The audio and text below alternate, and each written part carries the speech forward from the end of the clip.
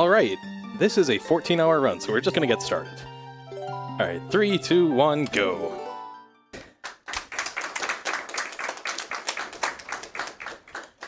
Hello, I'm Anorakkis. I've been running this game for like 10 years, and with me is my commentator, Skyrion. Hi, I've also been running this game for about 10 years. And this category is a long one. Fortunately, it has a nice sleep break in the middle, so that will be fun. I am surprised that they accepted this into the marathon, but let's go. Alright, so the first thing in this run is we're going to take this rock to this gate and hopefully clip through it without too many attempts. It is pseudo RNG, it's not really RNG, but it basically is. Yeah, and right after this we're going to do another trick called Back in Time. We're going to void out and reset the game on the same frame so that we can respawn on the title screen and play around on the title screen. Anorakkis will be going to the other side of the bridge here so you can do the safe setup. You can do it either by unplugging the controller or not, but that method is way more consistent than the side hop pause method. So now we're playing on the title screen, because this is not just a movie that plays, you can actually, it's a map that loads and you can walk around here. And we're now going to save the game, and this will give us some interesting properties. It will give us basically everything that the title screen link has. So a sword and a shield and opponent tamed, which will be important in a little bit. Yeah, unlike some other Zelda games, well, specifically Skyward Sword, we don't have much we can do on the title screen, but we can abuse a few things that we'll see later in the run to activate bosses early and stuff. There is like a theoretical credits warp that we could do if one thing didn't crash, but it does, so... Yeah, TP doesn't like to be broken, which, yeah, is why this is a 14-hour run, and any percent is all of 3 hours. Yeah, it's very robust. And you might be thinking to yourself, well, why is it called Back in Time? Didn't he just go forward in time? Well, when this trick was discovered in... I'm not even sure when, it was a very long time ago, in Arbiters Grounds, that's where it was discovered, the 4th dungeon. It did set the runner back in time at that point, whereas now we technically went forward in time.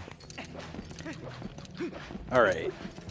I hope you're all ready to see why low percent is such a meme and such a long run. We are about to stare at a blue rupee for a long, long time. And I've decided, probably a poor decision, I'm going to donate $5 for every blue rupee we see in this run. So I'm going to be trying to get a precise angle set up here. This should give us the fastest speed, so we don't have to retry for RNG too many times. We did learn a few more things about these slides, and reduced the run by like 8 hours pretty recently. This used to be a 25-hour run, which is a little longer. I'll just clip that bokoblin through the fence and hopefully it drops a blue rupee. That was a green, so let's try again with this other bokoblin. That was a blue rupee. I can't reach it, so we're going to have to reset and try again. Just out of reach. And I gave myself a very generous estimate of about 40 minutes over my PB, just because this rupee can take a while to show up. Yeah, so while Link is in the get item animation or state, he is moving in a certain direction very, very slowly over time. It's not noticeable until you speed up the footage over many hours, and that's why this was not discovered until, like, it wasn't discovered that early on. But somebody left their console running for a while, and came back and noticed that Link was not in the same spot anymore. And while he is in that state, he can just phase through walls. So that's what we're going to do here. We're going to clip through this gate, but it will take quite a while. And all this does, over the hour and 13 minutes that it'll take, is skips one small key. Very important in a low percent speedrun, where the objective is to get the fewest things possible. Let's see here. That was also a green.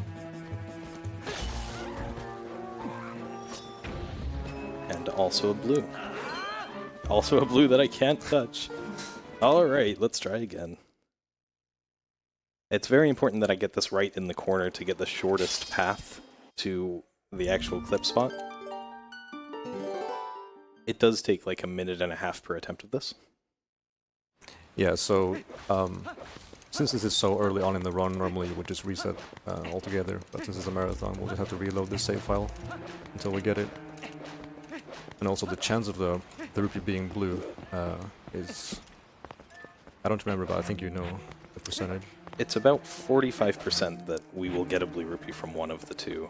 I'm not sure what the chance is from just one. I think I messed up my angle there, so I'm gonna do the setup again. Luckily there are two bokoblins there, so we can try it on both of them.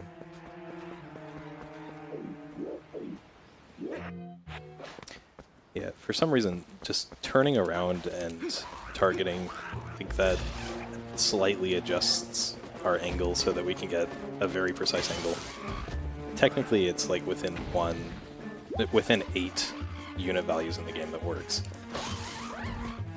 Fingers crossed. That is a blue rupee, and we did get it, and that is the slide. So now we're going to be sitting here for an hour and 13 minutes, and instead of just watching this blue rupee, I have a different run on the side that we'll be doing. So we're going to ask Tech to switch that over real quick.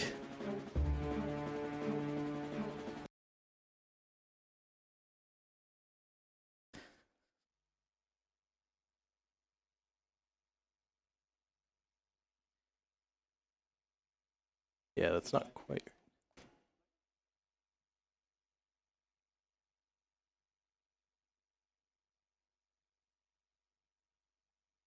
I don't believe this game has gotten much exposure in the past. So Yeah, this is a very small speedrunning community, but we'll be playing My Nintendo Picross: The Legend of Zelda Twilight Princess once we can get the layout sorted out. A full run of this game will take just over an hour, so hopefully I'll be able to fit that we shouldn't go over with the RNG that we've gotten. So, wait just probably less than a minute longer than normal. yeah, it was the beginning of the run that had the worst RNG. There's still like some RNG parts coming, but just getting this slide started was the main thing.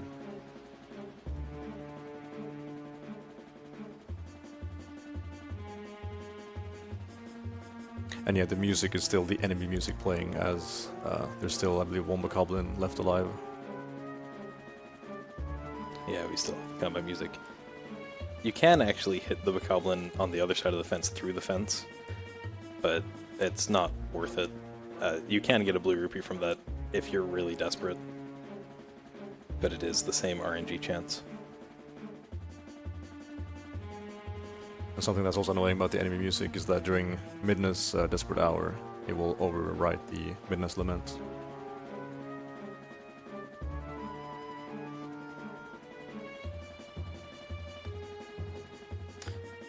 Alright, I am plugging in my controller now.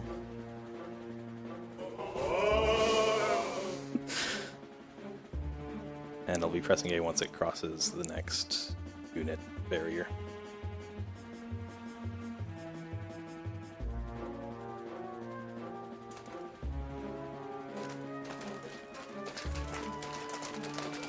And we're through!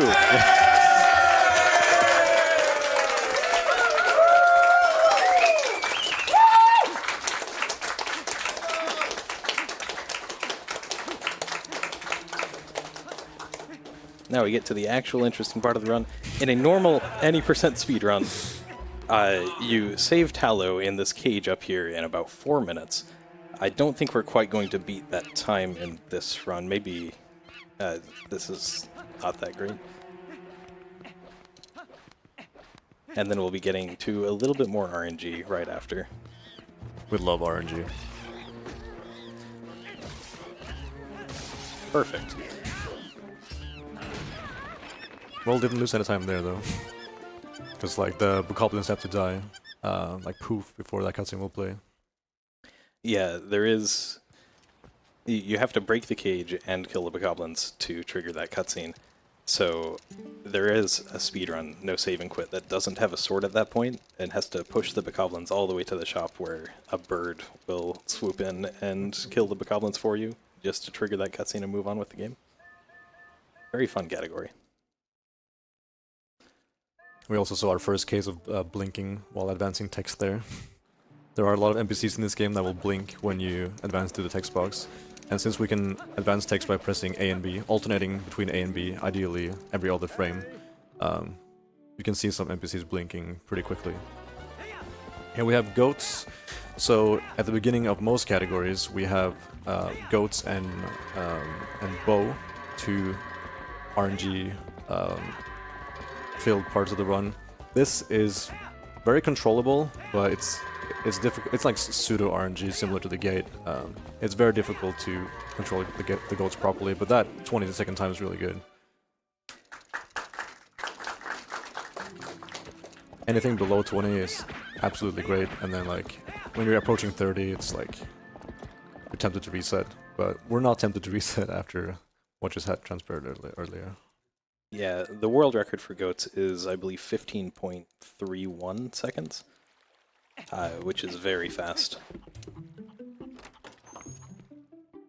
So, since we did back in time at the beginning of the game, and we saved on the title screen, we inherited all the properties of the title screen Link. Because when you just leave the game running at the start, Link will ride across Hyrule Field with Epona, and that Link is not just, it's just not a movie that's playing, it's actually, like, the map is loaded and that's Link in the game with certain items and certain things done.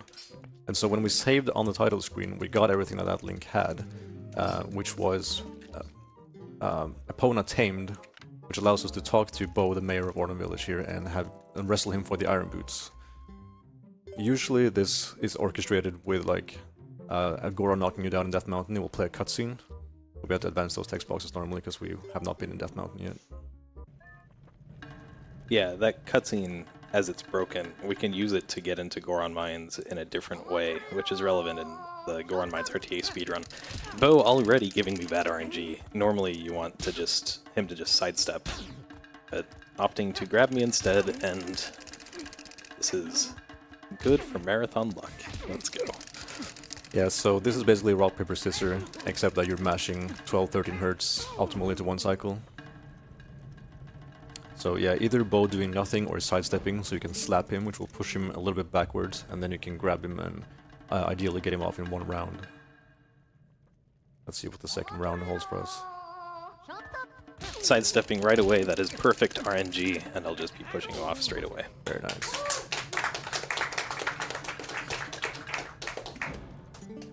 Setting one frame there by targeting Bo before talking to him. Very nice. And that gets us our second item in the game, the Iron Boots, which normally we'd get those a lot later, like Skyrana was mentioning, but we will not be returning to Ordon Village itself for the rest of the run, and we'll actually be blocking ourselves off from it in a little bit. Now would be a good time for some donations. Certainly. We have a donation from Karen donating $5 with the message, "You got a blue rupee." 5 within parentheses. We also have a $10 anonymous donation saying, "Psyched, I got to see a world record run. Oh, also the rupee is nice. Beautiful shade of blue."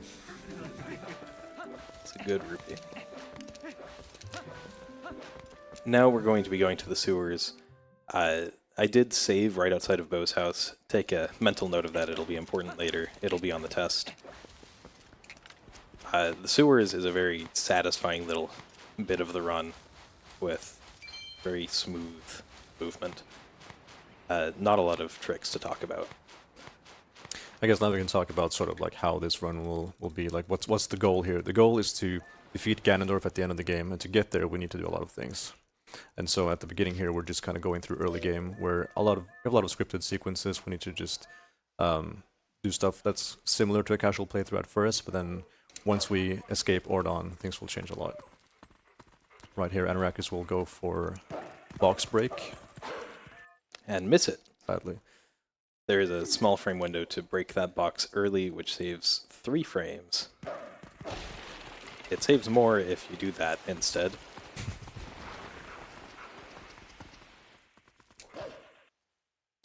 and 1 frame to dash there. There are a bunch of moments where we have 1 frame to do an input, and some of them save time. Hopefully we'll see a few of those later in the sewers themselves.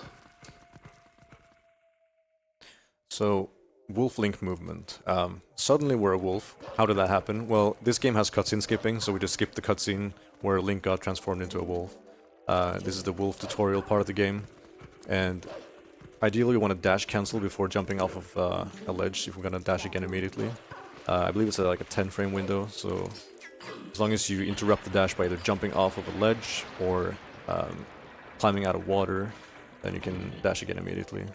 So we'll be seeing that soon. Yeah, wolf generally moves faster than human, as long as you can keep your speed all very well preserved. Yeah, it depends on the area of the game. Castletown is infamous for having really, really slow movement speed as wolf, but you could stay human and just do rolling there, or you could do continuous dash cancelling, which we will see later on in the run. Paused early. Yeah, skipping cutscenes is just pressing start 2 times at the start of a cutscene and trying to skip it as soon as possible. Sometimes you'll press it early, like I did there. And that was text displacement, or the technique for text displacement anyway. Allows him to mash through that last text box. And I skipped another min-text right there by jumping just a little left of the trigger.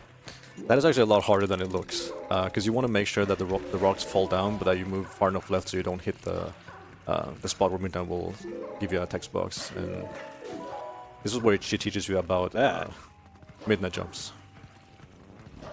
So we're unlocking more and more wolf movement as we go along. At the beginning of this map, we didn't have a button for sense, but then after one small little cutscene that got filled, so now we can press X to do senses, and here we learned midnight jumping. And like Anorakkis mentioned earlier, there's 1 frame in between text boxes where you can do a jump. So there was one there, he unfortunately missed it. There'll be another one right here after this cutscene. Just gonna skip the cutscene and then do a jump attack, like that. To skip the midnight text, saving like 2 seconds maybe? Yeah, it can't be more than 2. There is a jump there that saves 0.3 seconds that I always go for. I missed it there. We'll get a chance to see it later, hopefully. If you jump a little bit too far right, you end up in the void and look stupid. But if you get it, you get so much swag points. Coming up after this section is a trick known as Sword and Shield Skip. I'll let Skyrion explain that. Yeah. Sword and Shield Skip is like the barrier to entry for people who are looking into learning how to speedrun Twilight Princess. We do have great tutorials on it. ZSR has a lot of great information on it. We have video tutorials. And then you can just join the Discord and be like, hey, I'm struggling with the Sword and Shield Skip, what should I do? And you'll have like 3, 4, 5 people at the same time responding to you. So people are really nice and really eager to get new people to get into the game with really helpful tips. But yeah, we're basically going to be avoiding a trigger. So we have a sword and a shield that we got from the title screen link when we saved. We got that from him. But it's not in our equipment screen. We only have them visually and we can use them for combat, but the game doesn't really consider us to have the items officially. So normally at this point in the game, you would go into Ordon Village, like Midnight is saying here, but we're just mashing through the text, to go and get the sword and shield, get the Ordon sword and the Ordon shield. We actually have the Hylian shield here, because that's what the title screen link had.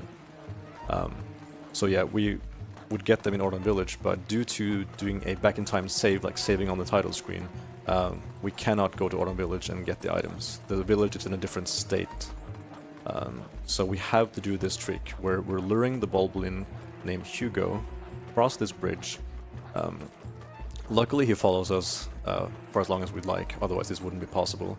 I'm going to use this Bulblin to perform a long jump attack, which is a technique that's intended in the game to make boss fights a bit more flashier and to like reach enemies that are further away from you.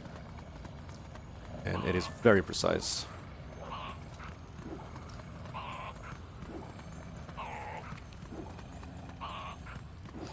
Don't like that position. Yeah, make sure.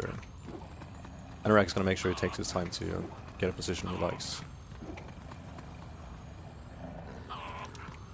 Also don't like that. Failing this trick means setting it up again, where you gotta have him cross the bridge. we want to push him away from the wall so that his back is facing the trigger. Just a little Just short. a little short, yeah. It's unfortunate. So triggers in this game tend to be, we believe them tend to be oval shaped. Not in all cases, but like if you land in the middle there, it's you don't have to go as far. So basically, there are two triggers there. There's a ground trigger and an air trigger. The ground trigger is Midna saying, "Hey, you don't have the sword and the shield. You need to go back and get them from the village," which we would love to do if it was possible as like a backup or something like that. Or just like for newer players, because this is a really, really hard trick. But we can't due to the village being a different state, like I mentioned, so we need to go past that trigger and activate the air trigger, which is Midna letting us into the Twilight, a little cutscene that plays once you go far enough forward. So we're using Hugo here to get a jump with great enough speed, like distance and height, to make it so far that we only touch the air trigger, or that at least we touch the air trigger first, and that will take priority over the ground trigger. So we will gain access to Faron and leaving this village. But yeah, it is very, very hard. So it usually takes some time setting up.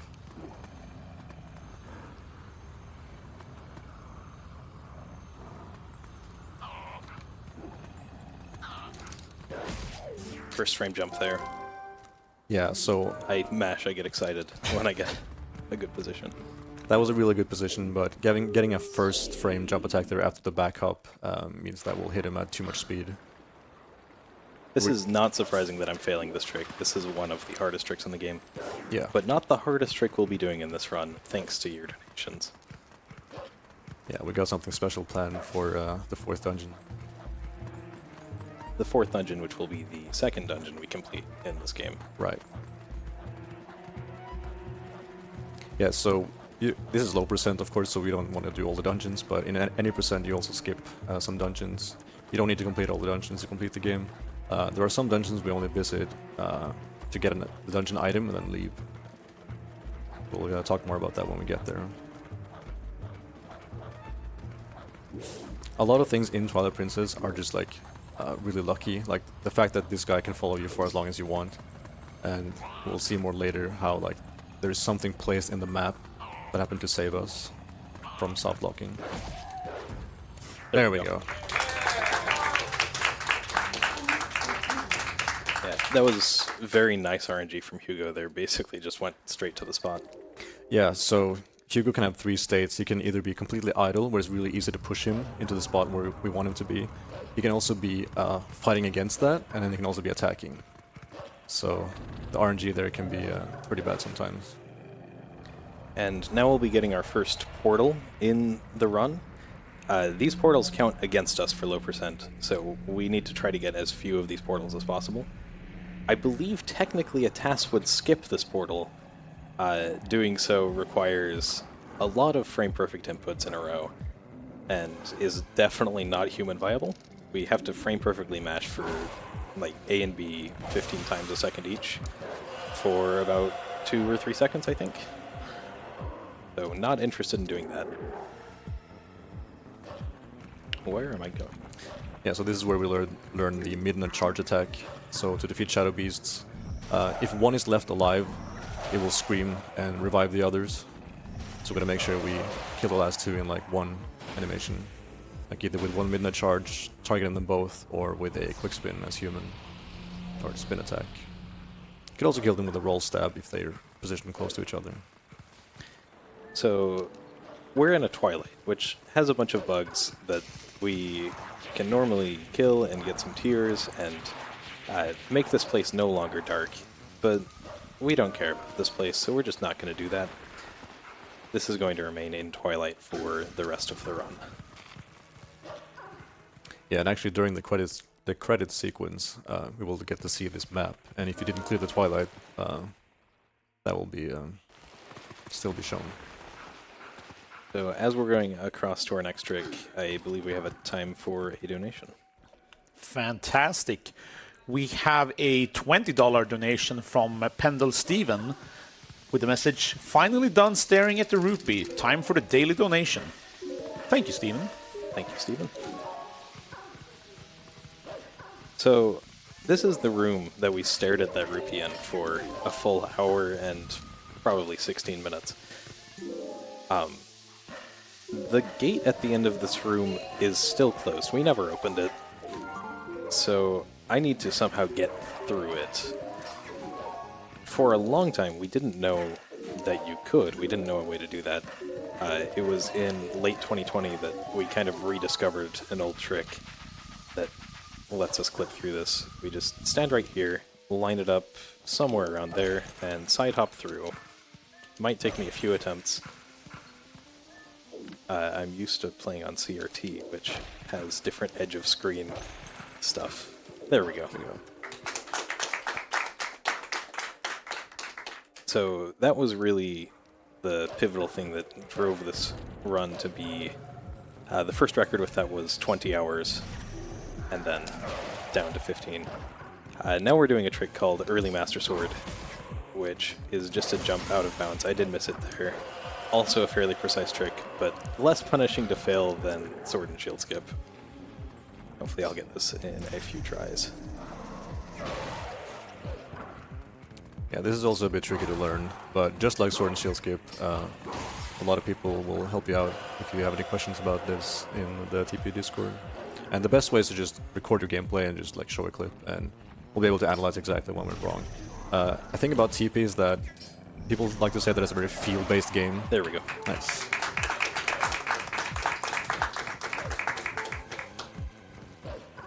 Which it definitely is. But yeah, we do have figured a lot of stuff out. It's just kind of difficult to explain. So this is, yeah, Early Master Sword. We're in Sacred Grove way earlier than we're supposed to. Luckily, that out-of-bounds section has solid collision, so we could just run up there for a while and then just make the jump down there. Yeah, in Twilight Princess HD, they added a bunch of invisible walls, and they changed the UI of those Shadow Beasts. Or the AI, not the UI. They look more or less the same. To make it so that you basically couldn't do this trick. We still have a way with a long pickup slide with some seeds, so you can stare at seeds for a long, long time to make that work as well on HD. It takes way too long for it to be useful in any category. And I actually did a quick climb there to get up to Skull Kid, but if you blinked, you would have missed it. There'll be some more spots where we do a quick climb, just squeeze Link in between some geometry, and he will pop up. There are some spots that are more consistent than others. Just basically skips the climbing animation, like right here. So Skyrion, why do we get the Master Sword so early? What's it useful for? Well, the Master Sword allows us to transform between wolf and human at will, which normally happens after you've completed 3 dungeons. So having this early allows us to sequence break a lot more, because we can enter Twilights and then be human if we want to, which we make use of in a lot of categories in this game. It speeds up movement as well, as generally wolf moves faster than human, so having the ability to just transform into wolf and then move faster for a section and then go back to human later for maybe like a glitch or a trick is really, really useful to have early on. Early Master Sword is a staple of 3D Zelda speedrunning, at least like Ocarina of Time has it also really early. Anything to get the Master Sword early in a Zelda game is usually a good thing. Breath of the Wild also has lots of cool things with the Master Sword early. Yeah, it sort of breaks this game open, and it lets us skip the Twilight that we were going through earlier. We wouldn't be able to leave it without the Master Sword. Yeah, because when you enter a Twilight, you turn into a wolf, and the only way to turn back into human is to cleanse that whole area, completing the Twilight. But yeah, the game doesn't have a check for, using the transform option, because you're not supposed to have it at that point, so there's no need to.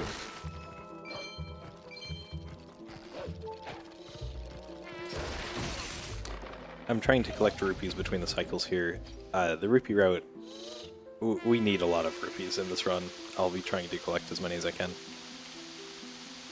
We need 300 rupees in order to fix the cannon to go to City in the Sky, and we get about 220 just with the route normally.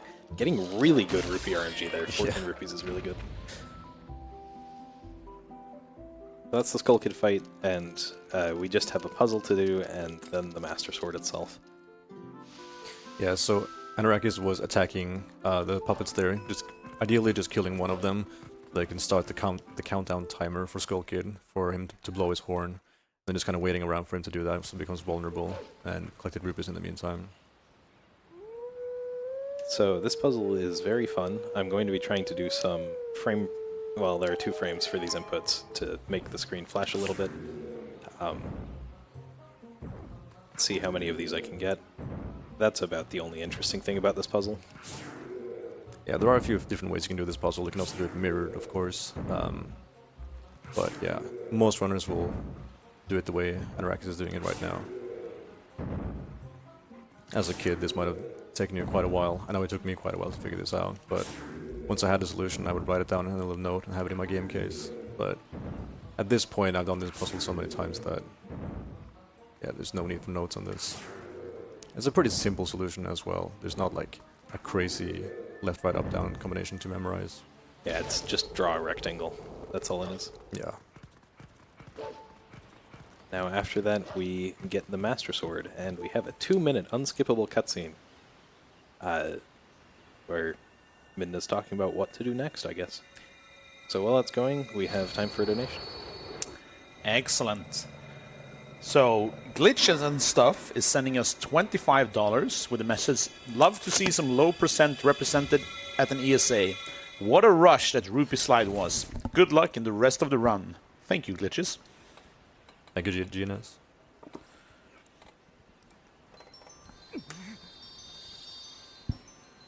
And we also have a $30 donation from Papa Jen. Hey all, this is not how I remember my TP playthrough. Greetings to Hugo, and I must say I would like to see more rupees. That blue one was spectacular. Oh, we will be seeing more. Thank you. So, our next objective in the run is to get the Gale Boomerang, which helps us with a lot of skips, lets us do jumps over long distances. We'll be explaining that a bit later. Just going straight to the Forest Temple, which has that item. We'll be doing some magic with Back in Time at the start, not to be confused with Bit Magic. That's a Skyward Sword thing. Yeah, Back in Time being English in multiple 3D Zelda games, having its most uses in Skyward Sword, having a decent use in TP, and then the Wind Waker, Majora's Mask, and maybe OT as well, not 100% sure, has some like things that look like Back in Time where you can like sort of get a weird title screen. Like you can get the title screen in another map, but you can't really do anything that we can in Twilight Princess and Skyward Sword with it. So a lot of the games share the same engines, just modified, so sometimes you have things like that where it persists across games.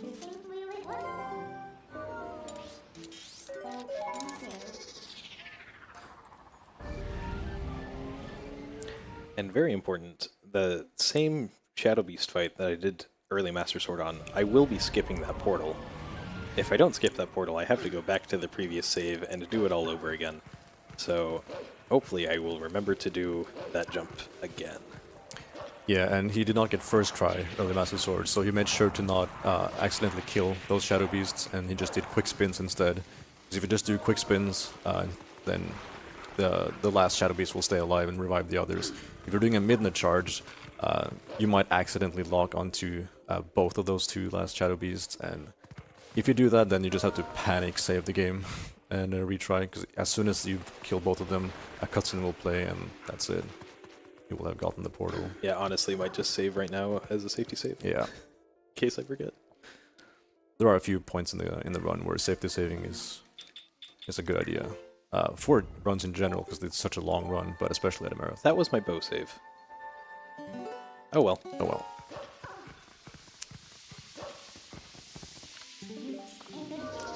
And this fog disperses with the lantern. It doesn't look like that because it's not supposed to do that in the twilight, and that's what normal fog does to you. Because I failed to pull the lantern.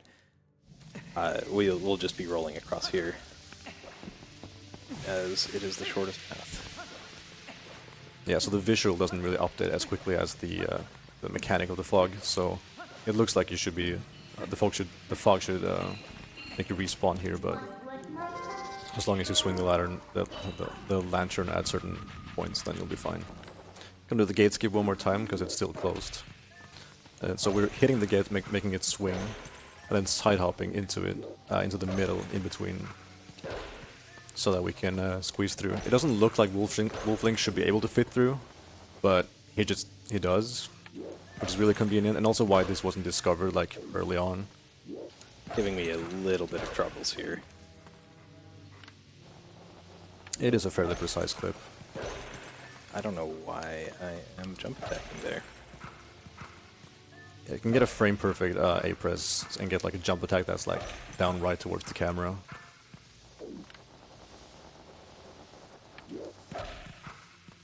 And then sometimes the B attack will just miss the gate completely. This is one of the, I would say this is a much harder gate to do the side up gate skip with. There's another one later. There we go. No. For Lanayru province, which is much easier. So there aren't many categories that... First try. Nice. That was a fast, slow swing, as we call it. So the Shadow Beast can either swing slowly or quickly, like the animation of the swing, but then like the downtime, like when he will do the swing is also random. So he did that slow swing really quickly, like he started the swing up right away. So as long as he can react to that, that is the best thing for him to do. Now we're entering the Forest Temple, and I'll be doing a trick right at the start called Forest Temple Back in Time, where we do back in time from the Forest Temple.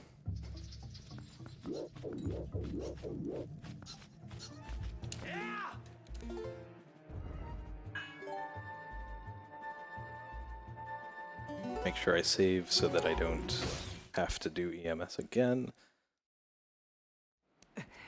And I saved over my bow save. Normally I'd load that save here and it would spawn me into the King Bulblin 1 fight.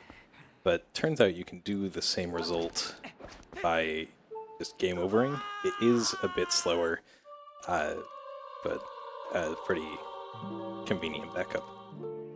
Yeah, very good that this is a backup that's possible to do.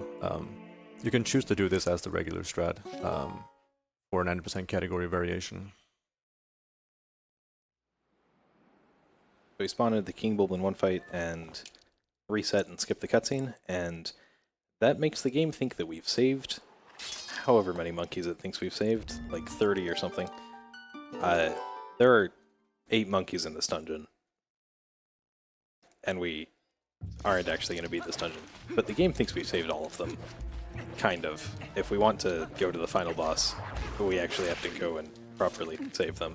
But it's useful for getting across to the mini-boss of this dungeon, Ook will be seeing in a couple of rooms.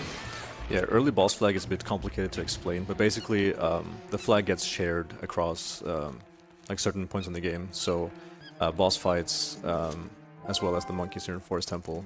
And so what happens is that when that fight loads in, you get a high like boss flag value. And then once the cutscene is over, or when you skip it, it ticks down from around 40-something to 0. But if you reset the game before it has fully like faded out, then the value will freeze. So you still have some like boss flag value left. And all you need for this, I believe, is 2. But yeah, having just some value for the boss flag is enough for the monkeys here to just appear out of nowhere. And it will eat like some of the value, but still be enough to use it later on. Yeah, it'll make another appearance in Lakebed Temple. And voila, we've saved 4 monkeys. Yep. Now we go across to Ook, which is another RNG part of the run. Specifically, the number of hops that Ook does is random. It has no cap. It will be at least 2. Yeah, the highest we've seen, I believe, is 25 or 27, something like that. Yeah. Something up there. Yeah, so we needed those monkeys to cross that bridge, which Ook destroyed. And before that was discovered, we used to do a clip on the bridge for the left in that area. But you would have to play through the dungeon a bit more to get to that point, because we needed a small key. And we don't like small keys in low percent. 5 hops, it looks like. And because we have the Master Sword, we can one-cycle it. The Master Sword essentially deals double damage over the Ordon Sword, although damage is also like a little bit complicated to explain, and we haven't fully understood it yet, but as a rule of thumb, the Master Sword does twice the amount of damage that the Ordon Sword does. And the wooden sword does half as much damage as the Ordon sword. You can get through a surprising amount of the game with just the wooden sword, but you can't beat the game. There are a couple of bosses that require the Master Sword. Well, at least the Ordon sword. So this is the infamous Gale Boomerang, the most broken item in the game. Luckily, it is one that we get pretty early on. So we'll be making sure to utilize it a lot. And then Midna has a text box for us right after this, but if we save the game and reset before that, then we'll skip it.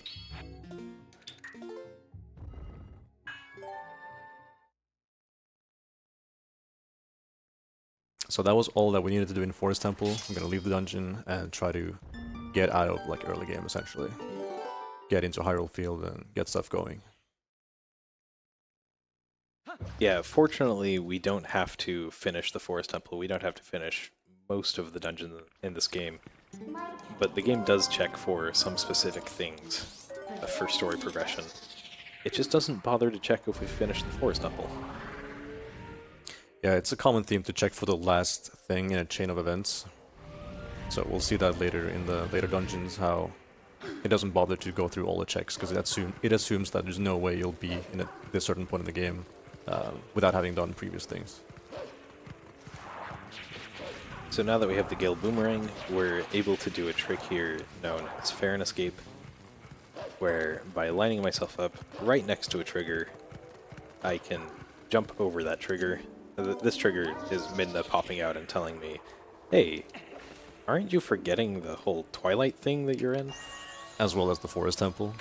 Yeah, and the Forest Temple, but I don't need to see that, I can just leave. Nice.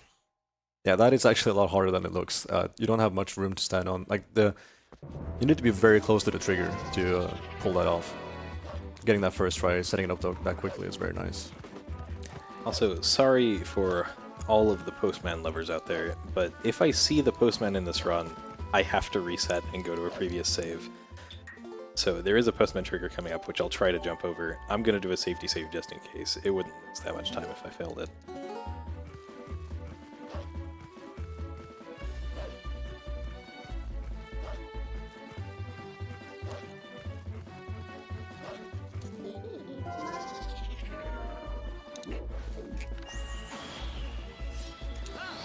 And there it is, we have skipped the mailman. Heard the sound of the bomb skip there approaching. There are two enemies that can mess that up, the Bokoblin and the bomb skip, and they can hit you into the trigger as you're throwing the boomerang. Yeah, we stand as close to the trigger as possible, which allows us to jump over it, but is also pretty scary if the Bokoblin comes up and hits you. On the Wii version, on Wii 1.0 specifically, that trigger is just significantly smaller for some reason, so you can just walk up and do a jump attack over it. A bunch of other triggers as well are really small in the Wii 1.0 version for some reason. Now coming up is one of the things that could lose a minute, or might not. It's a one-frame trick known as Gorge Void. Yeah, this game does not have input buffering, unlike Twilight Princess HD. So this A-press is one frame that you have to time or mash, but ideally you want to time it. Whereas in TPHD you could just hold down the buttons for it and always get it. There Very we nice. go. One frame input to jump into the gorge there. Otherwise, there would be a cutscene and it would force us to warp down to Farron. And we'll be doing that later, but right now we need to get to Kakariko Village itself, doing this trick called a Rupee Roll. Yeah, so I mentioned it earlier during the pickup slide, but this is another use of the get item state using this rupee here. We want to get across this fence, so we're going to use this rupee here and do an LGA with a boomerang, a long jump attack. And then when we close this text box, we're going to do a roll to get across. Then it's still not over. Got to make sure we cross this gap, and you don't have much space to stand on here. And then a final LGA.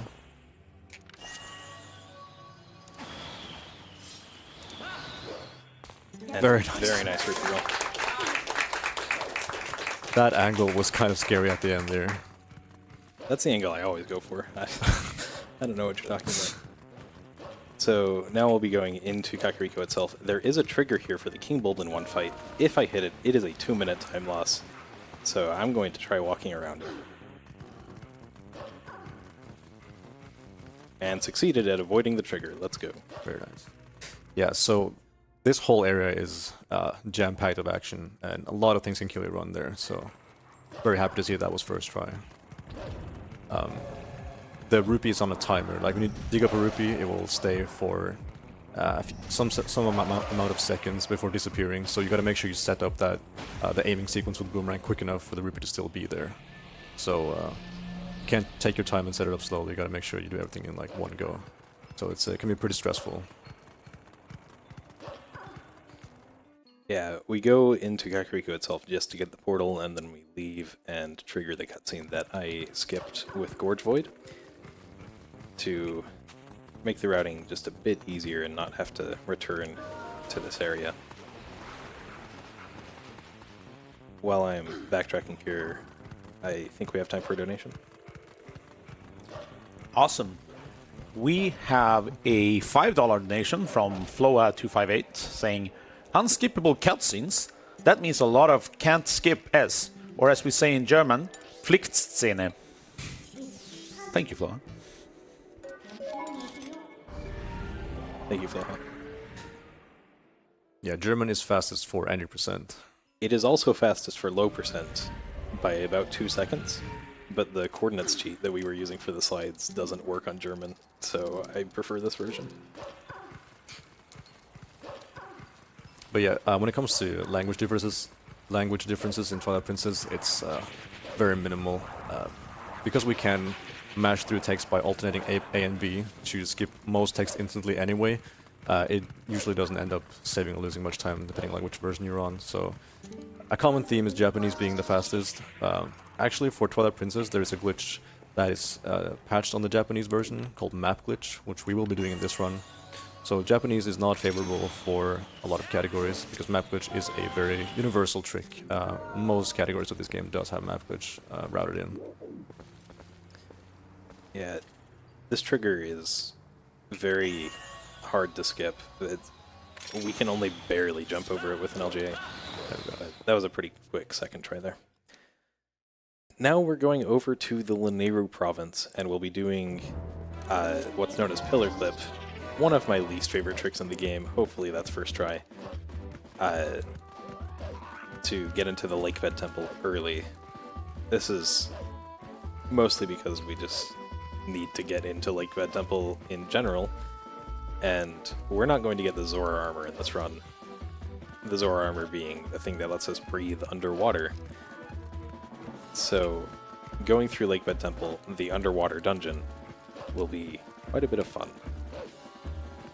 Yeah, the beginning of Twilight Princess speedruns is like a gauntlet of tricks. There are a lot of hard tricks at the beginning that, like Anorakkis mentioned earlier, that this game is very well made. It's very hard to break it, so the sequence break that we do have, they tend to be pretty precise or complex.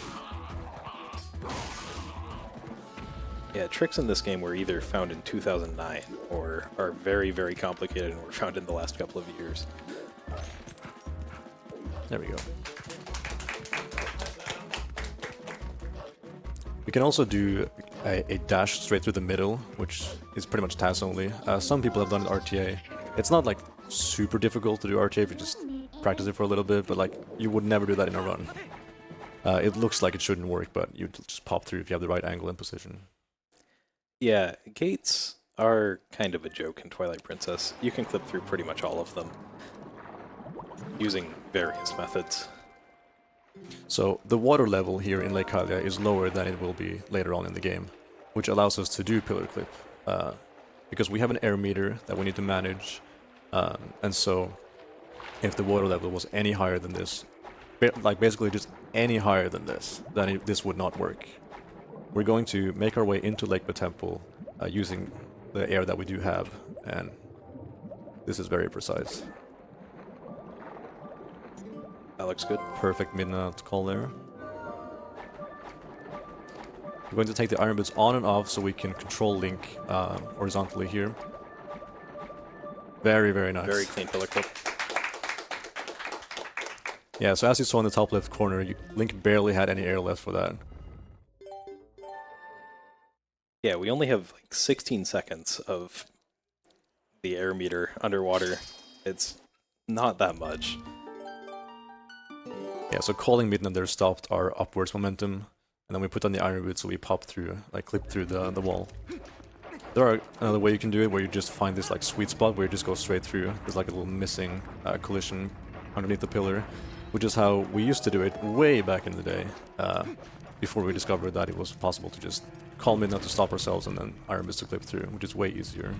But still, it's still a really hard trick, and a lot of runs die there. Yeah, I'm glad to have gotten that first try. Now we're in the Lakebed Temple. This temple is pretty cool. Yeah, a lot of long jump attacks with the boomerang. Normally you're supposed to use the bow and bombs to combine them so you get bomb barrels to shoot down some stalactites from the ceiling so you can platform yourself up there. But with the speed of the boomerang long jump attack, with the speed from that, you can just make it across these gaps, standing a bit further back, having some more height from the stairs there. So we will be going over to get Uku here. Uku lets us leave the dungeon and re-enter later. That's important because later Lake Hylia is going to have more water in it, and it gets much, much more difficult to re-enter Lakebed Temple once it has higher water. Unless we have Uku. Yeah, we do have some tricks to re-enter, but nothing that you would see in a regular speedrun. The best trick to re-enter is an Uku dive. It requires having an Uku and standing on the edge of a platform in a very precise location. You can see that in a speedrun called Low Transforms, which was only finished recently. That run is even longer than this run. The only completed run is 24 hours and 29 minutes. By yours truly. Yep, by some weirdo named Anorakkis. Where you beat the game transforming only 6 times. But this is low percent, and we can transform as many times as we want. Now, with the boss flags that we did earlier to get the monkeys saved, we can carry that over to this fight, where I can just look up from the back entrance, and the boss fight will start. This doesn't happen normally, this only happens because of that thing I did earlier.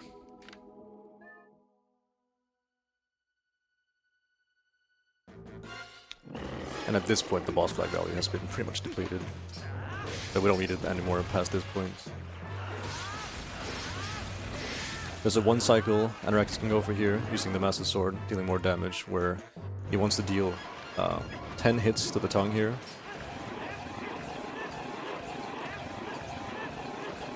Very nice. That's a lot harder than it looks.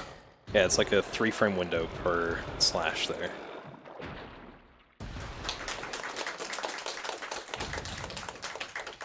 You can either do it by only doing single slashes or doing double slashes, and then making sure to stop so you don't do a full combo.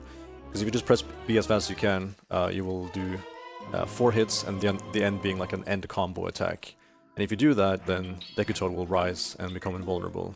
A lot of enemies work that way, where dealing like a combo attack to them, like a full combo, or a quick spin or a jump attack, something very powerful, will knock them down and they become invulnerable, or they just begin shielding, something like that. So we want to space out, making sure we only do single hits, so kind of keep him like sort of stun locked.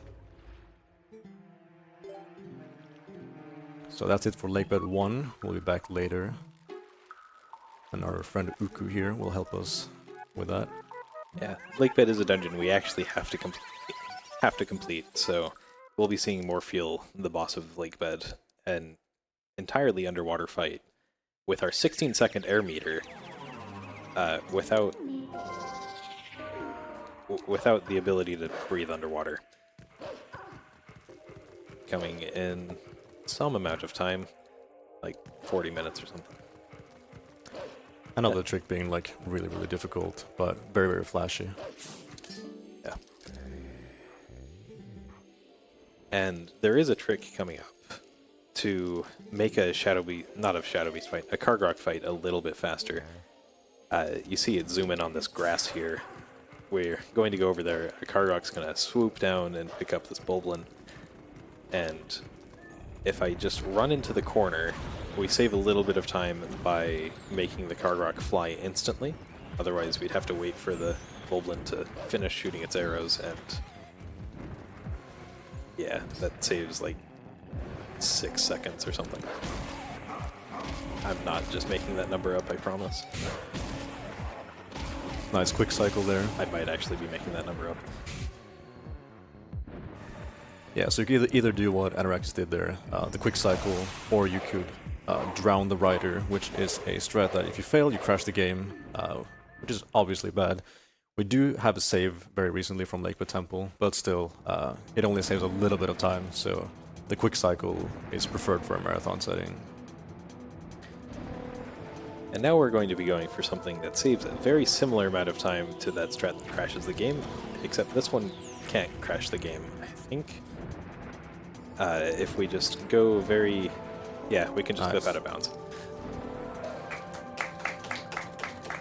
There's not much space to work with there. You can dash early or late, but you need to be very aware of your position and angle as you pop through there. Yeah, this Kargrok's wings are surprisingly wide, and you're going through a very narrow stretch of land, or canyon. That's the word I was thinking of. So you have to dash at a pretty precise timing to get that to work. It's very flashing, flying out of bounds like this. This only saves, like Anorakkis said, just a few seconds, but it allows us to have a more straighter path towards the loading zone here.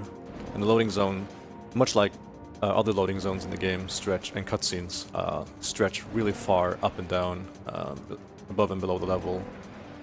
So we don't have to actually aim specifically at the hole there.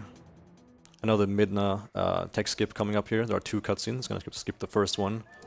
There we go. Very nice. Saves like 1 or 2 seconds. Yeah, most of those Midna tech skips don't save very much time. But I think that one's a little bit more. There are 2 sets of texts there. That's true. Fortunately, with that one, we can time it. We can just press A right after start to skip the cutscene. Most of them, we just have to mash and hope. Yeah, visual cues can be pretty difficult for some of these first framers. Like after beating Forest Temple, if you do that for all dungeons or something, you can do a backflip to skip a Midna text, and most people just mash that because the screen fades from black to gameplay. So now we're making our way up Zora's Domain here, avoiding some ice stalactites.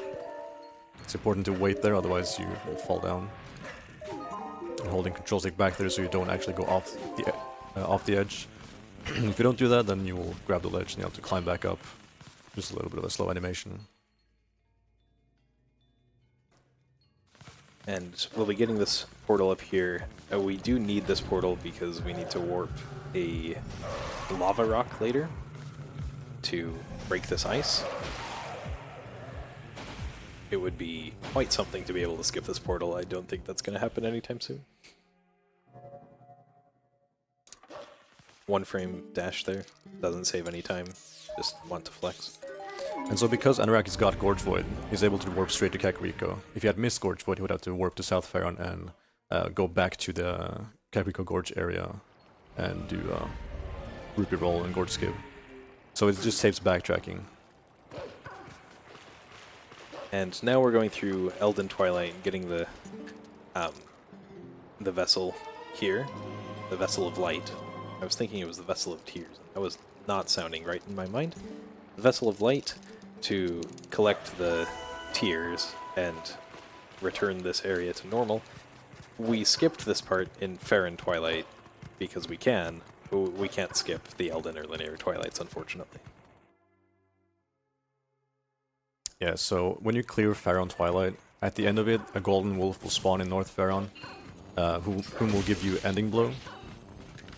Skipping that wolf is fine though, because we can just howl at a Howling Stone later to spawn him.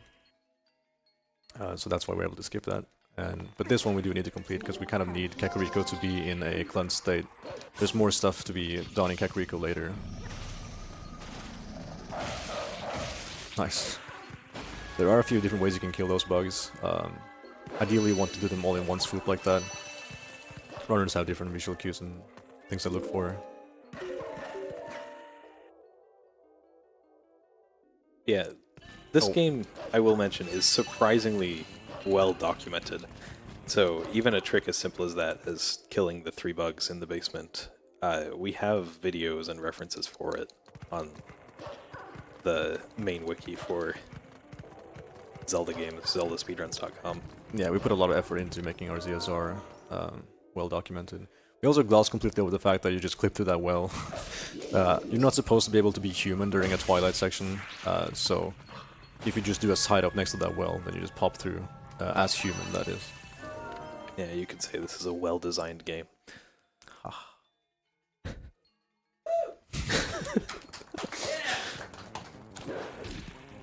Whoa. There's karma right there. Not entirely sure how that hop happened. I was holding down. Now we get to the hotel, the Eldin, which is an in-game pun. Some pretty interesting, pretty tricky movements to try to optimize this area, throwing the stick as early as possible to trigger this cutscene. Also getting into the corner next to the fireplace so that the bug goes down instead of up there. Bonking that counter, yeah, making sure the bug flies off the wall. There's a lot of micro movement happening here. Everything is well planned. Getting this rupee, avoiding the text, by doing a side up. So collecting a rupee while you're airborne. As long as you're airborne for long enough, then you got a rupee text will not display. Fancy movement to leave this area. Very nice, very clean Eldin. The Eldin Twilight is my favorite Twilight, personally. It's really fun, really optimized, and has a few tricks too. Yeah, I don't think I've heard anyone say this. It's their least favorite Twilight. Yeah, the least favorite Twilight will be coming up after this. Though it is very interesting and low percent. We'll be seeing that in a little bit. So once you've killed a bug, you need to wait for it to poof into a tier. And you can actually push the carcass of the bug, which Anno did do there for a little bit. The task can push the dead bugs so far. It's really satisfying to watch. I did not dash there. This is low percent, but not low A press. Another LGA coming up here. Might not seem like it, but because that bug is on higher ground than we are, we get that long jump. Coming up is Bomb House Skip. You can either do this as Wolf or Human. Nicknamed either Bomb House Skip or Wolf Bomb House Skip, which is something that people started to get good at after Human. The Human method is way easier. We'll be doing the human method. Yeah, the Wolf one is really tricky, and you can fall down and have to go all the way back up. It saves a few seconds. But using the Boomerang long jump attack, we can make this gap really easily. So we kill this bug before it enters the house. Then the game is like, well, if the bug is dead, then you've already done this sequence here with the house, so I'll just render the house destroyed. Usually there's like a long cutscene that plays where the house explodes as it's filled with explosives and the bug lights it all on fire. But yeah, if the bug is dead before you enter, then it just goes poof. In a not a satisfying way, I suppose. So 1-frame dash you can get here to reach the bug a bit quicker. If you're not doing the strat I'm doing. Right, the setup that's kind of new. Which sometimes works. Sometimes works. This time. Yeah. There's another blue rupee. We did skip the text. Very nice.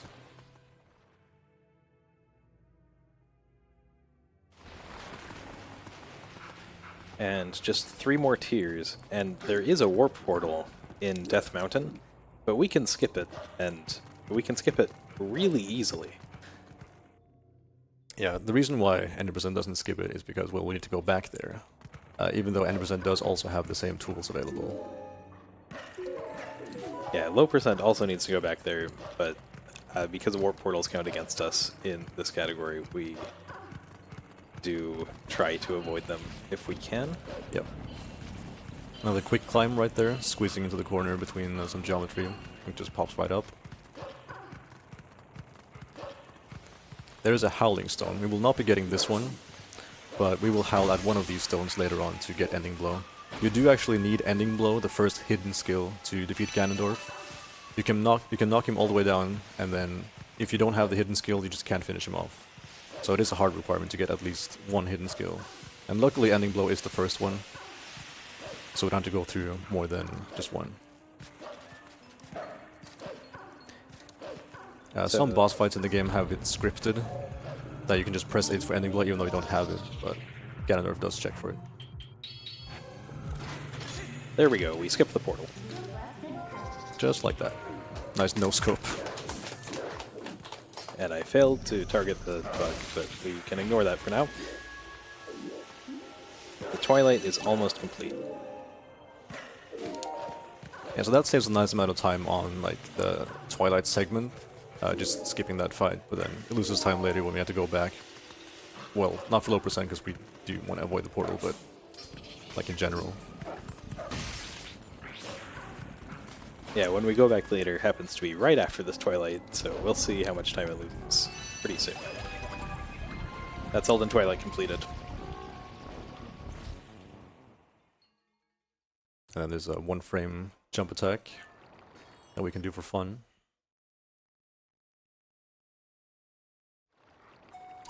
Missed it. Dang. If you get that jump attack, then Mallow will have a really distorted neck. So, when we went and got the Iron Boots about an hour and a half, I think, into this run, that was earlier than the game intends you to. You're supposed to go up here and lose to the Goron, and then tame Epona and go back to Orden Village, which is about an hour and a half through a normal run that doesn't stare at a rupee for an hour. We will be seeing this Goron here, but I don't really want to see all of the cutscenes involved with losing to it. Well, I also don't want to lose to it, that would be slow. So I'm going to just do the setup and hold the direction to make the Goron just roll off, and we can climb up and skip it. Thank you, SVA. Thank you, SVA. So when the Gorons hit you here, they deal half a heart. If you're wearing Iron Boots, they deal just 1/4 of a heart. It probably is faster to equip the Iron Boots, so they knock you back less. Yeah, that as well. Well, we can use the claw shot right here. Try to. Oh, that's a blue rupee that spawned there. Let's grab that, I guess.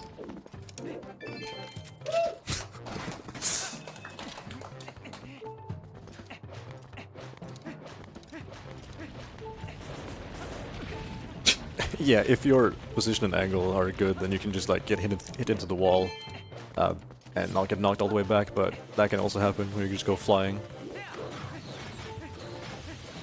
And I only have one heart. These fire arrows can hurt, but I'm dodging them. Cool. I'll be grabbing some hearts before going to the next area.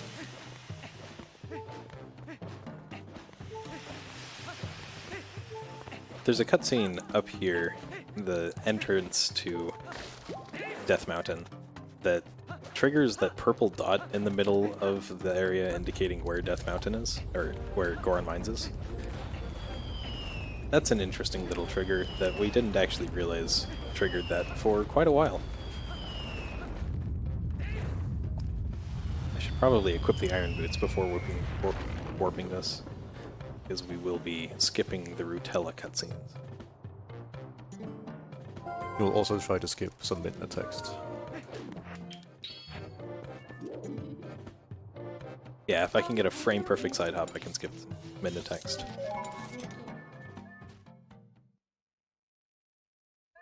The gamer side hop. Let's Nice. go. Saves like, again, like 2 seconds or something. Yeah, it doesn't save a lot of time at all. But it does have a cool side effect. If you look at the map, It was not updated. The map still thinks that there is no water here. And it will stay that way for the rest of the run. Yeah, TP does have a lot of like frame-perfect tricks that don't really save much time. And some that do, of course, like Gorge Void. But yeah, there will be a lot of those sort of like difficult, precise frame-perfect tricks, and it's like, well, saving a second or losing a second, basically. And now we're starting the Lanayru Twilight. Again, we can't skip this Twilight, unfortunately. But this Twilight has some really cool stuff in it, which will be coming up after the first 3 bugs. So while we're getting those first 3 bugs, I think we have time for a donation. Fantastic. We have Yanartu donating $75. Woo! With a message. Thanks for everything you're doing. For my donation, I'll go for Final Fantasy IX Freya's name. Streamer will know why. And this went to naming the Freya character, the name 50 end parentheses exclamation mark dash 4 quote. Thank you very much for that donation. Maybe we can have an explanation for this?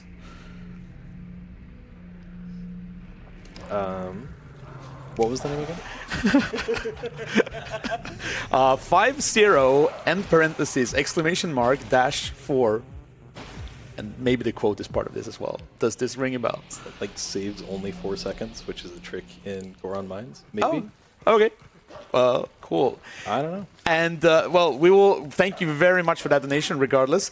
And with that, I will shortly be ending my shift here at the Stream 2 reading station. But don't worry, my wonderful colleague Nashlex will take over. So I hope that the rest of the run goes smoothly, and you can catch me later at Stream 1. So yeah, good luck with the run. Thank you. We're doing a slightly different route for Lanayru Twilight here, because we intend to skip a portal. Yeah, the Castletown portal is right in front of Castletown, and it's really hard to skip. But we have some really cool out-of-bounds movement coming up right now, after my brain talks to me for a second. Thanks, brain. This is probably the coolest trick in low percent, in my opinion, so enjoy it. Yeah, this can also be used to get to Hidden Village early, same sort of technique coming up. It is very flashy, and like Anorakkis mentioned, either stuff was discovered in like 2009 or so, or the last few years in terms of, you know, big tricks. This one was discovered very early on. It's one of the first tricks ever discovered, if I remember correctly. So he's gonna unplug his controller here to set this up. It also has potential to crash my game. Hopefully we don't see that. That sounds pretty slow. So I just did map glitch by canceling a warp by pulling out Midna on the same frame. Now I'm going to be... that disables the loading zones, so I can go past them and out of bounds here. Yeah, this is what the Japanese version lacks. I line up Epona with a pretty precise angle here. It's actually not very precise. All I need to do is lose some height with this, and there's a pretty good spot right over here to do that with.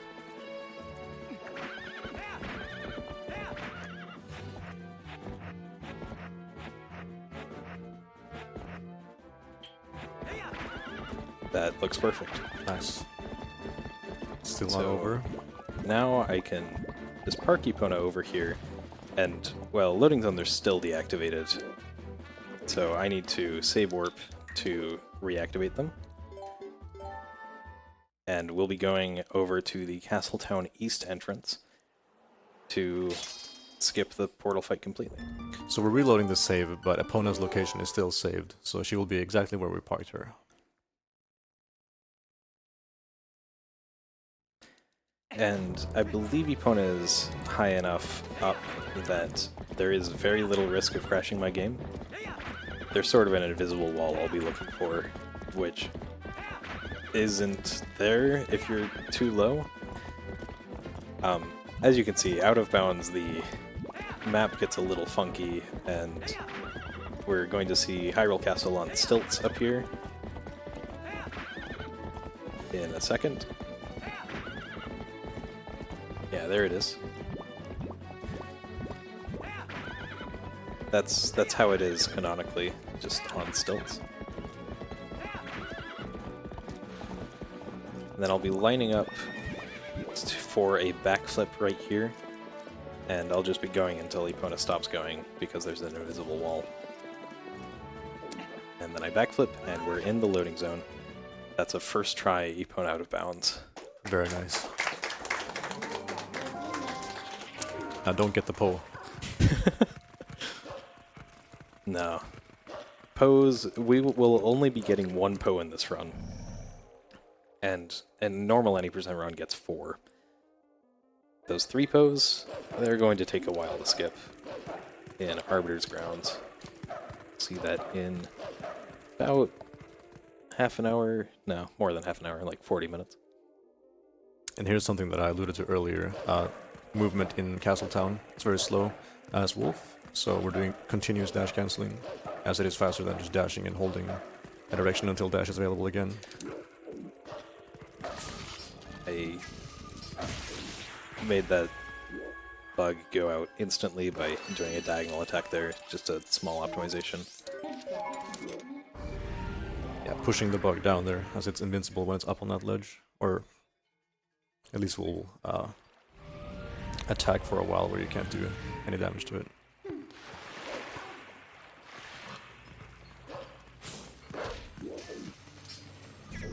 No, I don't want to see the Zora. I want to see the bug. Where are you, bug? Hello? There you are. Hi, bug. Still trying to avoid the Rutella cutscene here. So we're gonna transform into human, collect the tier, and then go under the water here like we did earlier. Going for a 3-frame side hop here. Hopefully I don't miss it. That would be kind of sad.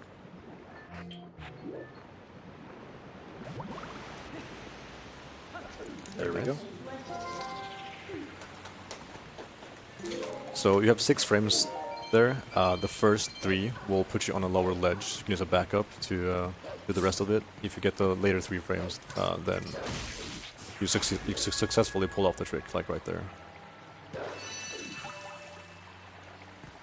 I'm surprised I didn't take fall damage. Well, at least you got the tier. Here we have lily pad bugs, the worst bugs in the game. Wolflink will turn his head to look at the bugs, so he's not able to climb up onto the lily pads. I can speak. So that, along with the random movement that they have, really complicates that area. Let's see how many rupees we can get from this patch. Just 2.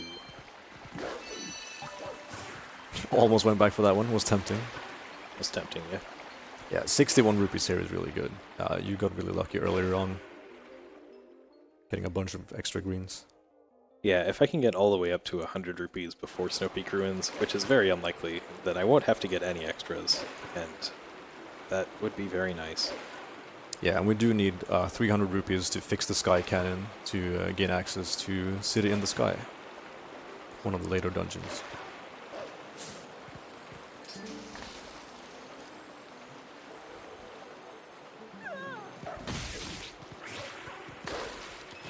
So, we're coming up on a section that you got a blue rupee 5. Nice.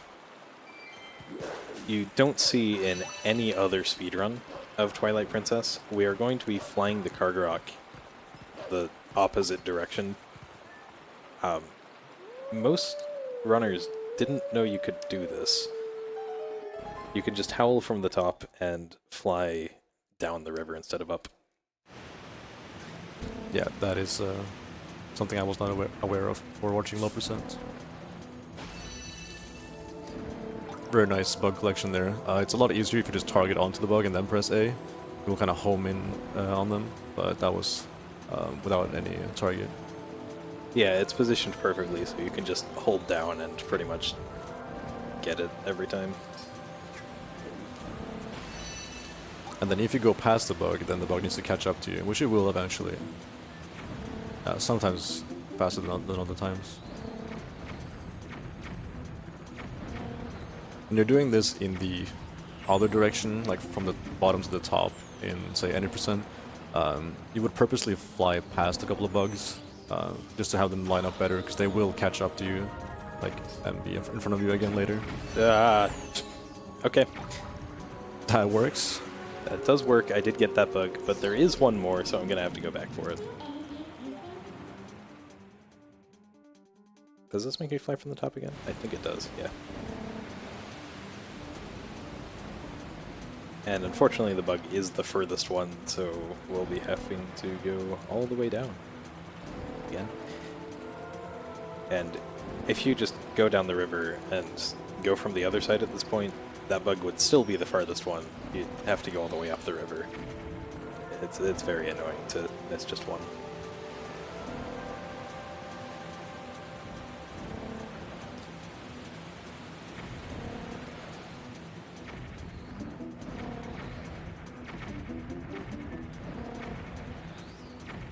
Coming up on the final section of Lanayru Twilight.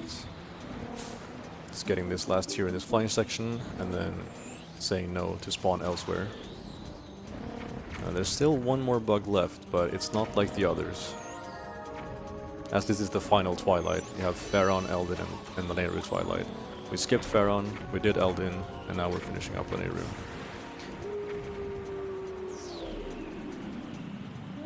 One thing that's really convenient about the Twilight Princess HD version is that you can instantly collect the tier. You don't have to wait for the bug to explode. And there are fewer tiers in that version. Yeah. Is a nice quality of life feature. So here's the second to last bug, and the last bug is a rather big one. Yeah, because this is the last Twilight, it's like the boss of all the Twilights in a way.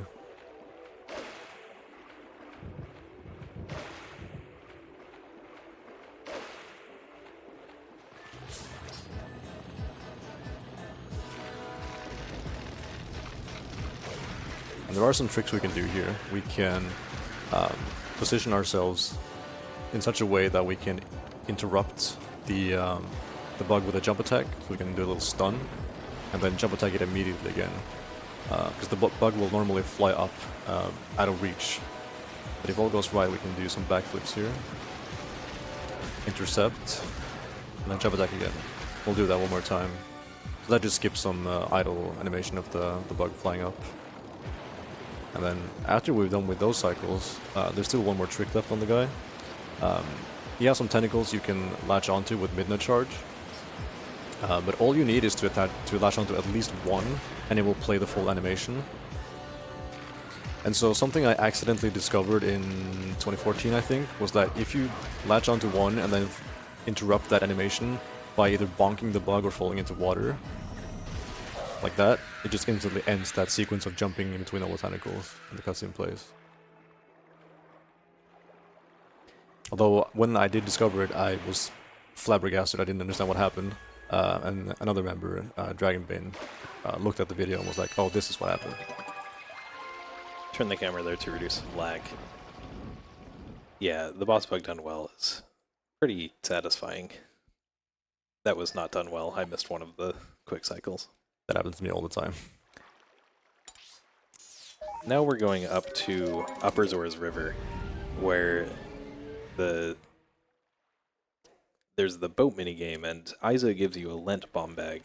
Isa, the person in charge of the boating minigame, gives you a Lent bomb bag to help her with some things. We're not going to be helping her with some things, I'm sorry. But we do need those bombs, so we'll go and get those.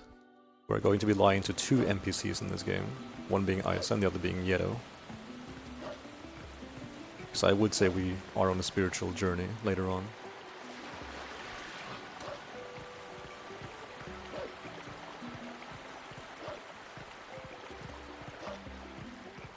And we'll be getting these bombs to finish the Lakebed Temple.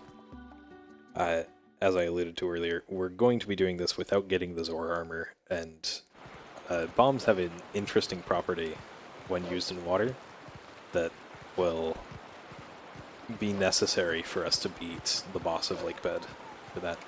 But first, we get some howling. Some nice jams. We need to howl here so that we can get the ending blow hidden skill, because without that it's impossible to beat Ganondorf at the end of the game. That would probably be a good time to just explain what low percent is for new people tuning in.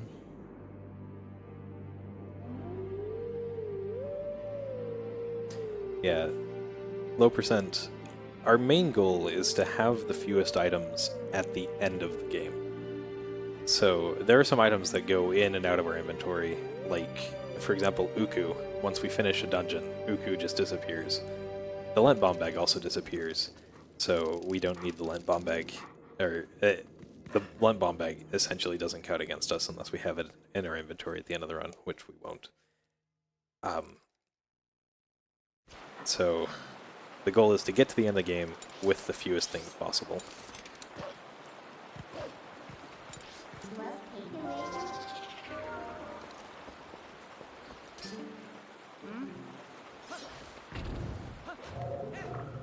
And so usually low percent tends to be longer than any percent because you go out of your way to avoid getting items.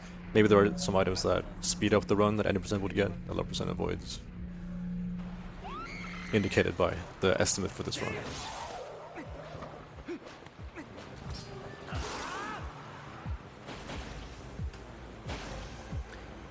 So, an easy Shadow Beast fight there, getting this warp portal. And now we'll be stealing the bombs from Aiza, which is very simple. The developers just forgot to stop us from using Uku in here. So, we can just use Uku and leave. There are a couple other ways to do this, though. Dropping some bombs before we go, because, I don't know. We want to blow her Seems up, fun. I guess. Yeah. Good luck, Aiza. I mean, maybe she can just throw those bombs at the rock slide over there to unlock her minigame. Now we're emptying bombs. Yeah, let's empty them here. Yeah, there are some enemies in this room that can mess you up as you're trying to do this. A very common question for people watching TP speedruns, they'll be asking, why are you emptying the bomb bag? You just got bombs, don't you need them? Gotta destroy the evidence. Yeah. So, this game has 3 types of bombs. You have normal bombs, you have water bombs, and you have bomblings, which we sadly never see. And so water bombs are used underwater, fittingly enough. So we gotta empty the bomb bag completely so that we can use water bombs later on. If you have normal bombs still in the bag and you pick up a chest of water bombs, then you will not get water bombs. I was expecting there to be a cutscene there. That's only there in Lakebed 1. So, this dungeon is pretty broken. We skipped pretty much all of it. It's one of the more puzzling dungeons casually. A lot of people get stuck in this dungeon, but we can kind of just skip to the boss. This is the only dungeon in Twilight Princess where we can do a boss-key skip, because all of the other ones have their boss loading zones tied to a door.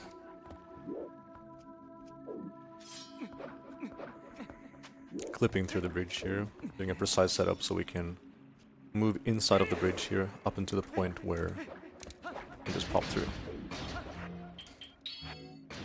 Very nice. Now we're in Morpheal's arena, and the fight begins. This is another sort of sequence that will demotivate a lot of new people learning the game. It is very difficult to fight Morpheal without Zora armor, but it is extremely satisfying and fast for most categories. So the satisfaction you get for completing this is really high. Hopefully all goes well. Fortunately, this cutscene saves us from drowning. And also, fortunately, we can skip that cutscene, because if we don't, we would drown in the cutscene.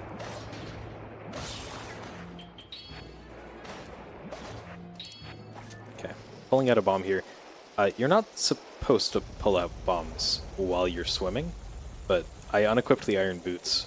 I force unequipped the iron boots while I was pulling it out, and that lets me hold a bomb over my head. And when I release the bomb, the game is going to think I'm on the ground just for a frame, and that's enough for it to refill my air meter. So that's how we're going to get through this boss without having the Zora armor.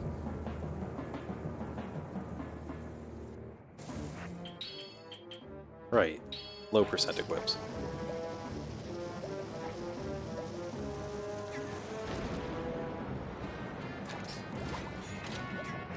Sometimes that happens. Fortunately, we can use all 10 of the bombs if we need to. An optimal fight only uses 2. Yeah, as long as Anno plays this safe, it should be alright. But still requires a lot of concentration to be able to do this well.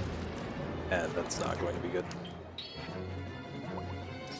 He also needs to make sure that his health is good enough, as he will sometimes purposely get hit by a bomb, just to be closer to Morpheal.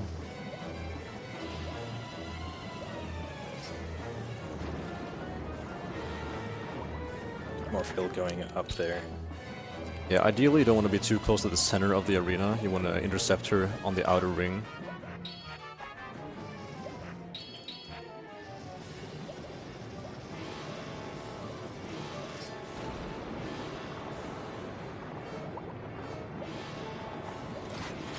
Okay, here's the first hit. Not the best fight, but hopefully the next hits will be a bit nicer.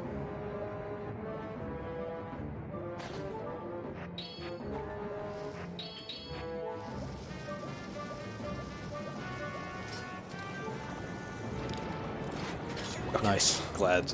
Yeah, still not Morpheal over. usually stops there, but didn't bother to this time. Nice. There we go.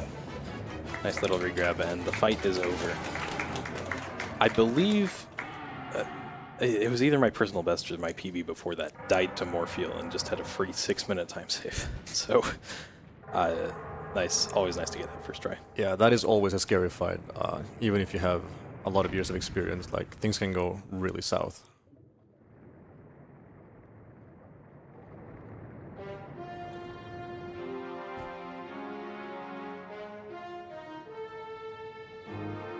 But skipping the Zora armor saves so much time that it is worth to fight Morpheal without it, for multiple reasons. Yeah, we can't get the Zora armor in low percent because not only does it add armor to our inventory, there are also 2 small keys involved in getting the Zora armor. So even if it were faster, we would probably have to do this anyway. Also, there's that little heart container right there. It would be really nice to have an extra heart container in this run. We get close to death quite a bit, but I can't get that because this is low percent. Yeah, so you will be fighting against your muscle memory in certain spots, like after a boss fight.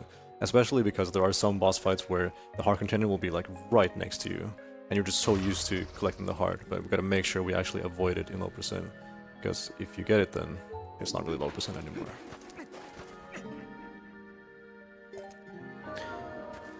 Alright. Now we get to Midnight's Desperate Hour, which has some really nice music when it's not interrupted by the enemy sounds. Pretty straightforward section, just optimizing wolf movement here. So normally you would beat Lakebed Temple, and then do Midnight's Desperate Hour, and then get the Master Sword. But because we've already gotten the Master Sword, we just gotta complete this sequence, and then we can continue on with the later dungeons.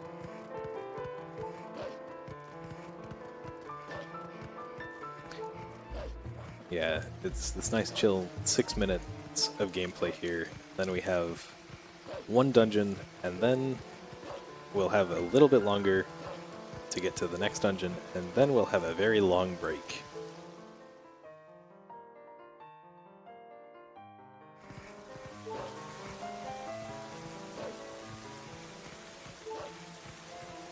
So this area we would normally have run across this in Lanayru Twilight. The Castletown portal is right about here, where that Boldin is.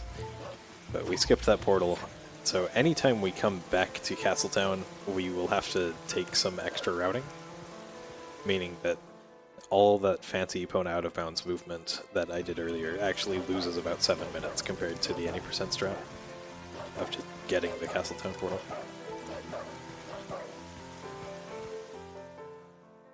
Yeah, more dash canceling to speed this section up.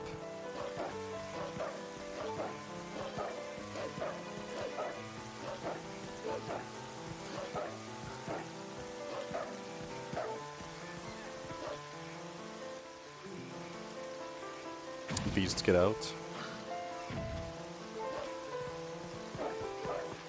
Just barely missed a precise trick there that would save 1.7 seconds, unfortunately. Oh, it's not more? No, it's only 1.7.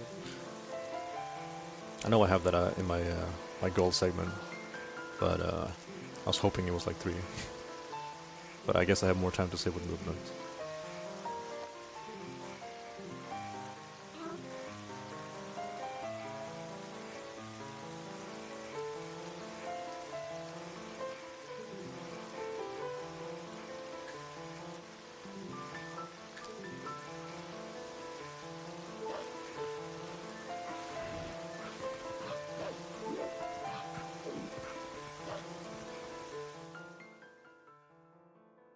I'll go for it.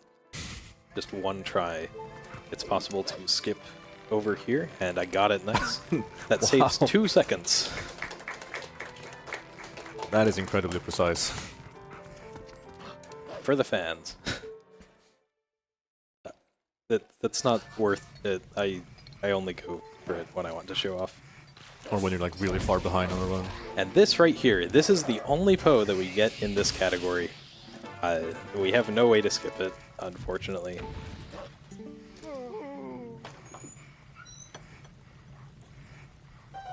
Giovanni here can help him.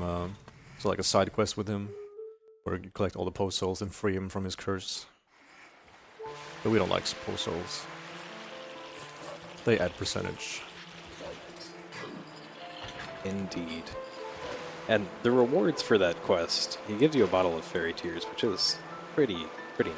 And then the second time just gives you infinite money, which at that point in the game that's kind of useless because it's the end of the game.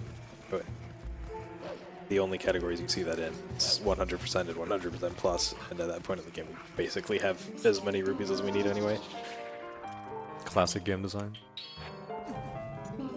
Yeah, so because we have the Master Sword early, we can use the lantern on that cobweb instead of the stick, which is really useful, because like I mentioned earlier about where Wolf Link is looking when he's trying to climb things, there are keys flying around there which he will turn his head to look towards. He's also carrying a stick in his mouth, and like it's really difficult to climb up those 2 ledges, so being able to be human there is really nice. This guy pretty much has to die because he's a real sniper. He just needs to fall into water, and then he goes poof right away. Yeah, most enemies, when they touch water, they just die. Interesting game design. Maybe they were not wanting to program swimming animations or something. There are a few techniques that we can do to speed up Midness Esper Hour, like be doing a long jump attack off of this Bulblin here. Just barely missing that jump. Another long jump attack. And I'll be going for a jump attack in this room, or this area that I missed earlier in the run, and very likely will miss again. But saves a little bit of time. Nope, didn't miss it. Nice. Yeah, saving 0.3 seconds, potentially losing 20 maybe? Well, potential time loss on any segment is infinity. True. But yeah, potentially losing quite a bit. And nice. We get an early cycle on that bridge and are able to make it through this section. That was a pretty good MDH. Yeah, very nice, very clean. That bridge is incredibly finicky. We've seen a lot of Twitch clips with that bridge. Yeah, sometimes you just clip straight through, and sometimes it's over lenient, and you can stand on places that don't look like you can stand on them.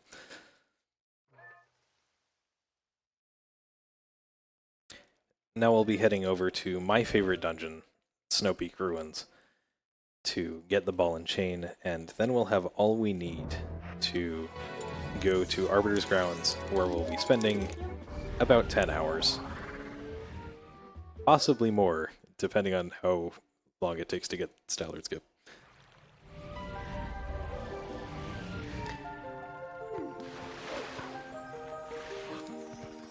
Don't you need the ending blow? Or do you get that later in the route?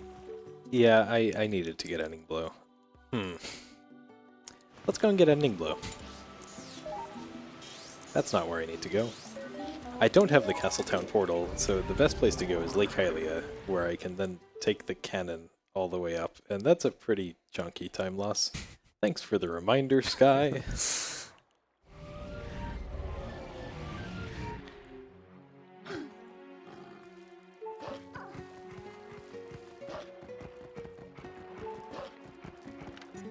There are some people who have forgotten to get ending blow at all and get to the end of the game and then they can't finish the game. I'm one of them. In 2016, I think it was. It's a list of like 4 players or so, and it's like you just have to laugh about it at that point. Yeah, it's a very exclusive club. So while I'm going over to get this, I think we have time for some messages, if we have some. Hi everyone, I am your new host for the next hour. I'm Nashlax. Closing this halfway point off for the next like 30ish minutes. I'd like to issue a challenge while I'm here to stream to the best stream. So, as you might have known for a week, we actually have emotes now on stream too. And I need your help. We are unlocking stream emotes slots as we go along. So if you have a Prime sub waiting, or you are willing to actually donate your Twitch sub or a Twitch sub to Stream 2, all of which is going to go to Alzheimer Fallen at the end of the week, you can get us to unlock more emotes for you to use, and we are filling them. We have them ready to go. So, get your Twitch Primes ready, get your subs ready for Stream 2, and get us some more emotes to use. Thank you very much. Thank you. I did what's called an Epona slide there, and went a little too far right, but now we can get Ending Blow.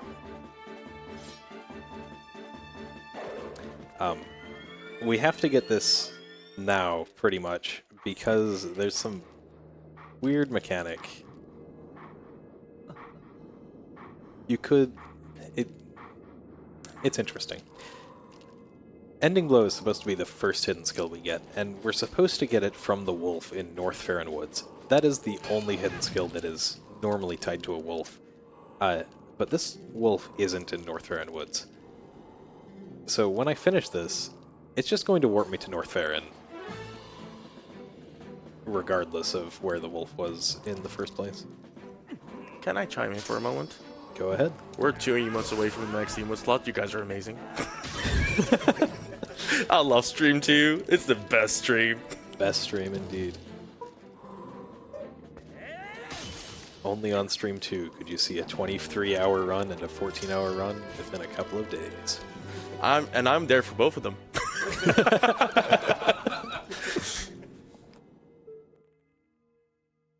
Now we have Ending Blow. Now we are able to finish the final fight in the game, which we will do in some hours.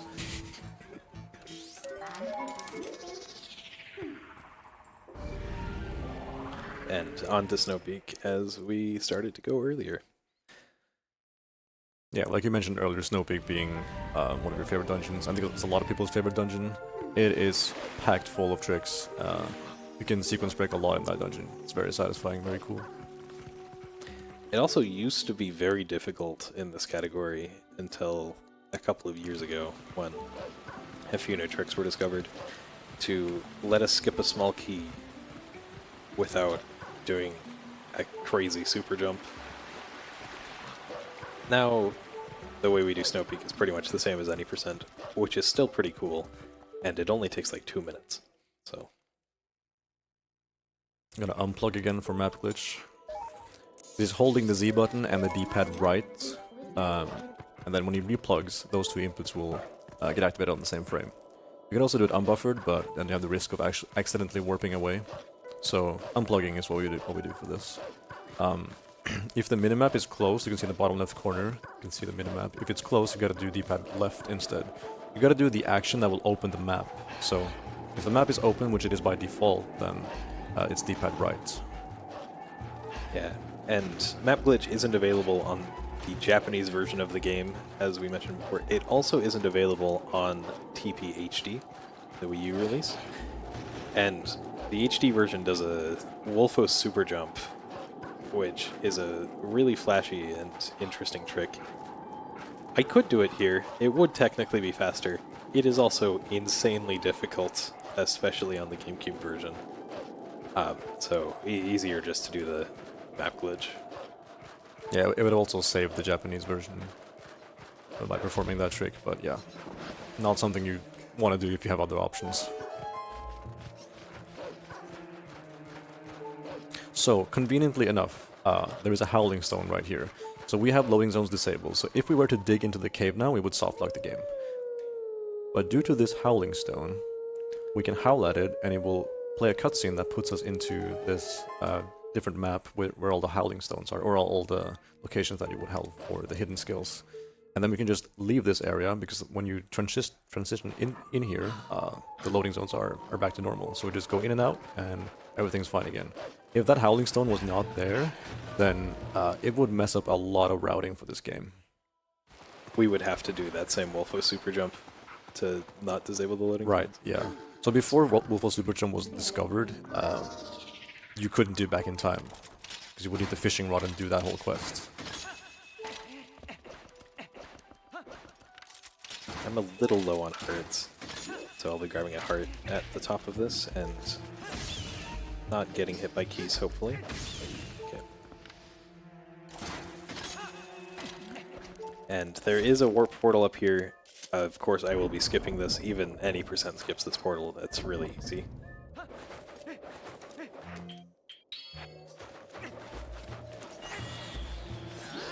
So just a long jump attack with the boomerang into the void there. We go so far that we trigger the respawn spot further forward here. There's a frame-perfect backflip you can do there, which I missed. And we tell Yeto that we're not on a spiritual journey because it's faster. Even though it might be a lie.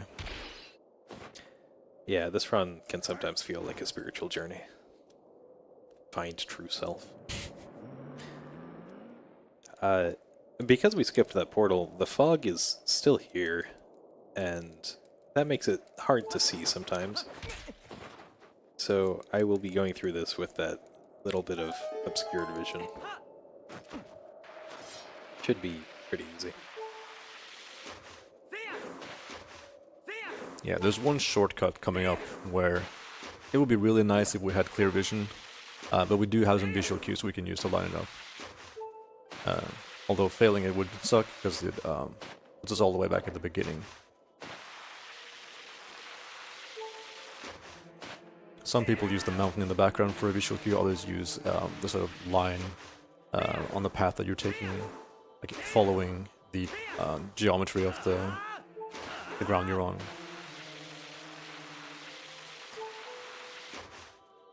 Yeah, I sort of use both. I follow a specific line and then adjust it with the mountain in the background. Right in the middle, very nice. Still a few more jumps, and then it's pretty much smooth sailing, although we have seen some clips of people making it like all the way to the end and then having either a really sick Tony Hawk rail slide or falling into the void.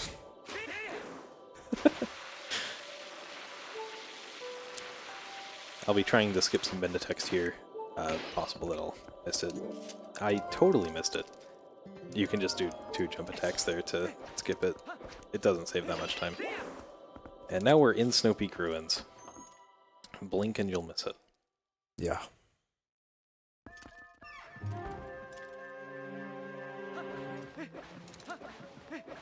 So yeah, we can break this dungeon right open.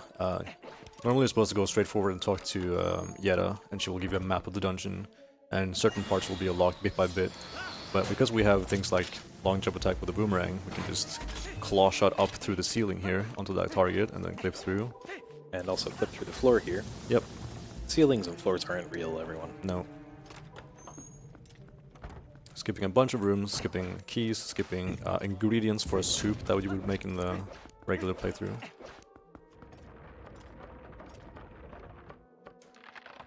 And that's a first try ladder freezer cancel. Yeah, that's 1 frame right there. There's still 1 more part left here. One of the more recently discovered tricks in this game.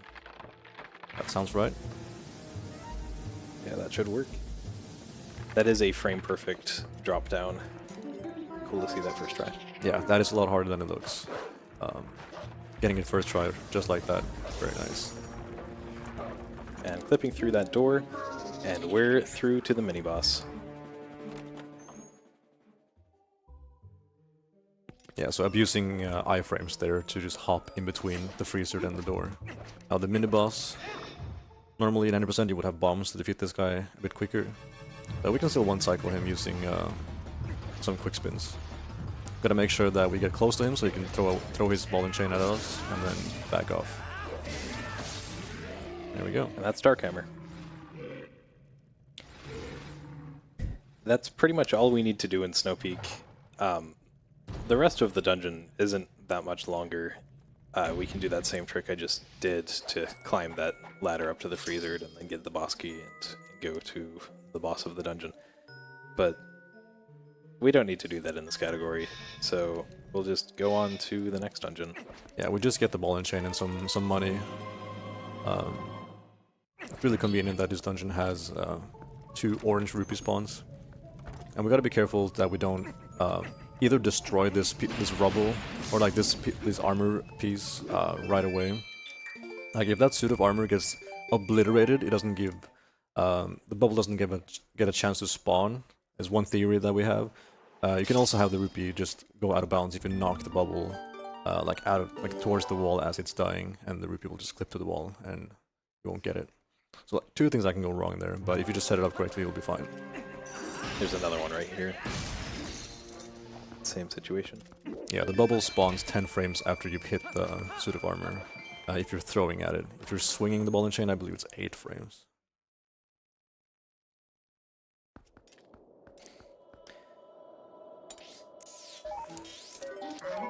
Now we're heading to Arbiters Grounds. Just a bunch of dashing to get there. I will need to get Aru's memo, which is another item that doesn't stay in my inventory and therefore doesn't count towards low percent. Yeah, item wheel and equipment screen stuff is like one of the first things we look at for low percent.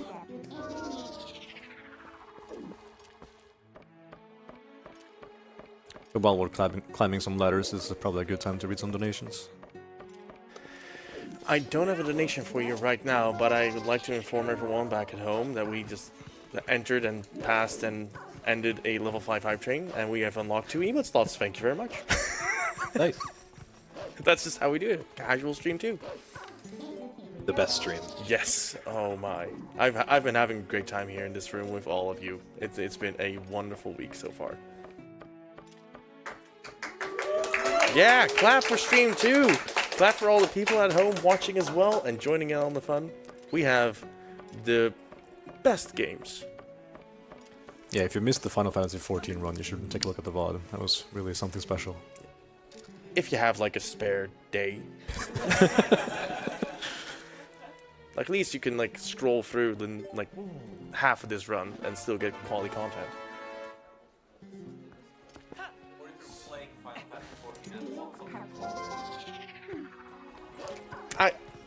You're right.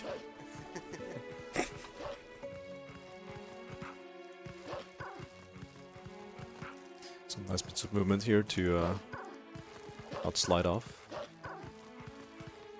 And then we're trying to avoid the cutscene here with Trill the bird. If you press Z too late there, then you will just hit a cutscene, which is way longer than it should be. It's really annoying. There's some rupees here in Fire's hut. He has 60 rupees in total, so if you're ever low on rupees leading up to fixing the sky cannon, then this is an excellent spot to get some extra rupees. Yeah, I'll end up having to get that rupee twice to get up to the 300 rupees. Yeah, most people just know about the 20, that's like up front, but there's also one on the back side, and then there's a little boat that has 2 yellow rupees.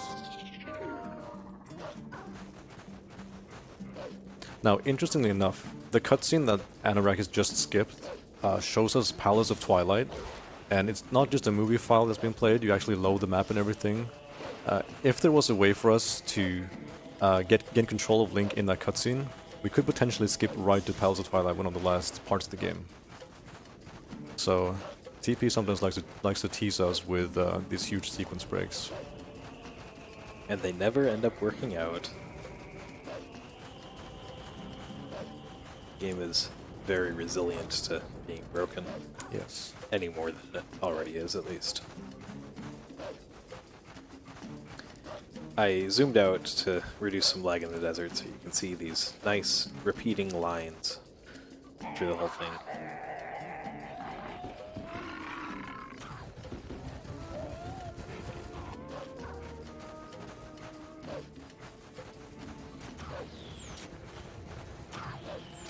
So normally you're supposed to knock those enemies off their boar and then use the boar to destroy this this barrier right here. Because any other item won't work. Like the ball and chain was working on that pillar, but not the other barrier. But that's all we need to be able to fit through. Like we can just go past that one point and then fit through the space there, either as human or wolf. Now we have another map glitch. It's really important to not die to King Bulblin here, as that will softlock the game. Yeah, I should maybe do a safety save. Yeah, just in case. maybe.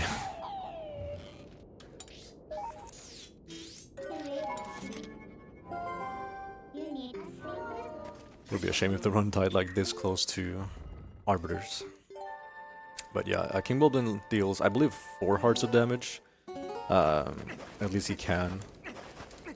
So if you have map glitch here and you get hit, there's no way to save that. You will get the game over screen and then you'll press yes to continue playing, but since you have map glitch, the map won't load. An LJ to get out of bounds here, and then we will jump attack underneath the level, and like I mentioned earlier, loading zones exist. They exist further below the map than you might think. So as long as we were under King Bulblin's hut here, we were fine. And we just get warped into the fight. That was a very, very clean fight.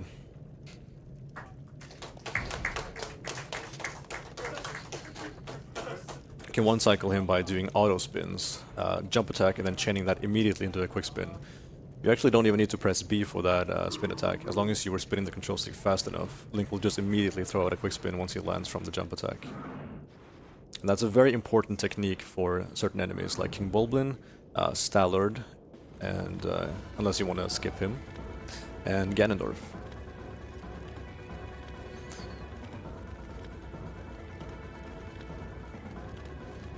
And so, we need to escape this burning hut, but you actually have infinite time. There's no game over sequence here. I don't think you can even take damage to the flames or anything. No. Which is quite the opposite of the burning house, the bomb house in Eldin Twilight. Very easy to escape, just take the boar and leave. And now we're all the way to Arbiters Grounds, the longest dungeon in Twilight Princess low percent, by a very large margin. Yeah, riding that boar out of there, similar to the Howling Stone in Snowpeak, allowed us to get loading zones back, otherwise that would have been a soft lock. So it's very convenient that that sequence is not a traditional loading zone.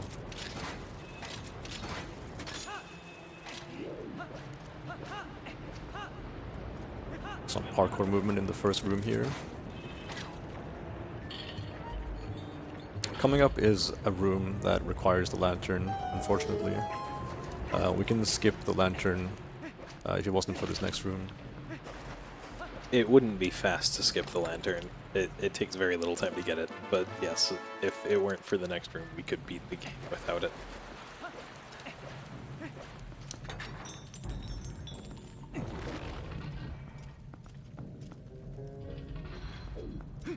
Anorakkis just did a DF walk right there, so if Link is standing still and you hold target and then control stick either up left or up right for at least 1 frame, and then let go of target, you will kind of shuffle your feet forward, and then you can start rolling, and that's the fastest way to start moving from a standstill. The TAS uses that a lot, and we do use it a lot in RTA too, but it's very difficult to be optimal with it. It's mostly noticeable when you're climbing up a bunch of steps in a staircase, like in Forest Temple, where you can't jump up there and you just gotta climb and climb and climb, and there's like so little space that you can't make a roll. But yeah, here's the infamous Poe gate. This gate is not like super thick, but Link's movement speed during the pickup slide here is much slower than previously in the run in Faron Woods, which is why this slide takes much longer. And Anorakkis is gonna set this up by first finding the pot that has the blue rupee, and then bring it over to the gate, and then do a very precise setup to get a specific angle that will allow us to get the best, get the best direction from the slide and good speed. And, Yeah, you don't usually have setups as complicated as this in Twilight Princess. We need a very specific angle, and this is a pretty good way to get it. Yeah, everything he's doing here is to affect his angle, and a lot of it can't even be seen because the angle values are so precise, but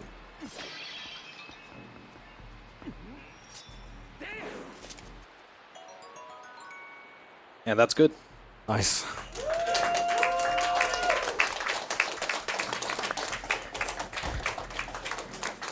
Okay. We're going to be staring at the rupee for 9 hours and 40 minutes. I think we have some time for donations. Oh boy. Just read really, really slowly. So, help. I have a. Oh dear. I have a $30 donation from Big Al. Says, had to donate during the incredibly lengthy run of my favorite Zelda game. I may or may not have had some 6-hour casual play sessions, but I can't imagine playing for almost 15. Oh no, we're not. Keep up the awesome run, and let's go stream 2. Thank you so much for that donation. And yeah, you have some explaining to do. Yeah, so this is stream 2. Normally we... Just leave it at that. That's it. Yeah, Yeah, this you're is done. stream 2. Yeah. Yep. TLDR. Normally we turn off the stream overnight, but we decided to do this instead. So I believe we're just going to leave the stream on while we all leave and go sleep. It is past midnight here in Sweden. That is indeed the plan. We're gonna be here live. Welcome to Stream 2, the ASMR edition. And we're gonna be here for the entire night. However, we are gonna be closing up like the room and everything in it. I've already seen some cardboard and some plushies getting like moved our way. So we're gonna keep you company, and we're gonna have the audience full, and we're gonna be back in about 9 hours and now 35 minutes. So yeah, like this is the perfect moment to stretch your legs, get hydrated, sleep, get a meal, and we are gonna be back in like 9 hours and 34 minutes. This is gonna be an interesting night. So chat, behave. I'll be watching. Donations will be read when we get back. I'm not gonna read donations when we don't even have a runner. So we're gonna be back in a while. Yeah, do you want to like do some shoutouts like mid-run? Like we have time. Like, want to do Sudoku? Like Twilight Princess Picross again for like 10 times? Like, I'll be here all night if I need to. Well, we can give some shoutouts to Zaf for coming up with this category in the first place, and then Taka and Dragonbane for doing the first research on these slides and making the proper route for this category. The setups for the slides that have made this category even remotely marathon safe were developed by me and Link1183 with some help from G's as well. So shoutouts to those two. And yeah, the entire Twilight Princess community is pretty cool.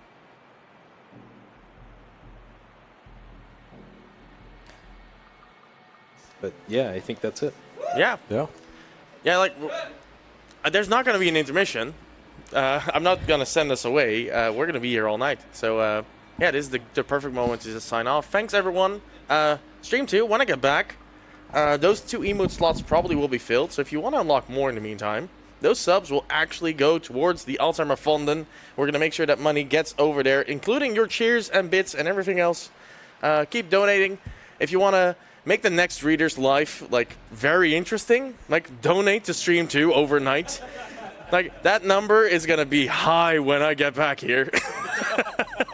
And I am all there for it. But we're going to make sure to read all of them out. Okay, we have one... Did I just see something pop up? Okay, I have Hype Man here with $5. Thank you. Oh, I don't have 9 hours to fill anymore. I've pitched my camp. I've got my dinner cooking. I've booked the rest of the day off work. I'm ready just in time for the clip, and I'm not looking away. Let's freaking go! Wait, where are you going? Okay, so Hype Man is here to make sure that we can sleep. He's gonna keep an eye on that rupee for us. Thank you so much. And we're gonna take a long break. Yeah, Stream 2 is not going offline, so keep staying here, everyone. Stream 2 is nice, but this is the best stream. You all know it. Thank you so much. Have a wonderful night, everyone. Morning, afternoon, wherever you are. We're on Bloopy %, and we'll be back in like 9 hours.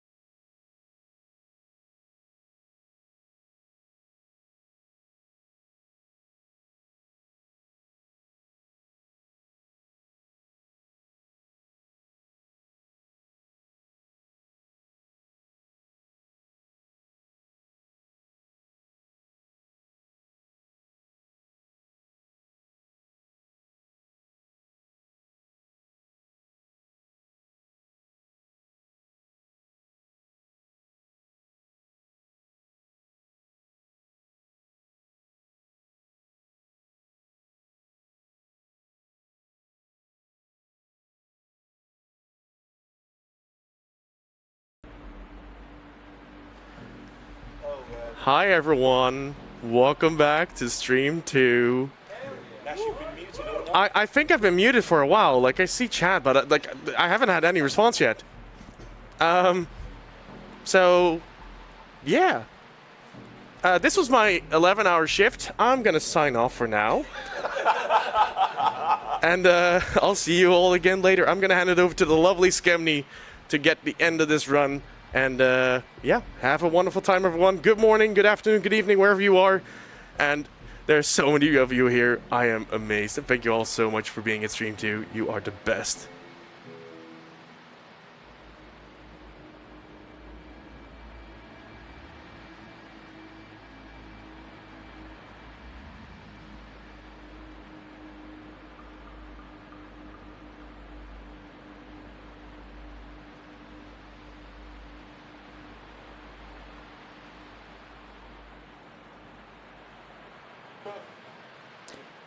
Yes, welcome back to Stream 2, the best stream, where we...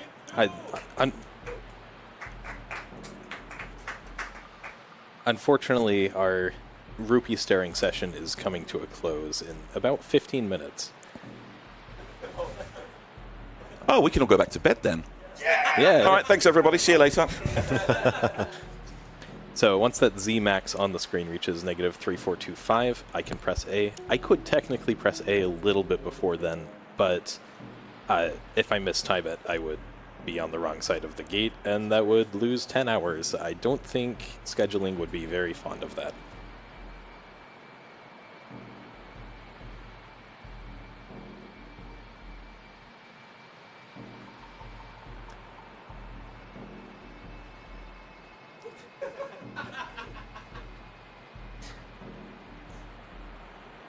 shoutouts to all the Fumos taking the rupee staring duties overnight. Did anybody check if they blinked? We'll have to watch the VOD just to make sure. Well, I think while we're acclimatizing ourselves to the pace of this run, I'm going to read some donations if that's okay. Yep. Because crazily enough, we did get some donations in through the night. We've had a $15 donation from Joe150 who says, a quick donation to keep everyone in the room. Sorry about that. We missed that one. A $10 donation from Stephen who says, and here we see the hero of time staring into the blue rupee. Legend has it that after staring at it long enough, he will find the true power within him and phase through solid matter. Thank you, Stephen. A $10 donation from Prometheus who says, this goes to honor all the heroic Fumos who keep watch over Stream 2 and ensure everything goes according to the rules. We salute you. I entirely agree, of course. We've had a song from MOD366, a $10 donation, who says, they see me clipping through this door. They all must be thinking I'm a sliding rupee. We're spending time for low percentage. That was looking at rupee. Look a rupee. What a rupee, shiny rupee. Thank you, MOD, and making me do that at 10 to 10 in the morning has got to be worth some money for charity, so thank you very much. And we have a $230 donation who come in from Delte, who says, such a hype run. I can barely follow what's going on. I might have to rewatch this at half speed later. Yes, we're gonna release the VOD specifically at half speed, so that we can all double check that this has been legitimate. Yeah, pretty commonly on my channel when I do low percent runs, I release a sped up slides version where I condense the slides into just 1 minute, which is like 840 times for this slide. It still doesn't look like he's moving at that speed. We move that slow. It's a very satisfying time lapse.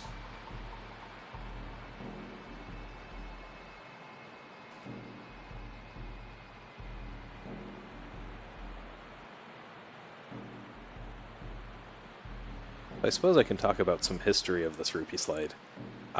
It wasn't until about a year and a half ago, I think, that we had a proper setup that would get us through in 10 hours. We used to just boomerang the rupee and stand next to the gate and hope that we got a good angle, a good speed through the gate. We figured out that the Rupee Slides are pretty much entirely determined by what angle you have. So getting a perfect angle, which I think in this case was like 28,032 in the in-game units, allows us to get the perfect speed every single time, the speed being 0.000977 units per second. Still incredibly slow. In Arbiters Grounds, for some reason, we move about 10 times slower than any other, well, than most other areas. I don't know why. We move less distance in this slide than we did in the Rupee Slide that was only 5 minutes into the run.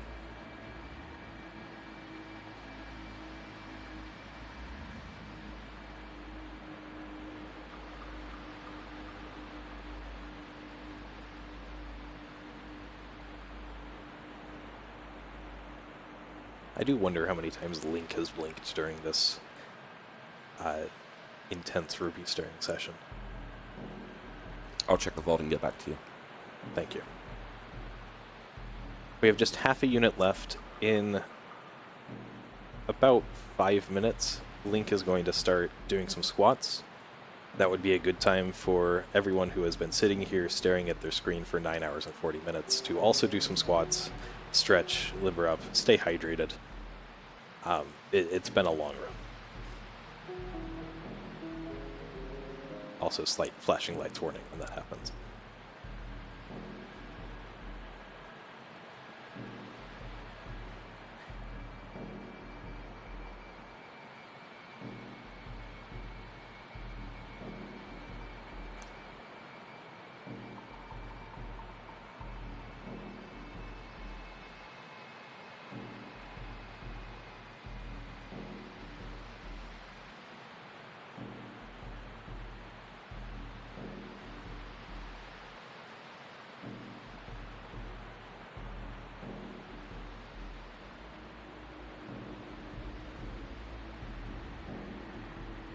Yeah, how many times the rupee spins? That's also a pretty good question. Probably a little bit easier to answer than the blinking. I'm pretty sure the blinking is just random.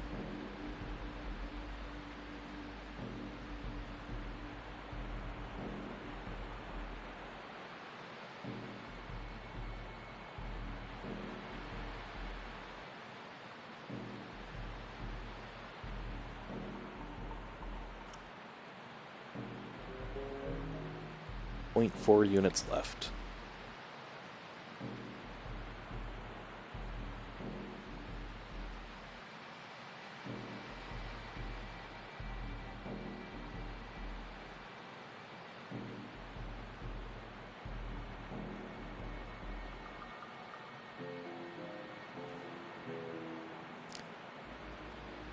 Hope you've all enjoyed this high-quality content on stream too. I'm just enjoying the look of bewilderment as people step into the room and realise that we've been staring at a rupee for 9 hours. Still be staring for like 10 more minutes.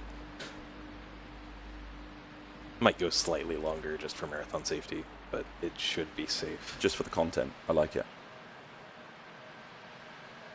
Meanwhile, it looks like we've got another donation. We do, yes. We've had a $10 donation come in from Luxem, who says, "Have you ever had a dream that you wanted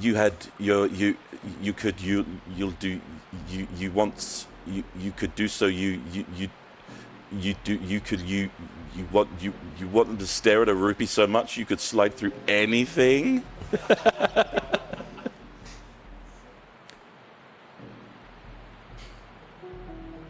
Yeah, I think I have had a dream like that. Last night? Not last night.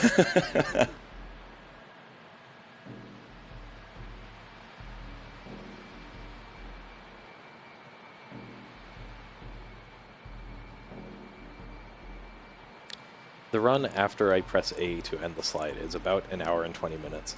Possibly more with Stalord Skip, which was a donation incentive that you all met. That is the hardest trick that is RTA viable in the game, and I will be doing it. And calling it RTA viable is almost a stretch, because that was deemed TAS only for a few years. It should have stayed TAS only. Yeah. Yeah, Twilight Princess has a tendency to not be broken. There we are. We're starting the squatting. Things are happening. So there's this little ledge that we're on right now, right at unit -3425. So whenever the Z position is at -3425, he's lower.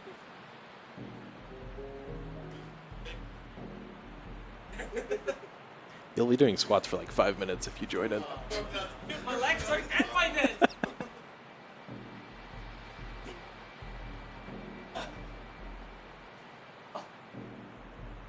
We've been in this slide for 9 hours and 35 minutes. Link is just limbering up for the rest of the run. There are still some crazy things to come. I could technically press A now, as long as Link is in the lower position when I close the text box. But mistiming it means that I don't clip through, and I have lost like 5 runs to doing that, so it is not worth it, especially in a marathon setting. But you can save like 4 minutes, so it's really tempting. Worth it over a 14-hour run. I like it. We've had a $10 donation come in from Sal, who says, "Mum said it's my turn to stare at the rupee." Sal, you should have been here overnight. You could have taken the shift for us.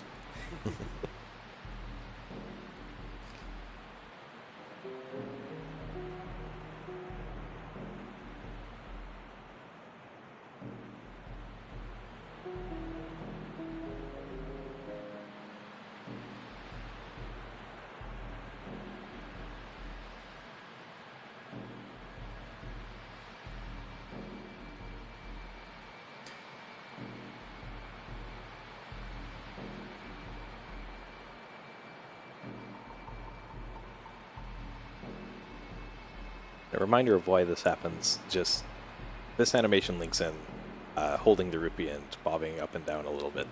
There's a missing frame in it right at the end of the animation, and because of that missing frame, Link is just in a very slightly different position on each loop of the animation.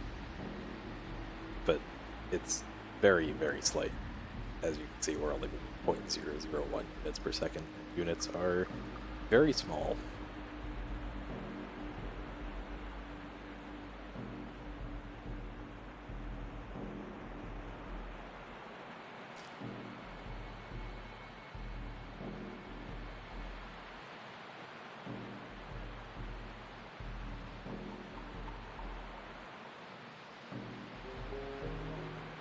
You've tried a few different methods of movement after closing this text box to see what's most consistent.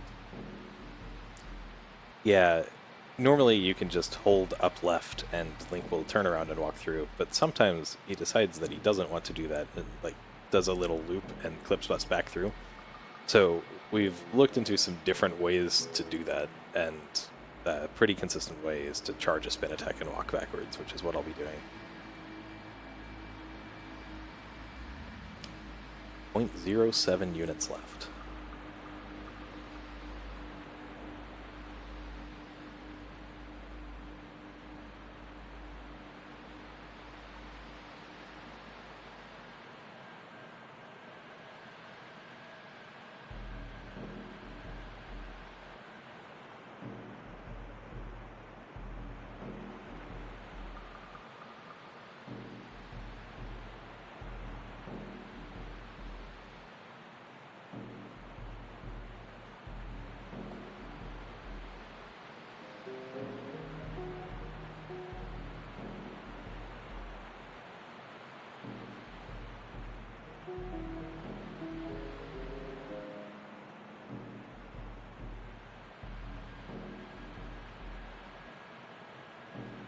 I think I'll be waiting just a little bit longer, just for marathon safety. We should be reasonably underestimate. It's only about an hour and 20 minutes after this slide. Yeah, better safe than sorry on this one. But Link will stop squatting right about now, and now it should be pretty safe to clip.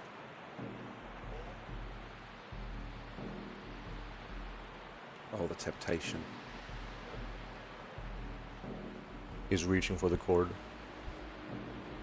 He's thinking about it.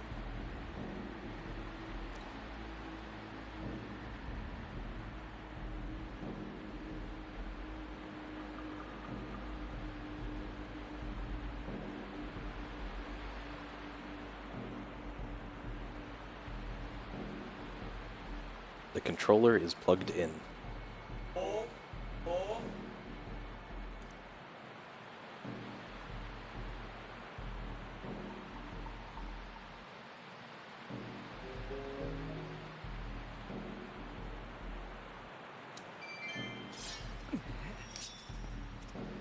And we're through. Let's go.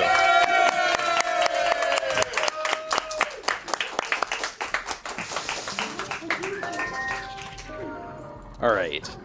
After that 9-hour and 40-minute section, we're back to do the rest of Arbiters Grounds, which is not an easy dungeon. And I actually forgot. I messed up earlier in the run. I messed up about 10 hours ago. I was supposed to get some bombs before coming here to be able to do Stalord skip. So I'm going to have to leave the dungeon and go and get those. Fortunately, there's a pretty convenient way to do that. Where we don't have to do the post slide again, luckily. Yeah, if you leave the dungeon by any means except Uku, you would have to go back in and do the entire slide over again, which is done in a different category called low transforms, which is twice as long as this run.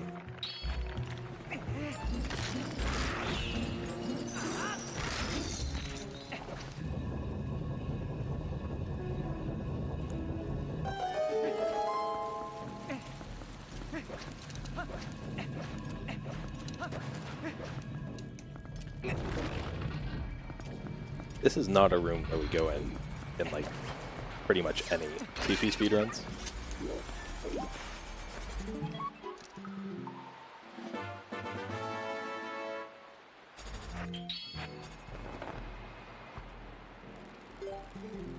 I'm going to temporarily leave the dungeon, but we'll be right back in this room when we use Uku again.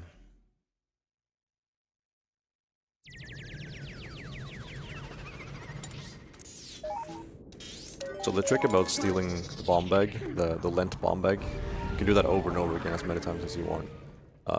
Saving the game, dying, loading the file back up will mess up the bomb bag, so you will lose it each time something like that happens, but you can just go back here and keep doing the trick. Yeah, fortunately, Izo will just give us the bomb bag as many times as we need, even though we keep just disappearing in front of her face.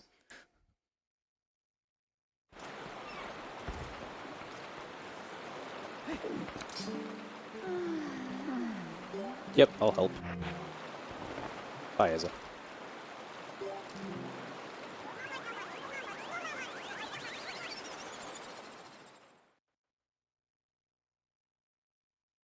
Now, normally in most other categories, you would save warp after getting the dungeon item.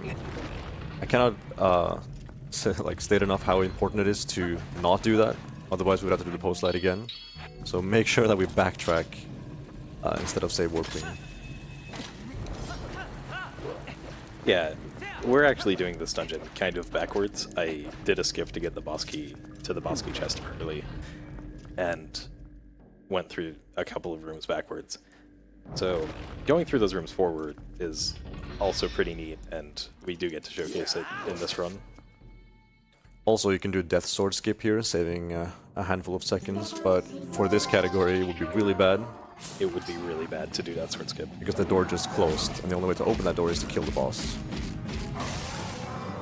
Or you could death warp out. You can die to death sword and it would spawn you right in front of the door. True. But if I do that, my bombs will disappear again and I'd have to go and get them again. So Ano's gonna attempt the one cycle where he will keep that sword stun locked.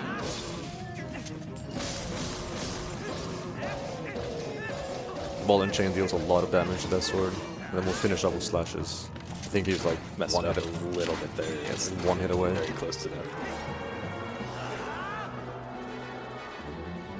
You can interrupt him while he's doing that spin around the arena, but it can also mean that he goes out of bounds if you interrupt him at a weird time. So for safety, you can just stand in the middle.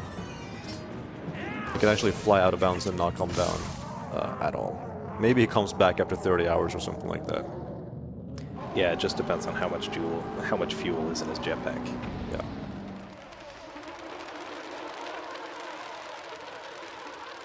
Now we're getting the spinner, a very important item. It's required in City in the Sky, and also in this dungeon. Not a very useful item casually, and also not a terribly useful item in the speedrun. It's an interesting attribute is in some boss rooms, the spinner goes twice as fast as it normally does. If that were somehow the case in the rest of the game, then it would be the fastest form of movement, and we'd just spin her everywhere once we got it.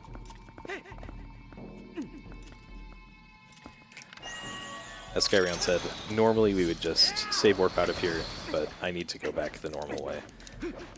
Well, we're going back. I believe we have time for a donation. Thank you very much. We've had a $5 donation come in from YTP Renewed 161, who says, now we know exactly which clip to show to anyone who ever tries to argue that video games' appeal is in instant gratification.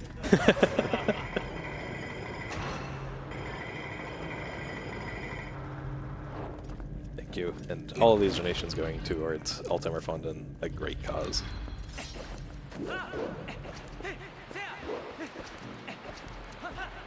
So I'm just trying to avoid walking on the sand here. Sand is slow. You can do a mini skip here, just climb this ledge and get halfway through the puzzle. Then there's a pretty tricky part with some spinner traps coming up. The cycle is pretty difficult to hit.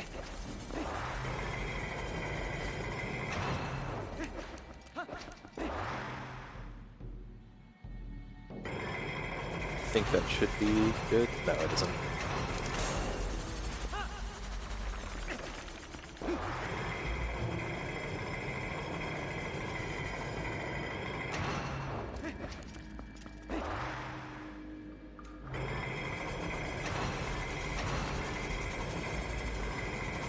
There we go. Yeah. And now coming up is Stalord Skip, and this trick uses... I'm going to be using a metronome to help time some of the things. This is a very precise trick, and it's in 3 parts, and I probably will not be talking during it. Yeah, and I don't want to talk much either to break his focus, so we'll explain the trick, but there are some parts where I want him to be able to focus as much as possible. It's basically a bunch of tricks all in one, and they're all very difficult. So if you hear a clicking noise once I enter Stalord's room, it's just my metronome. It'll help me time the bomb boost at the end.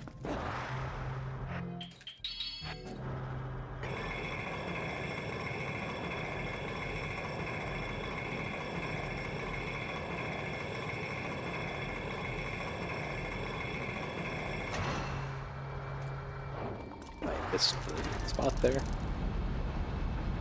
And Stellar Skip is not required as per low percent definition, but it does save time like it does in other categories. It saves less time in low percent than it does in most other categories because we have to go out of our way to get the bomb bag. But it does still save about a minute if you get it first try.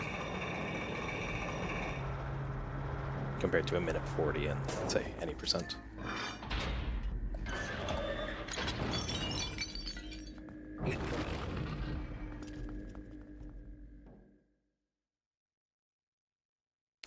So basically, in this fight, there are a bunch of enemies that you can claw shot to, just like as a fun little thing. There's no use for that in the normal fight, but you can do that.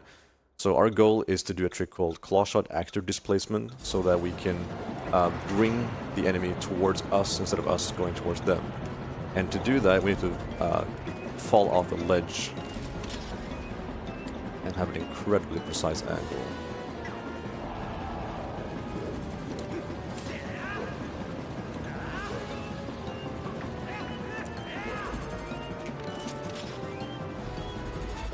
That is the wrong angle. But there's an idea of what the claw shot actor displacement looks like. Yeah, it's very funny. So between every attempt I do have to reload the room, but I only have 3 hearts, and if I die, then my bombs go away, so I need to get this as quickly as possible. Yeah, so everything that Anorakkis did in the corner there was to set up for a very precise position and angle. There are a bunch of things you can do to change your angle ever so slightly, like turning around, doing 180-degree turns.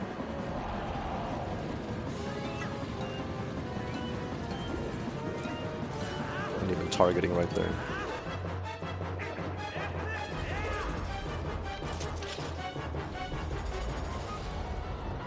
I need to target the bottom pixel of the stall troop here. Which again, we don't talk about pixels in TP, it doesn't really make sense.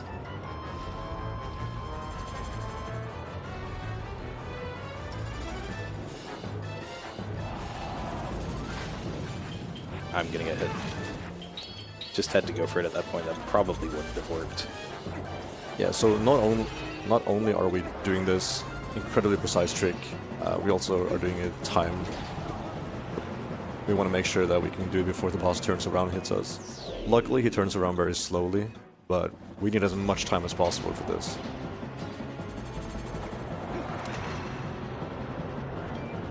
It's very uncommon to get this first try.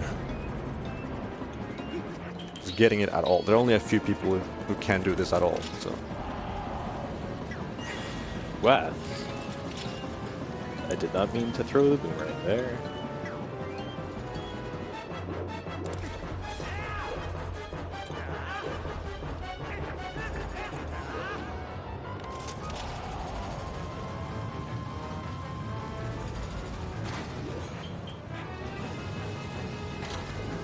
Interesting. Close. That looked all correct, but I was probably aiming just a little bit too high. This is the most precise part of the trick, but there are still 2 more parts that are pretty precise as well. So in order to actor displace that style trooper, he's doing an L slide, whereas where you fire the claw shot and then hit target and also a control stick direction, and Link will go from first person to third person. as he is like moving in the direction you held the control stick in, and then he will fall off the ledge there, and while he will fall off the ledge while he is using the claw shot on the Style Trooper. Sometimes that can happen. Stalord turned the wrong way there. That's dependent on where our position is, so I actually went a little too fast there.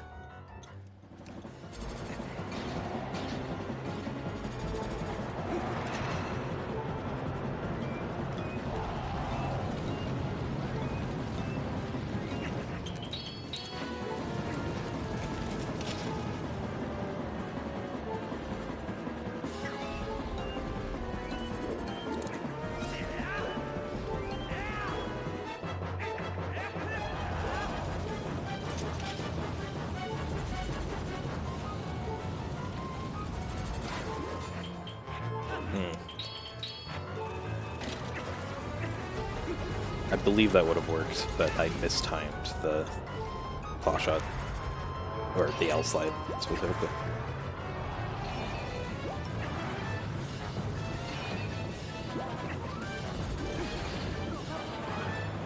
Yeah, there's a reason why we deem this task only, and it still baffles me that some people have decided that, no, this is arcade viable. We do not normally go for this in low percent speedruns. It just isn't worth it in a 14-hour run, especially after the long slide.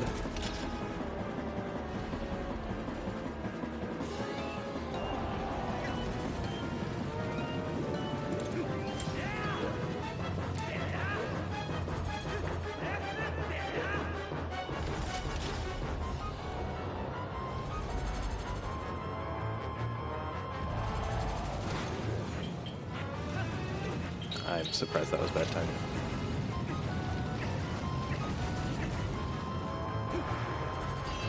Once I get the first part of the trick, hopefully the rest will go a lot smoother.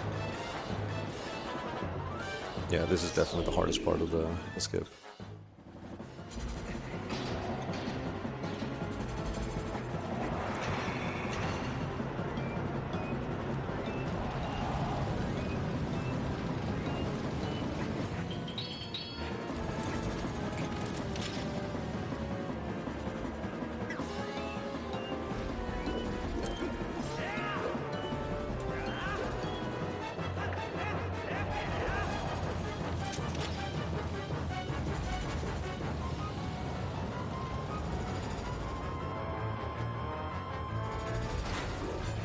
Too early.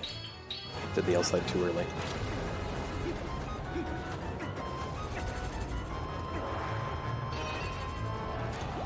This was a donation incentive and it was met, so I will be going for this until I get it, hopefully. The community has named this Style Trooper Joseph, I believe. That is correct.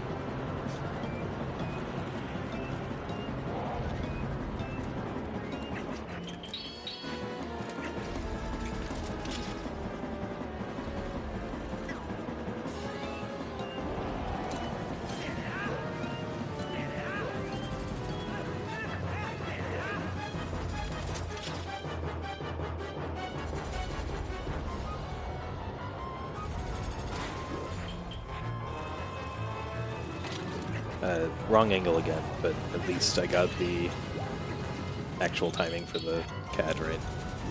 Yeah, so our goal is to get Joseph all into the corner there. And once he's in the corner, we're good for the last part of the trick, or the sequence.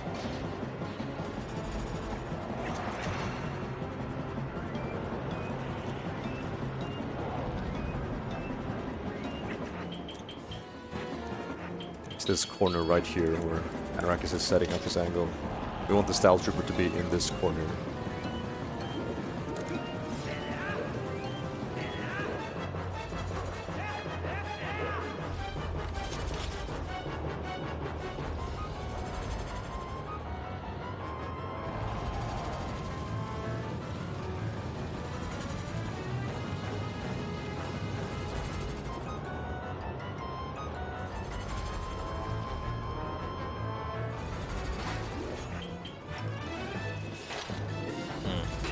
Okay. Some really, really close attempts here. And with the music and the spinner that's going on a cycle, you want to make sure that you do it at the right time so you don't hit this. The spinner doesn't hit you when you're doing this, and then the boss turning around. It's like a lot of things happening at once.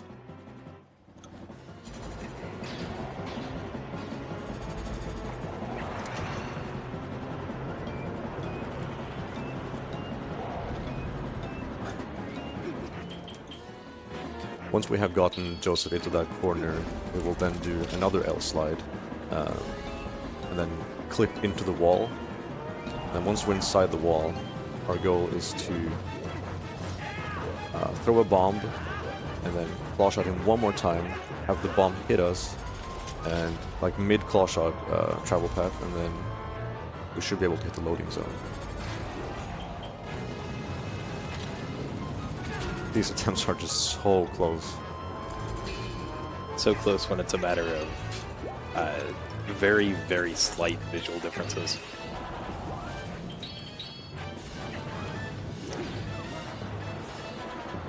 I'm gonna take my headset off so I can focus a little bit more without this loud Stalord music.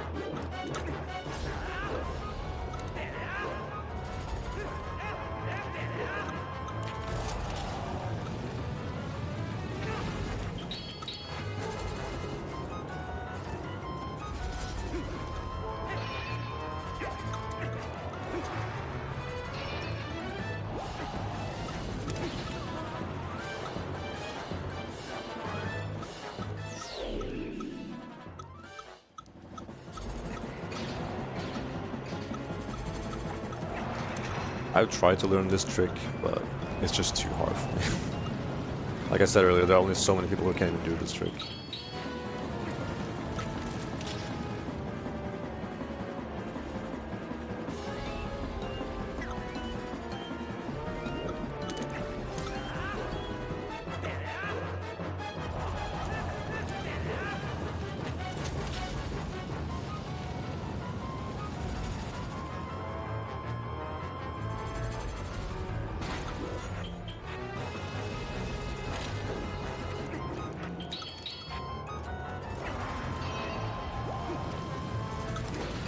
We're just inching closer and closer.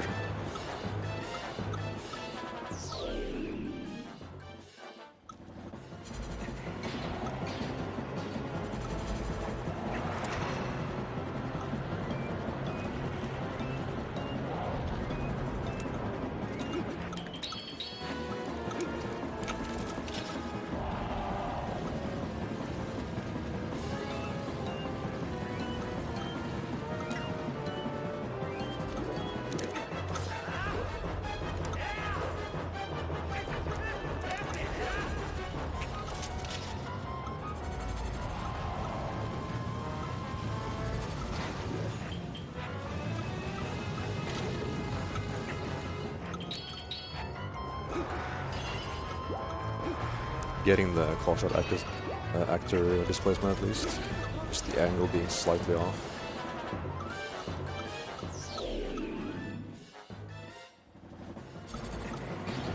You need to hit some very precise angles on the control stick as soon as you've initiated the L slide. First in the top left notch and then down left. And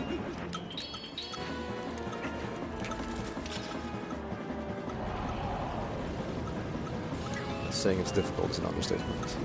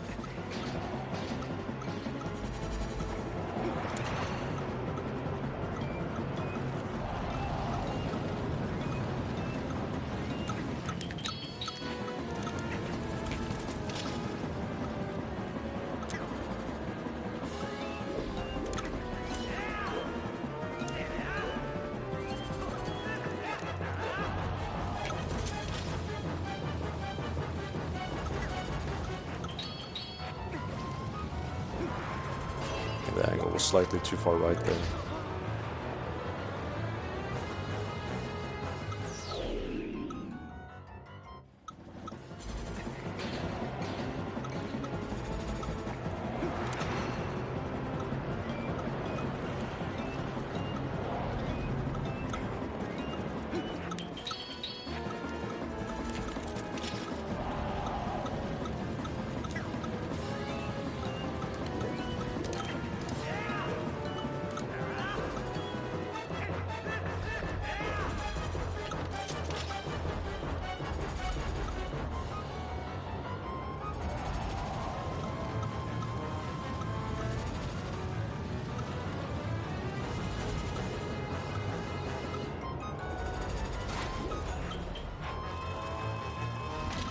So close.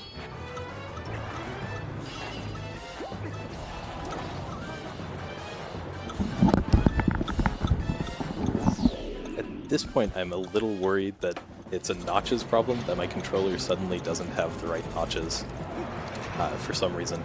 If I fail it another few times just to finish the run below estimate, I'll just keep going on and go back to this after the run, assuming we have time.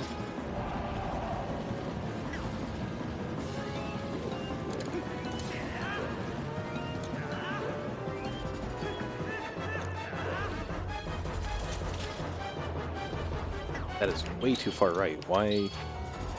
This shouldn't be as variable as it is. I'm doing the same thing every time. Yeah, this trick being controller dependent makes it even worse.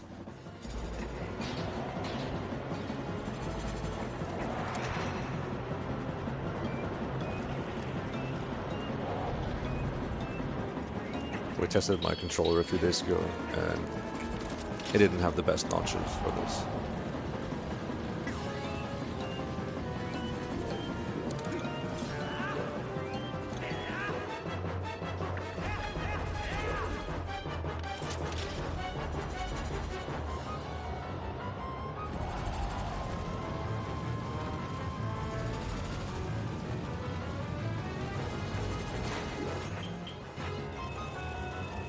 There we go. There we go. Okay, that's the first part. The hardest part.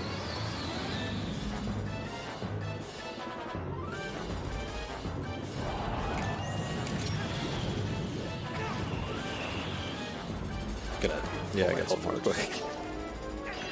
I have a visual cue that depends on my hearts here, so it's better if I have all three. So we can stun Stalord by throwing the boomerang at him, which will come in handy for these next two steps of the trick. Gotta line ourselves up and then do an L slide to clip through here. That's the easiest part of the whole thing. It's the easiest part and also one of the weirdest. It's not entirely certain why it works when it works and why it doesn't when it doesn't.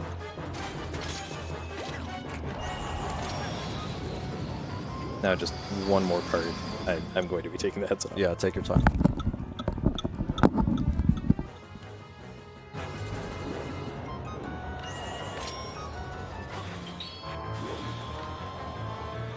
That's the Rupee.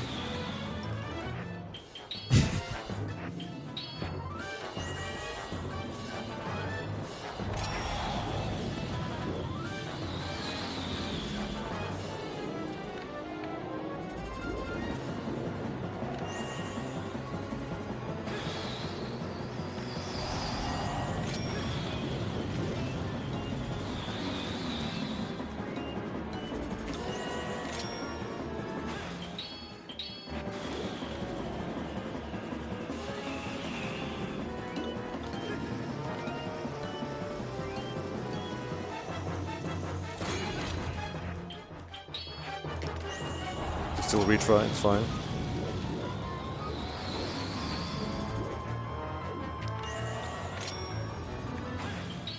Cuckoo.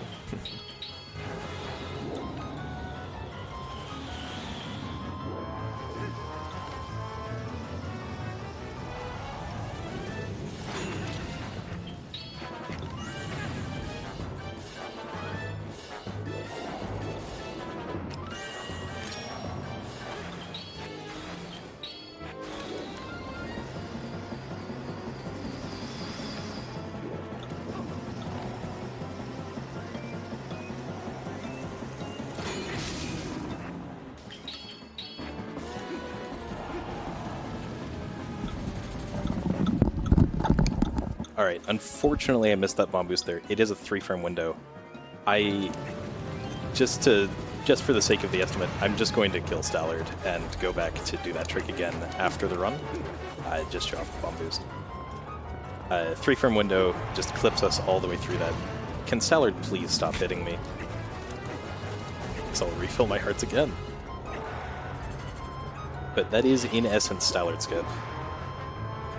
Just slightly mistimed.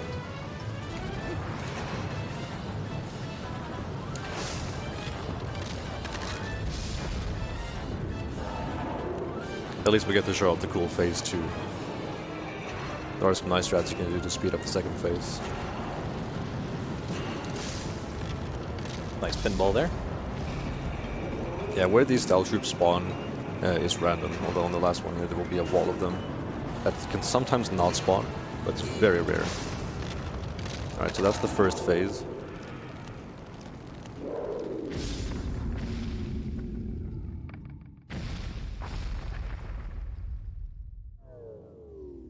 Yeah, later on we can load into a part after the run to show off that last boost. Getting the claw shot active displacement is the hardest part, and the L slide, and getting into that position for the very last part.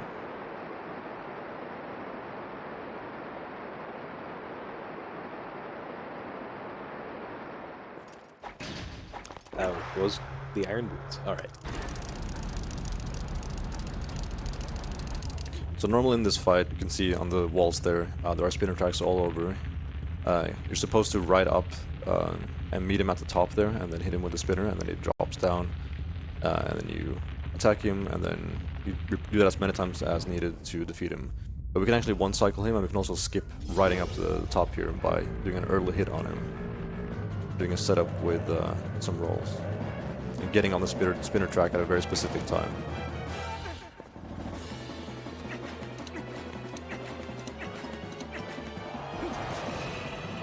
And I missed it there. But there are plenty of backups. Fortunately, we can just do a technique called a break slide here, if I can do it, to get close to Stalord, and that works as a backup as long as we can get on the rails fast enough.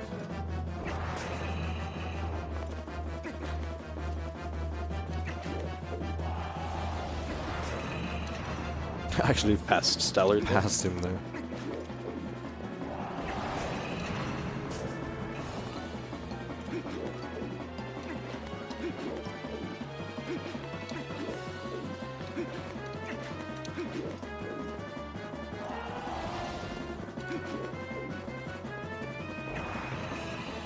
I'll just go up.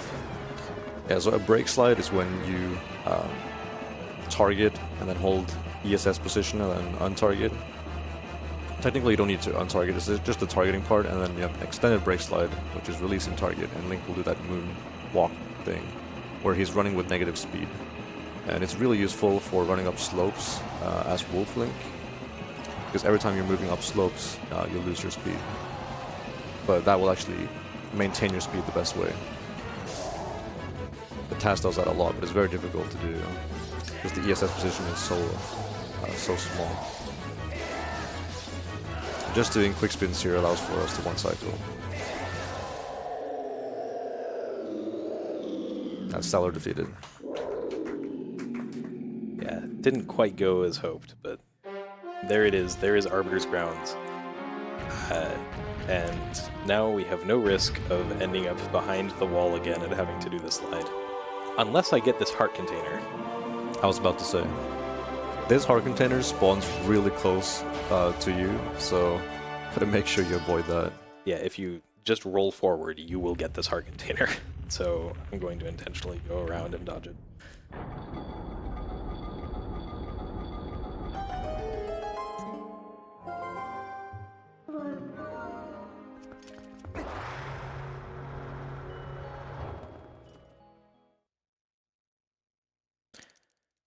Alright, there are just 3 dungeons left in the run.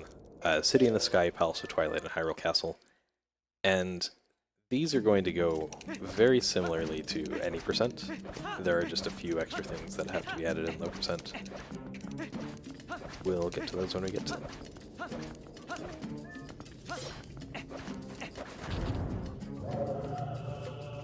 But first we have to fight the Shadow Beasts. Probably a good thing that we can't skip this fight, because otherwise we would have to leave Arbiters Grounds and come back here later after finishing City in the Sky. I suppose they do that with Huku in this category. But if you try to go to Palace of Twilight without defeating these messengers, the platform goes beyond the fence, and the fence just blocks you entirely. So we don't have a way to skip that boss fight, or that Shadow Beast fight. The skip coming up is actually the biggest sequence break in the entire game. It skips Temple of Time, a very long dungeon, and also a side quest, or not a side quest, but a quest leading up to entry. It also skips half of Snowpeak Ruins. Yeah. Because we only went into Snowpeak Ruins to get the ball and chain for one phase of a boss fight later.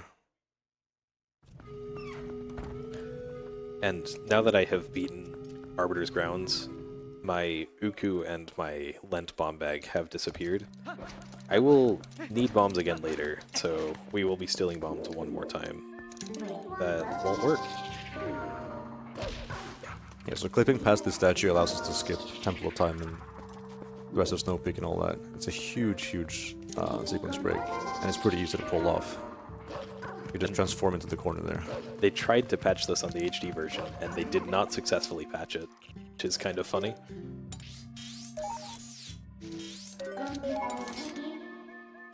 It's actually faster to say no to warp there, and then just open the map yourself to warp.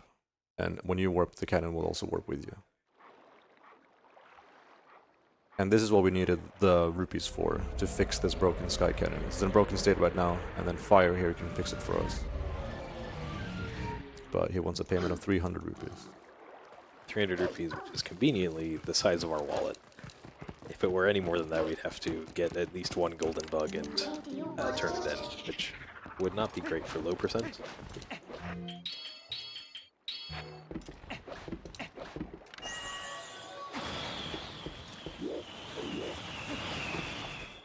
You got a red rupee, 20.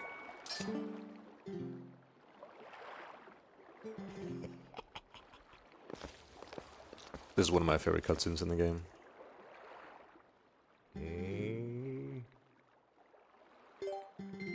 Yeah, it's probably a good thing that the game doesn't just let us go somewhere else while waiting for this, because it's like 5 or 6 in-game days that pass in this cutscene. It's really hard to fill that much time in a normal run. We'll also have another long cutscene entering City in the Sky, so if we have any messages that could be read, it's probably a good time. Absolutely. I just want to remind everybody of all the awesome prizes that are available for donations. Now that we've reached $54,471 raised for Alzheimer's London, and we're entering the last couple of days of ESA, it's your last chance to get your donations in for some of the awesome prizes that you can check out at prizes.esamarathon.com. Don't forget, all of your donations go to Alzheimerfonden. Alzheimerfonden is Sweden's national fundraising charity for Alzheimer's and other dementia-related diseases. Thank you. So now that we're in City in the Sky, there is one theoretical skip that it could be done in low percent that would make this category even more ridiculous. It's to skip a small key in City in the Sky, which you saw how much I struggled with Stalord skip. Yeah, that claw shot actor displacement part that I struggled with for 10 minutes or something. We would have to do that a lot more times, like 6 or 7 at least, and all frame perfect. It is definitely not RTA viable at the moment. I hope it never is. Yeah, and there's a bounty up for grabs. The first person to do that RTA gets, is it $100? Yeah, $100. On console, no save states.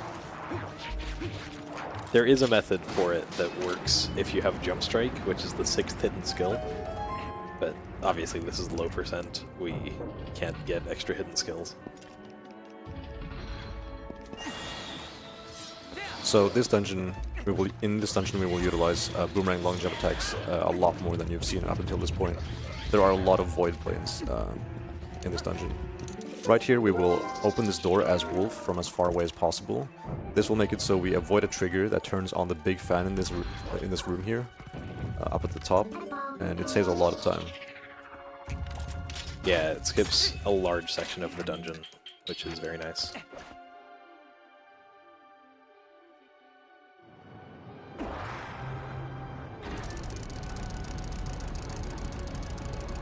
And like Anorakkis was mentioning earlier, this dungeon does have a lot of spinner usage like this. It doesn't really matter how quickly you mash, as long as you're mashing at least 4 or 5 hertz. So there's no need to try to mash as fast as possible. There's no need to mash as fast as I just did, that's correct. Nice double grab there, so it's RNG whether Link will one hand or double grab onto vines. If he grabs with both hands, then he can instantly climb up. If he grabs with one, then it's like an animation that plays before he can have his other hand latch onto the vines. So now we're in the room where we'll get the small key that would be skipped with that skip that I mentioned earlier. Which, someone has done that trick like halfway and then not been able to get further. It's a ridiculously difficult trick.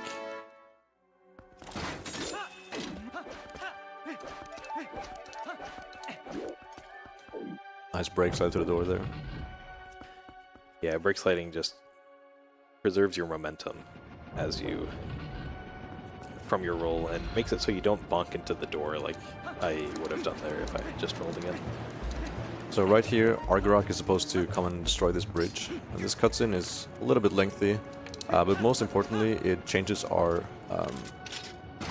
save point position, like when we load up the save file again. Another double grab, very nice. So if we do what Anno just did and skip it by running up on the little railing there, we can avoid the cutscene, and our save point is still that small key chest, because the game really wants us to watch that cutscene. So later on, when we save warp, we'll be back at that chest instead of at the beginning of the dungeon, saving some more time with just like general routing.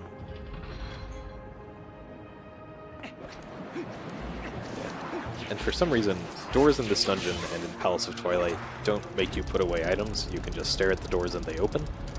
So I pulled out my sword there because I needed it in this room. Needed it in this room.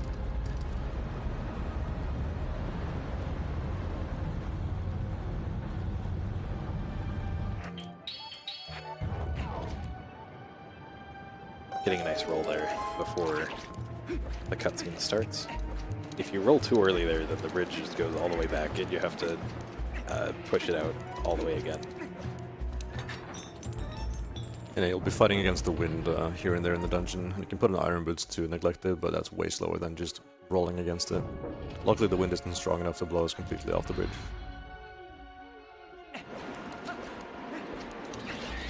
We're coming up to the mini-boss of this dungeon, Eralphus, which I will be trying to skip entirely. The clawshot has some interesting properties in this game, where while you're clawshotting, a bunch of collision is disabled.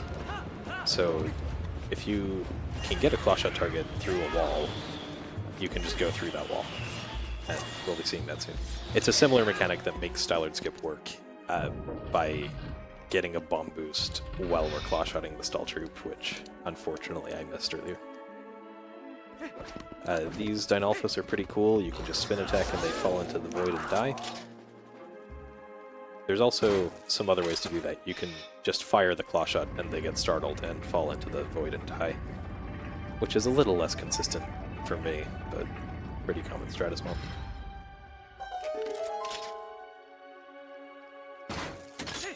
Yeah, this is the place of all the Ukas, or yeah, Uka. So you will see these creatures all around. They will help us traverse some big gaps.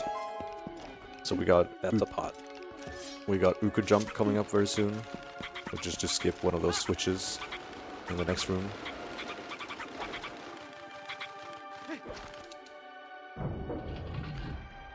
And we want to make this on the same wind cycle.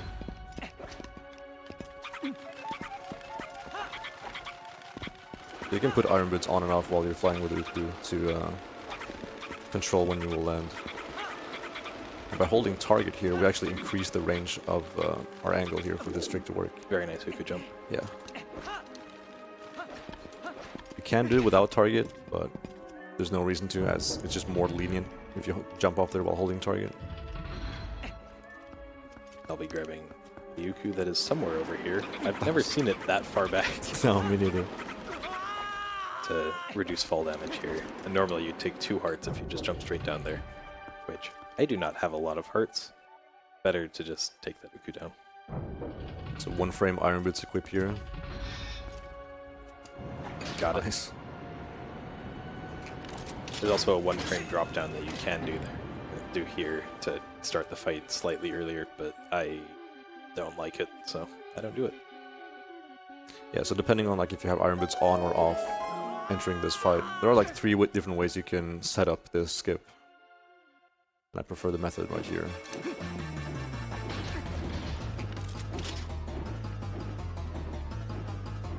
Very nice. Very nice.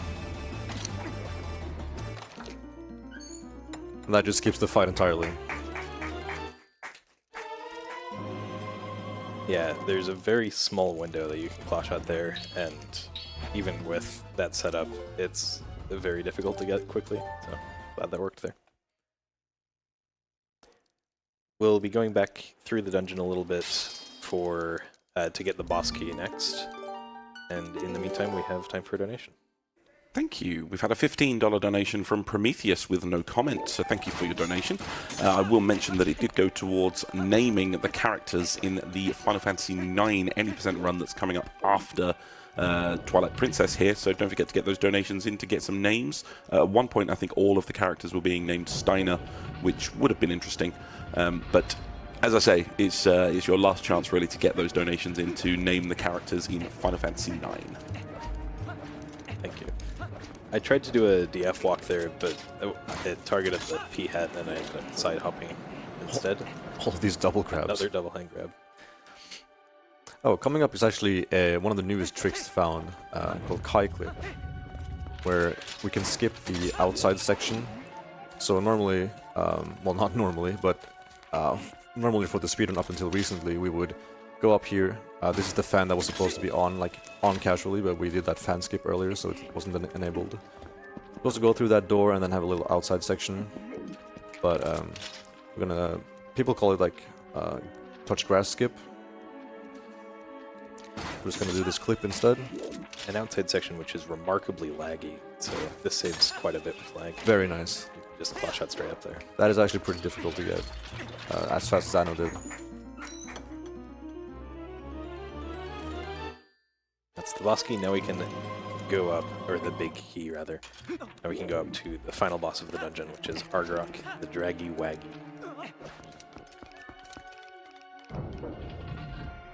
Yeah, the route flows a lot better now with that clip. Now that we have early boss key and Kai clip.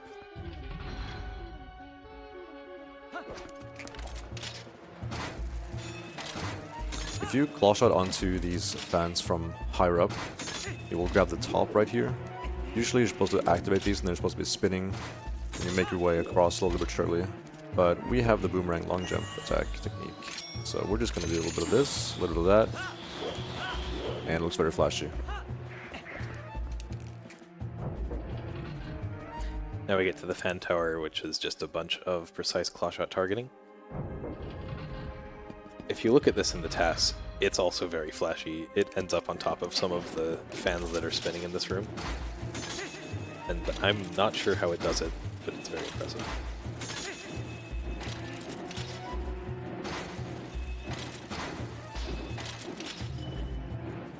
Also, a very strange thing to note is that these fans, as they're spinning, are actually slower in the HD version of the game for some reason. I don't know why.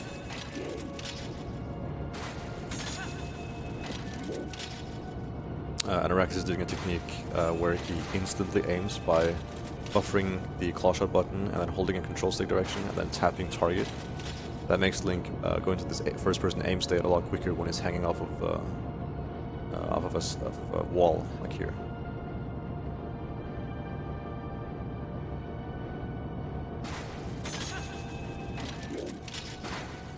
There we go. Nice.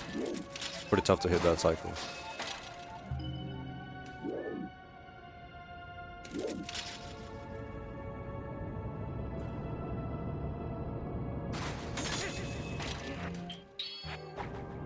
and fall with Iron Boots there to just land a bit quicker.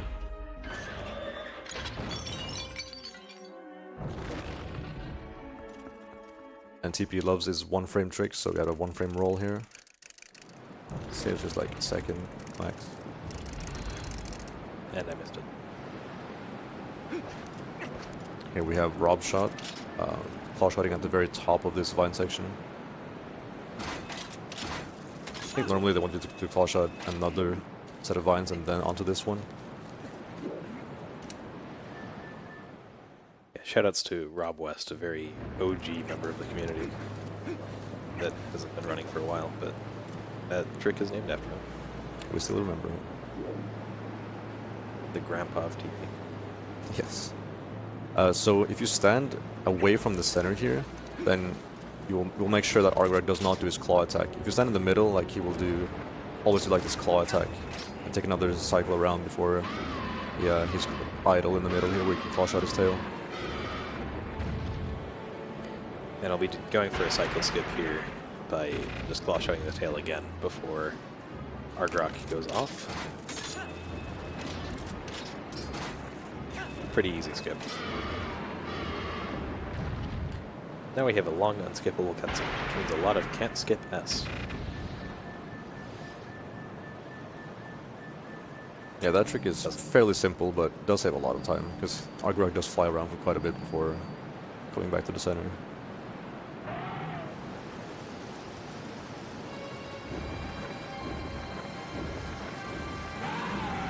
So in this fight we have a technique called Flame Cancel. So Argrak will shoot flames, and if you target a P-hat, you will see the P-hat very slowly, very soon. They will rise up from the ground here.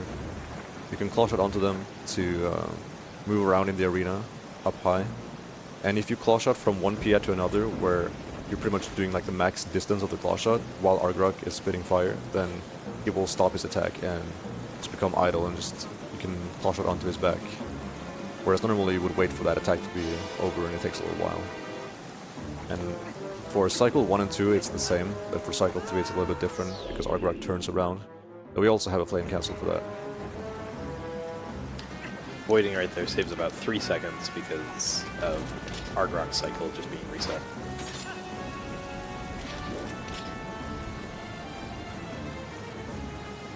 You want to be high up on this pillar.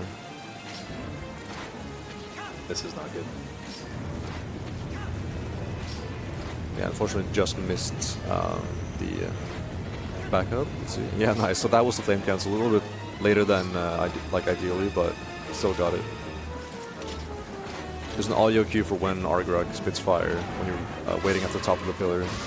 I don't even know if it saves time doing it there, but I think I'm pretty sure it does. Yeah.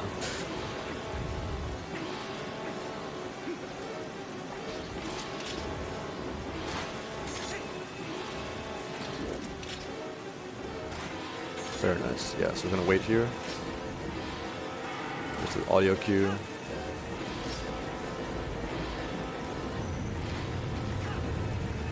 That's the flame cancel.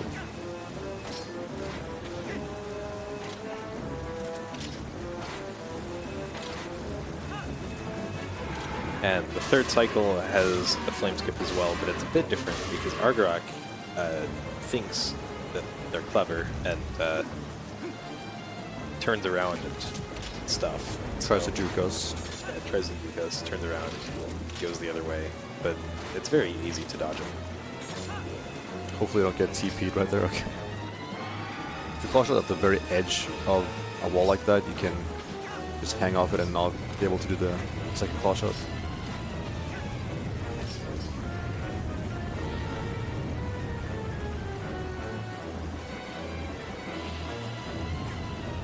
It's just taking on and off Iron Boots there to mess with him. Very nice. That's Argrak done.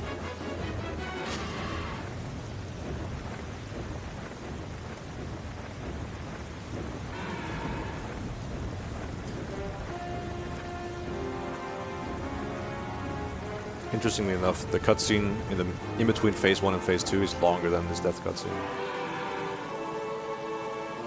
Yeah, cutscenes are like half of this fight, at least half of this fight. This is another hard container that's like really easy to get by accident just with muscle memory from running other categories. The current world record holder once lost 20 minutes to getting this heart container. It's very easy to do with muscle memory.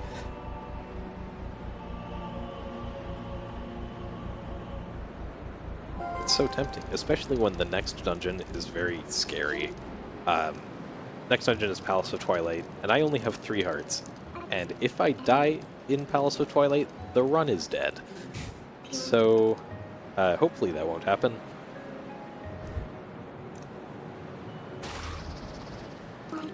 I will do a safety save beforehand, in case we need it.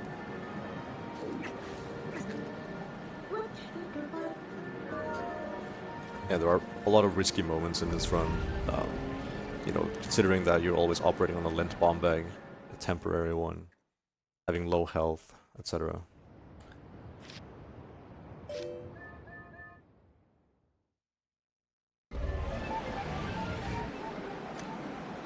If you have Iron Boots equipped before claw shotting onto this, then you can land on the bridge here, which takes a little bit of time, but you take a lot of damage from fall damage. Yeah, landing on the bridge gives us 2 hearts of damage, which would give us a game over, so I'm just going to land next to the bridge and swim over, losing a tiny bit of time.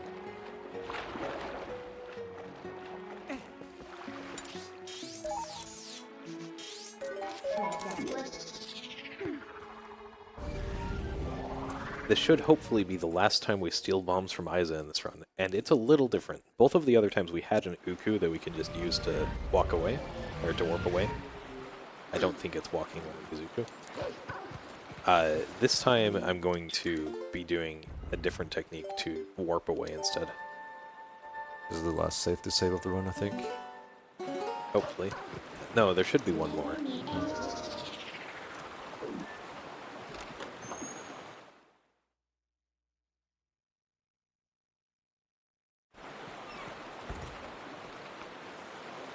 So I'm going to walk up to Isa and press D-pad right and A at the same time to open up the map. And that'll let me just warp away.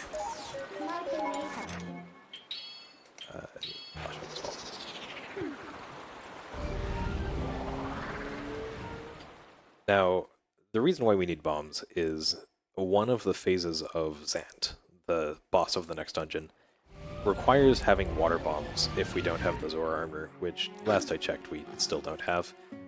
So I need to get water bombs in order to refill my air like we did with Morpheal, however many hours ago that was.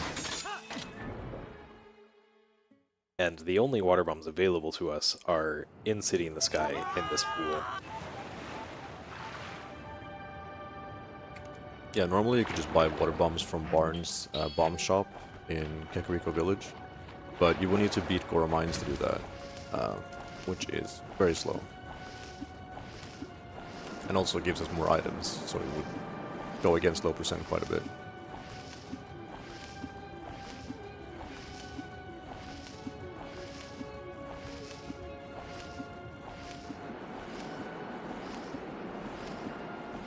Kind of looks like Link is actually doing squats here.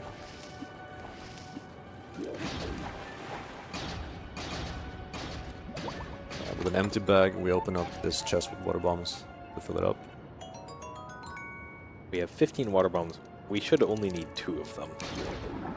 However, if we finish a dungeon, save warp or death warp, or, well, just game over in general, those bombs will disappear, and that would be pretty bad.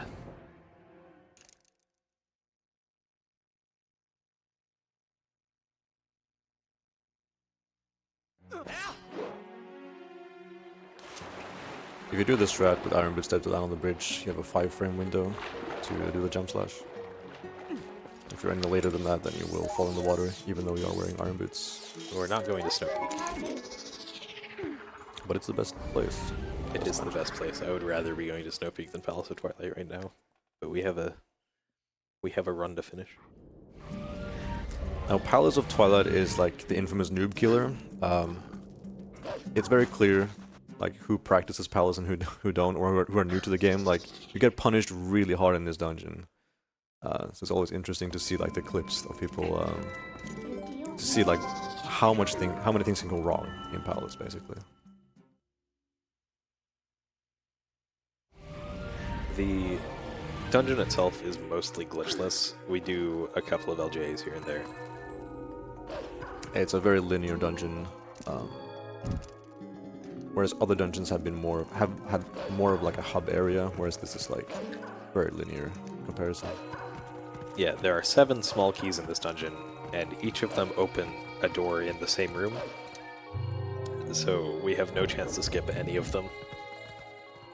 Would be neat to see a major sequence break in this dungeon, but there's one too many invisible walls to make that happen. Meaning there is one invisible wall that makes that not happen.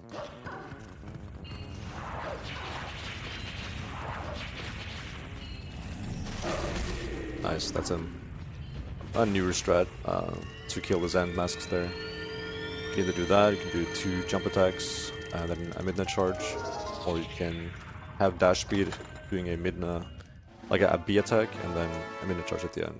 So 3 ways, but that was the fastest.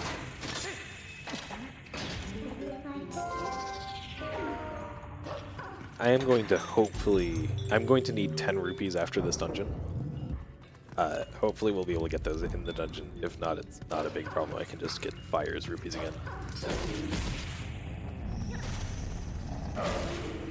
Yeah, and I walked around the Zand mask there to make sure that at the end of the midnight charge, he would land in a better, more favorable spot, closer to this chest. Yeah, because the camera gets really messed up here, and it's hard to tell where you're going. So ideally you're just standing right in front of the chest, which I am not. Despite this dungeon not having any major breaks, there's a lot of micro movement stuff.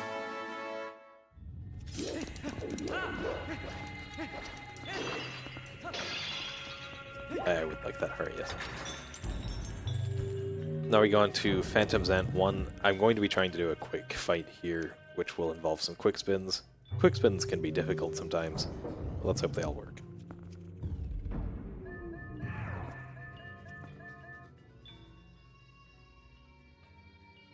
The location where Phantom Zant spawns is random, so I need to identify where he spawns and then go over and do a specific combo, which I did not accurately notice where he spawned. I got an extra hit due to the enemy spawning there. Just gotta wait for him to be in the middle. Yeah, we use audio cues for this, and like, it's fine with stereo. Probably best with surround audio, but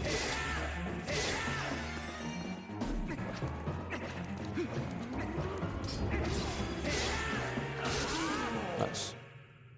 Yeah, not a bad fight. Unfortunately, we did get an extra few spawn that we had to take care of. It's a very good idea to play with audio for this fight. If not, then you can hold control stick one direction and then the C stick in another to spin the camera around as you're searching for him. And most of the time you will still be able to spot him quick enough to make it over to him in time. But yeah, it's a lot easier with audio. I know some runners who they play without audio like at all times, and I don't understand how. Most of the tricks in this game are more visual than audio cues, but yeah, things like that, it is definitely preferable to be able to tell. So now we have this first soul, and we'll be taking it back over the couple of rooms to get back to the main area. The item of this dungeon is not really an item, it's the Master Sword upgrade, which doesn't upgrade our Master Sword that much. It makes the enemies in this dungeon specifically take only 1 hit, and that's about it. Yeah, and if you do encounter Shadow Beast later on, like outside of Temple of Time, and you have this, when you have Light Sword, then it would also be beneficial like outside of the dungeon, but it's so niche. I did an L slide there to despawn some enemies. Or to go over their spawning trigger or whatever. Yeah, I don't really understand how that works, but just by doing an L slide right there, you avoid them spawning, which is very nice because they spawn in like a group like that, and they can easily hit you and you drop the soul, and then you try to pick it up again, and then they just jump you immediately again, so gotta clear them. That's the first wing done of Palace of Twilight, and the next room is affectionately known as Stupid Room. Yeah. The thing I talked about where like things can go really wrong in Palace of Twilight, where you just lose a bunch of time. This next room is infamous for that.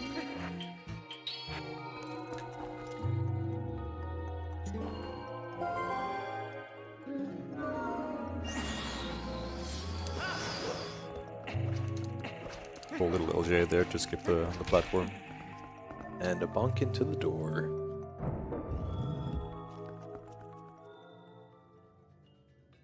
So there are some moving platforms in this room, and I will be trying to make a cycle with them. But it depends on where the Zant head spawns, which is random again. There are 5 different spots, I believe, that it can spawn.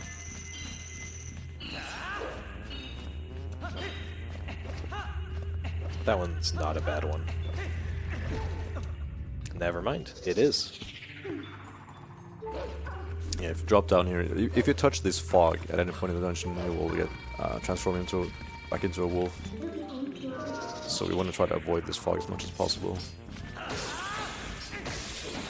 Fortunately, these keys give hearts pretty consistently.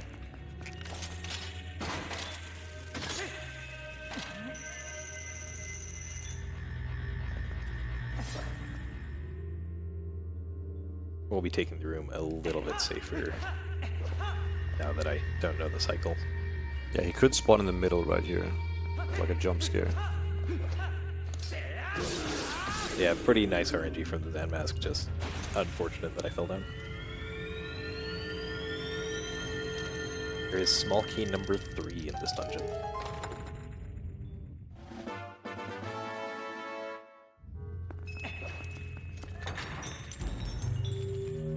Now in this next room, you can throw the boomerang to stun the shadow beasts so that they follow you right away. Otherwise, when they get stuck by the closer to the door, then have to wait for them to come over.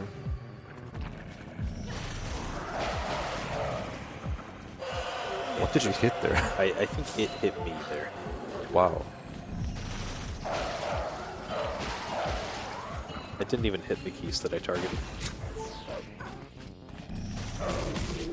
You can also kill the Zanmats really efficiently by charging a minute charge, doing a minute charge from underneath them like that.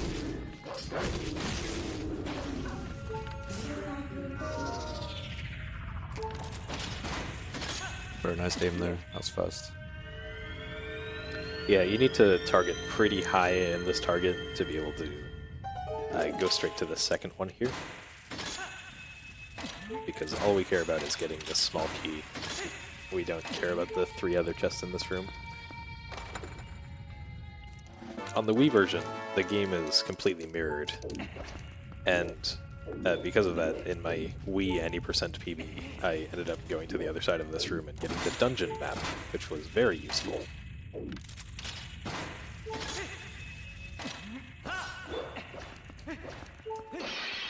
Oh, a blue rupee. 5. And we should probably open the door. Yeah, like Anorakkis mentioned yesterday, is keeping track of all the blue rupees that he encounters in the run. As he said, he would donate for each blue rupee. Donate $5 for each blue rupee. Right. We have seen 9 so far.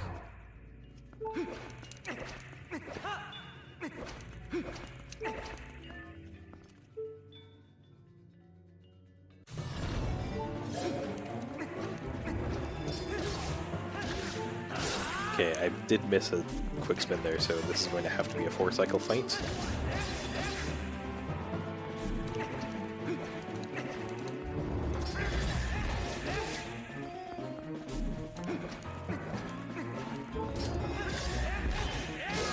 Never mind, it's going to be a 5-cycle fight because I messed up that combo.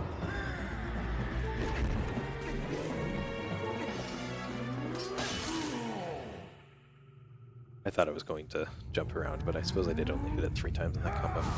Yeah, sometimes when you're doing a combo attack, the second or third hit can just miss. That's what would happen there. You can influence which direction that you do a slash by just holding a different input on the control stick, which can either make the combo take longer or speed it up. We'll be doing that later during the sort of more field section of the final boss fight here.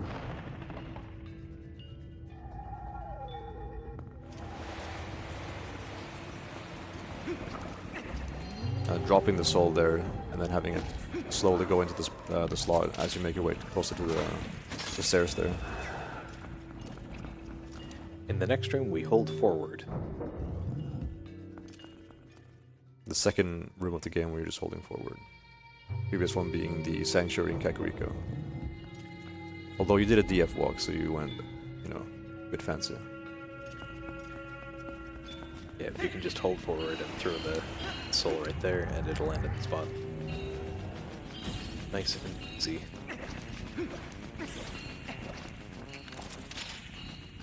Yeah, that Shadow Beast likes to push the soul as he's like running through the middle there.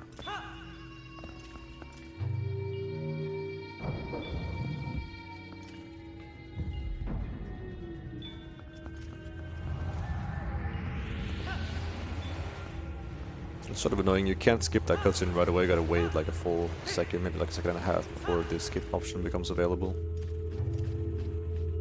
So you can really easily accidentally pause the game after skipping the cutscene by just mashing start.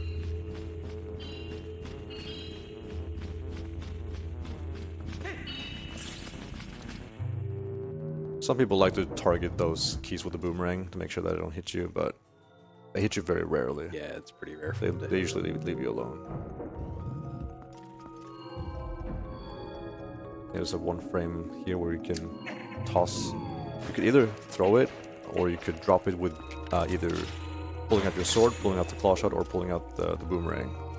So you can just roll your thumb over all those buttons, and you should get one of those things.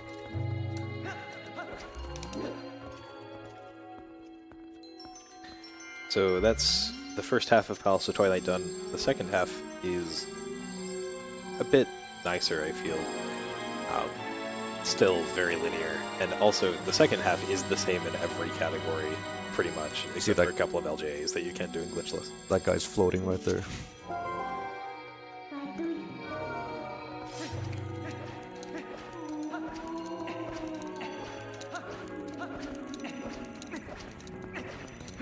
The Twilight people are very impressed with you as you roll by them.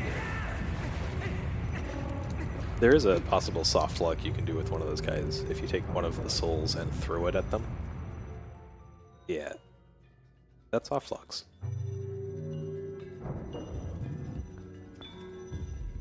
There's also like a weird slide you can do with the soul to speed up your movement quite a bit, but it's unfortunately useless.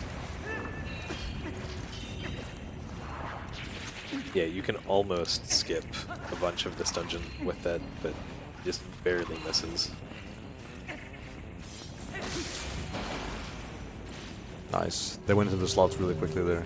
It can take a very long time before they slowly but surely roll into the slots there. That was very fast.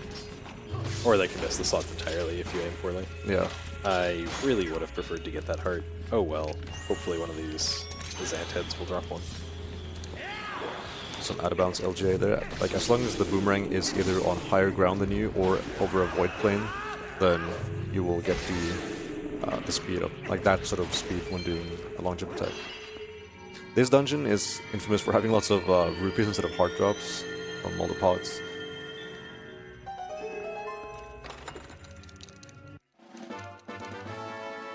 There are a few consistent spots to get hearts, but Ooh, there's one. The next room we will intentionally take a bit of damage, so better to be safe. That LJ is finicky. You can lose a bunch of time by failing it, and it only saves like 1 second. yeah, I used to go for that LJ, but I haven't picked it back up again. It's probably a good idea to just not do it.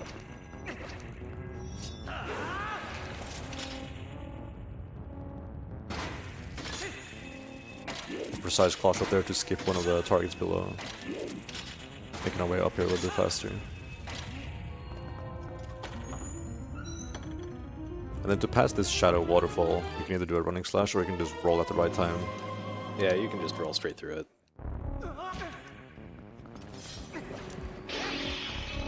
Oh, I thought that pot had a consistent heart. Apparently it does not.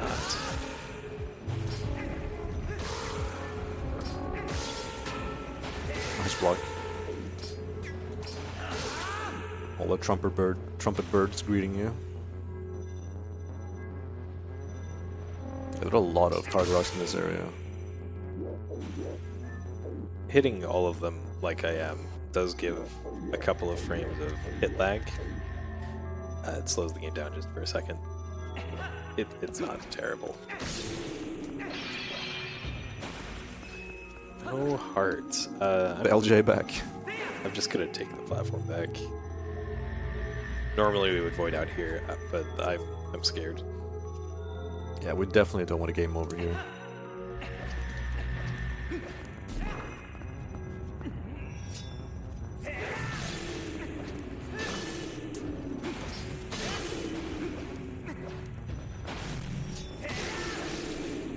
Surely one of these guys will drop a heart.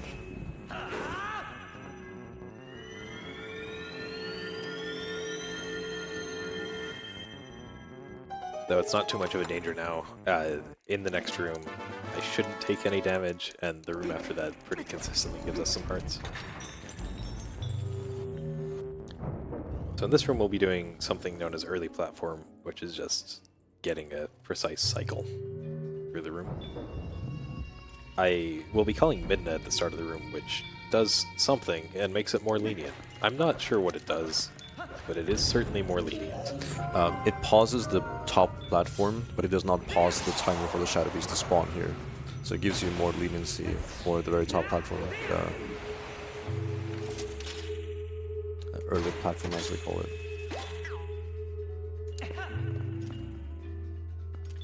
Yeah, you can use some LGAs here to reach these platforms quicker, but as it's all on the same cycle anyway. So depending on like how well the fight went and like leading up to the final platform, you can choose to do certain techniques, but ball shotting is totally fine. That platform right there is what we want to make the cycle for that.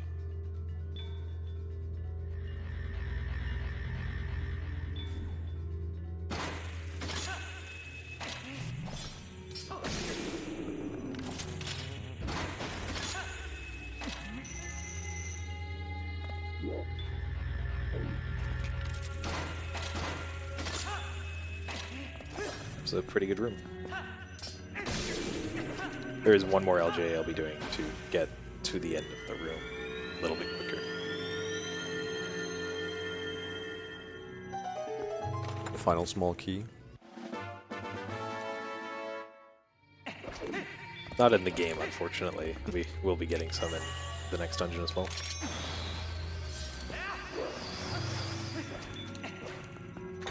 This room can be pretty satisfying. I hope you enjoy it.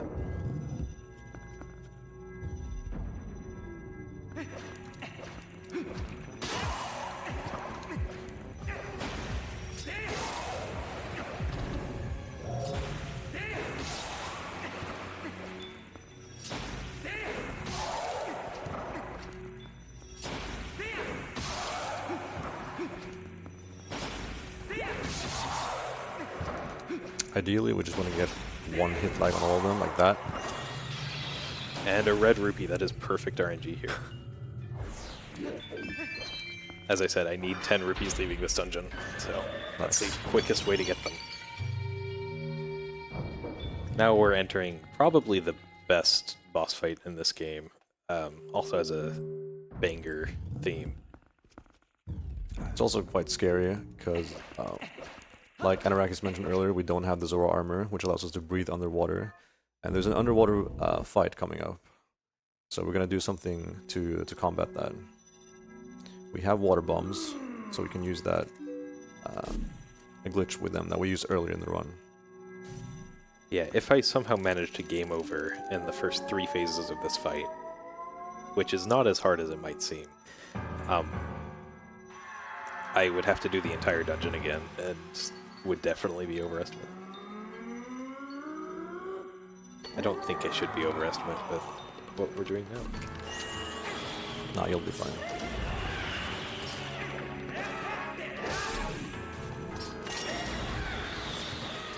Really good RNG from Zant there.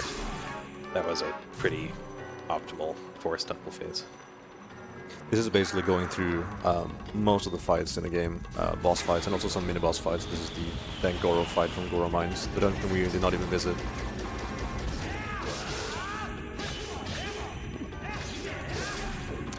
missed one cycle there with just a pretty precise combo.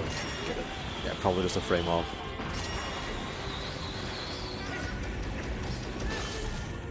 Nice, avoiding the damage there. So this is the underwater part. This is revisiting Morphill's arena. And just like during the Morphill fight, we don't have any means to breathe underwater normally. So we're going to use a glitch to refill our water with water bombs. And pay close attention to the air meter. I'm gonna be cutting this pretty close.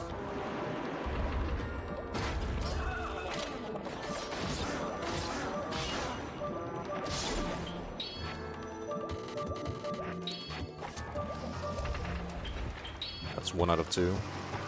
You also saw Anorakkis there do left, right, up, and down combo attacks, choosing which way the sword goes by using the control stick there. That will speed up the combo. And when you're underwater, especially when you're not wearing Zora armor, you attack very slowly. So choosing the fastest combo sequence there helps a lot to make that easier for like air management.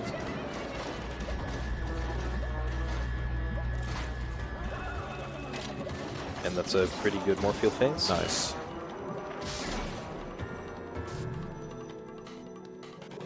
Just 2 bombs there, and the run lives. We no longer have any risk of losing the run in this fight.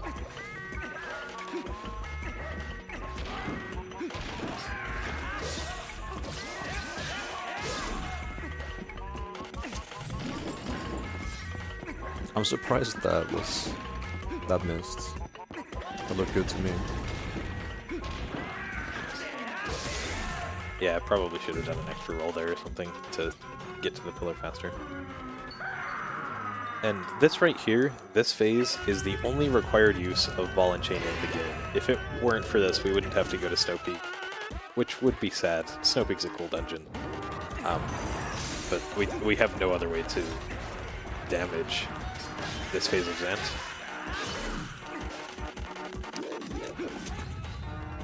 And we have no way to skip Zant entirely, of course. Yeah, welcome one and all glitch hunters who wanna mess around with something. Please find the ball and chain skip for Twilight Princess.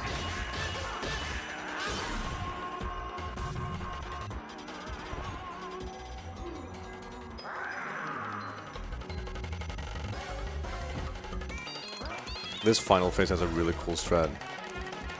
Big shoutouts to SVA for developing this.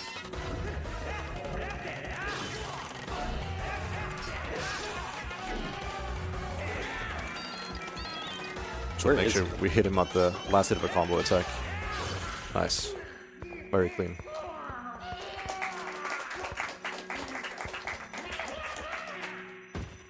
Normally that last phase takes a lot longer casually, but if you hit him with the end hit of a combo attack, it just advances to the next cycle each time.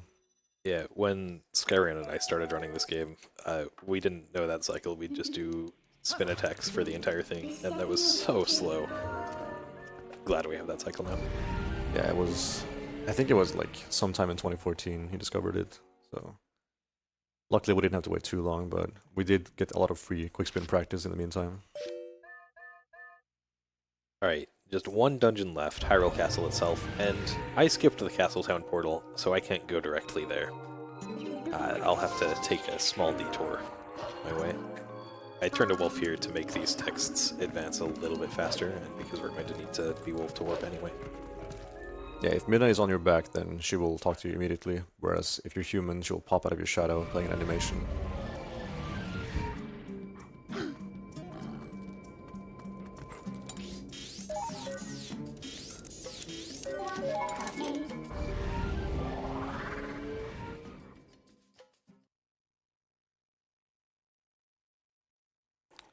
As we're coming up on this next part, just like backtracking or like trying to get to Castle Town using the cannon, that would be a good time if there are any messages to be read. Well, I just want to remind everybody that we are here to raise money for Alzheimer's Fund, Sweden's premier fundraising organization for Alzheimer's research. So far, we have raised $54,741. And we are hoping to hit a milestone today of $60,000 before 1700 CET. So get those donations in, and you too can see the one and only Paulister go head-to-head with HUD 601, and we'll see if he can continue his winning streak of 1 today.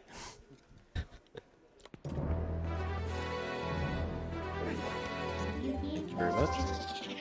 We did go up here on this route a bit earlier to get Ending Glow because I forgot it, but all we have to do is call Epona and get to Castletown. There is one more barrier on the way to Castletown that would also be a run ender if I failed it, which is Postman Skip. We haven't talked to the Postman at all this run. If we talk to the Postman, he gives us something in our inventory which is not good for low percent. So I will be doing an LJA over that trigger, and we'll do a safety save even though the trick is pretty much free. Yeah, last save to save just to make sure.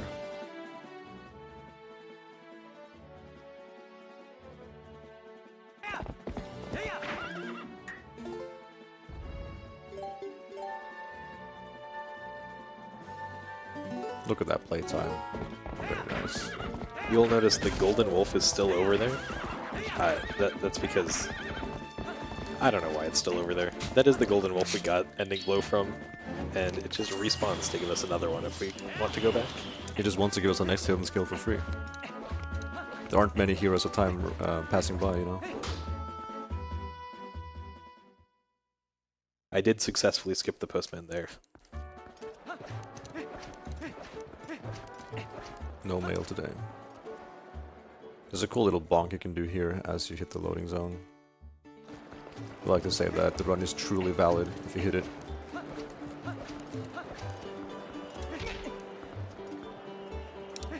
There we go.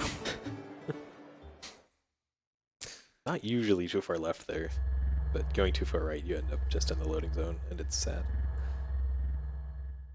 Now we have our, I think our last long unskippable cutscene with Midna's true form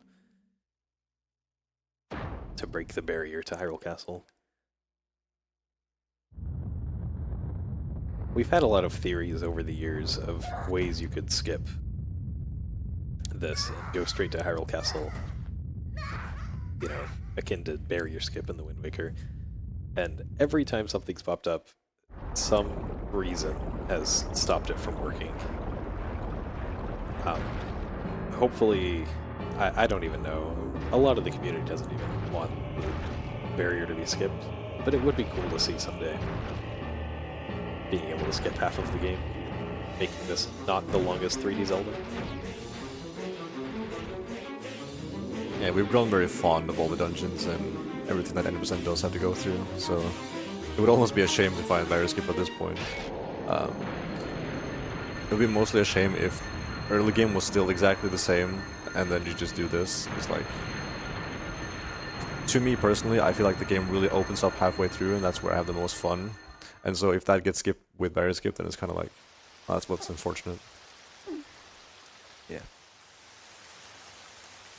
Hyrule Castle is a pretty straightforward dungeon. Also probably the least linear of the dungeons from a casual perspective. You can just go all over. But there is an optimal route, and there are 2 small keys that I'll be getting in this dungeon that we just don't have a way to skip.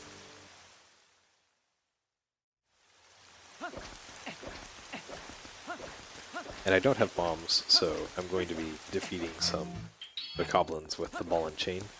This strat is somewhat difficult, and hopefully I can get it. Yeah, it's a very cool backup if you run out of bombs, or if you're running a category that doesn't get bombs. Or doesn't have bombs at this point.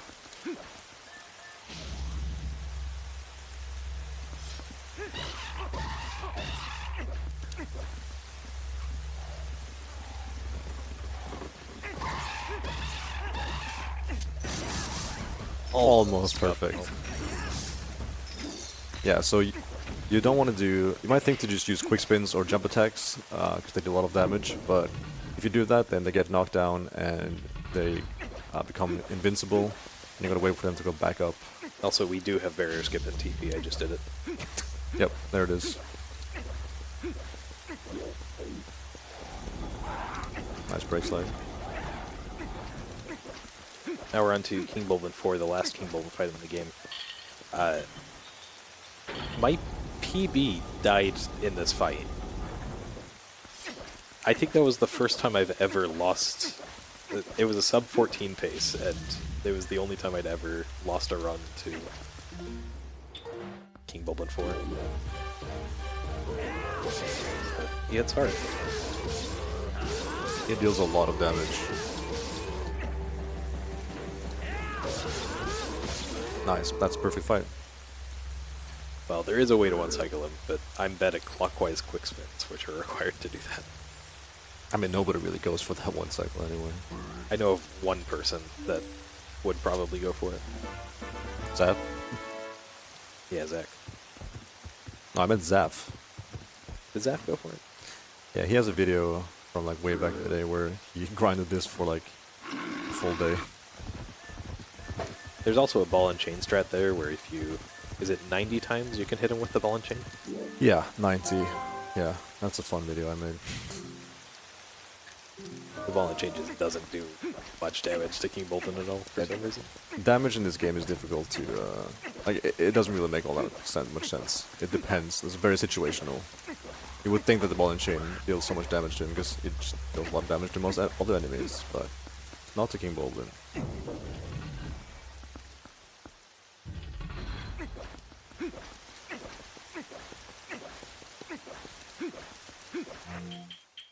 Double clash shots is always at the top.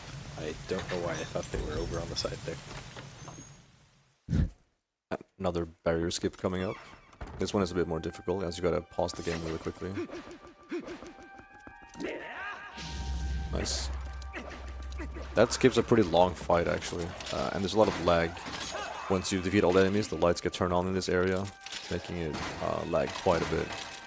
There's also a way to turn on the lights in this room without doing that fight, by just lighting one of the sconces. But you only see that in one category. The category that has to get all the chests. Now we get to the Dark Nut. Dark Nuts are pretty formidable in this game. And I failed the roll stab. Cool.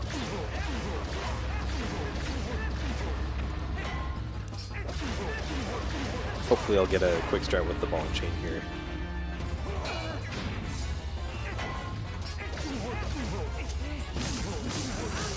Yep, there we go.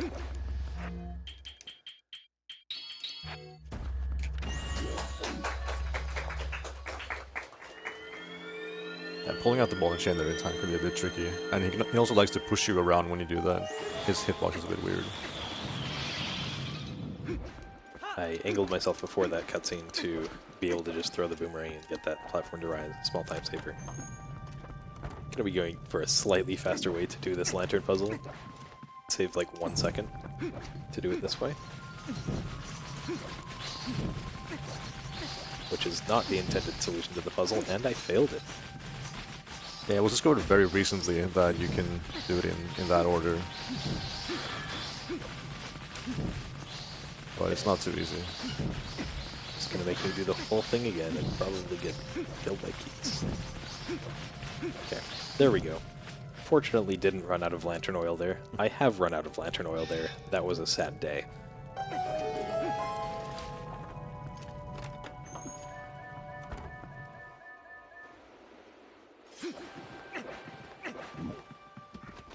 Gonna angle ourselves a bit to the right here so we can hit them with the sword. If you look straight at them, they will block the hit.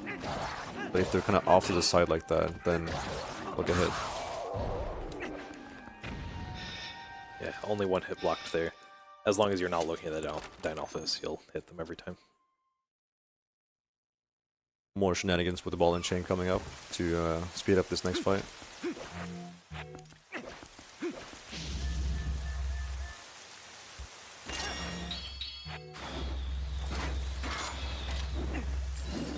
Never mind. Pulled that like 1 frame too late.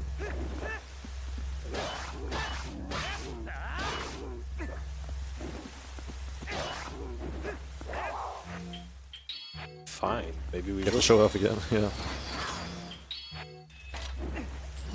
Also too late. Come on. Well, you know, commentator's curse. Hyrule Castle itself is almost done. We're almost to the final boss of the game. If we have any final messages to read out, that would be a good time. Well, just another reminder that we do still have those event-specific T-shirts, that limited edition T-shirt available over at the info desk if you are here in person, or if you want to order one for yourself online, you can head on over to speedrun.store and get your orders in. Those will be fulfilled within the next 4 weeks, I believe, and a big portion of those proceeds from those shirts are going to charity. So again, head on over to speedrun.store and go check it out.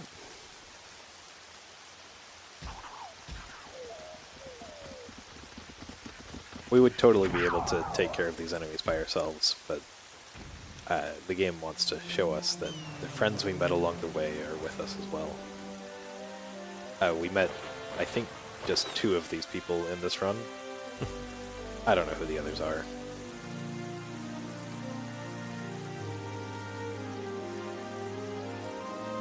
One of them has a bazooka, that's cool.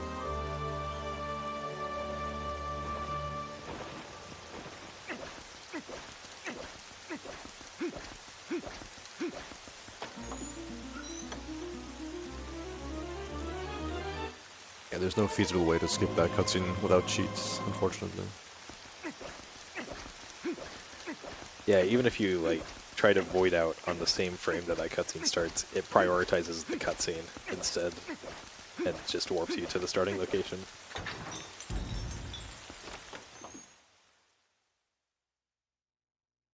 Now we have the final tower climb. This is a pretty neat room. I'll be going for a little bit of a swag strike coming up. Also, you're supposed to be wolf there and like use senses, and there are some guards that will point you in the right direction. But if your movement is good enough, then you can just make it across all those falling platforms. 2 hits and then a quick spin, and they fall pretty quickly. Skipping some claw shot targets here by being at the very edge and claw shotting that one.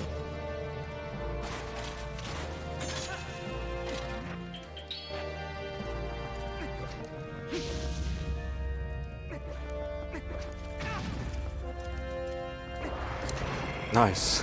That is really difficult to pull off. And skipping the final Dark Knight fight here to round off the room. Shoutouts to DF for discovering that. Yeah, so for the longest time we didn't know you could just claw shot that to skip that whole fight. It wasn't until like 2015, yeah. And then I think the description of that video is just, why hasn't this been found sooner?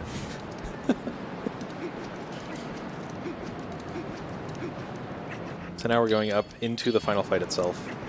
The first part of this fight, it has 4 phases. The first part of this fight is the Puppet Zelda fight, which is completely RNG.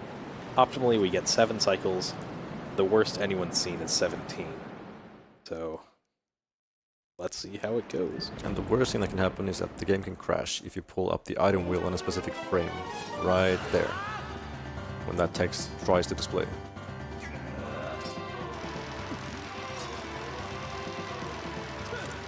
That's 1.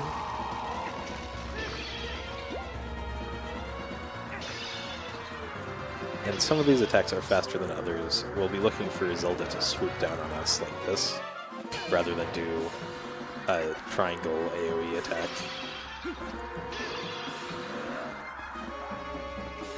So this is already not an optimal fight. Ideally that could have been another light ball.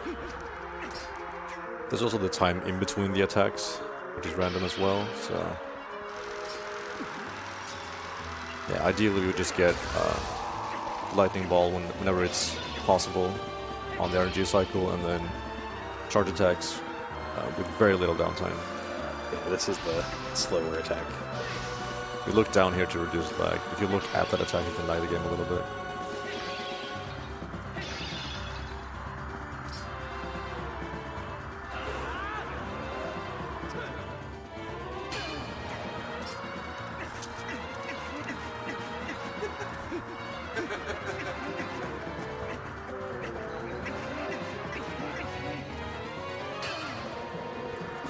hopefully we'll see just one more cycle. And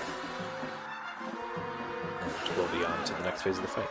Yep, that's an 8-cycle Zelda, only one triangle. That's pretty decent.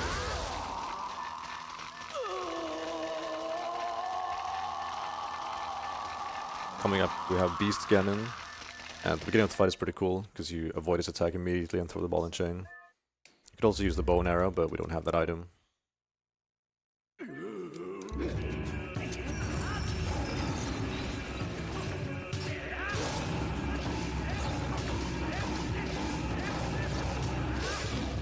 Some very specific attacks there to Deal the maximum damage possible yeah. to hopefully be able to make a fast cycle at the end. Now, some people say that the chanting that they hear sounds like they're saying "email me," so you can have a listen for that.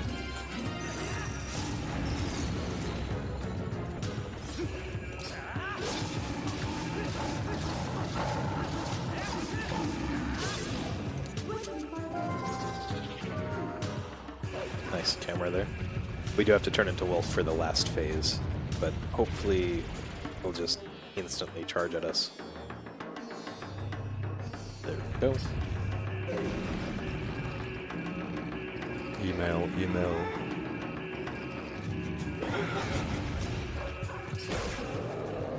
That's Beast Ganon.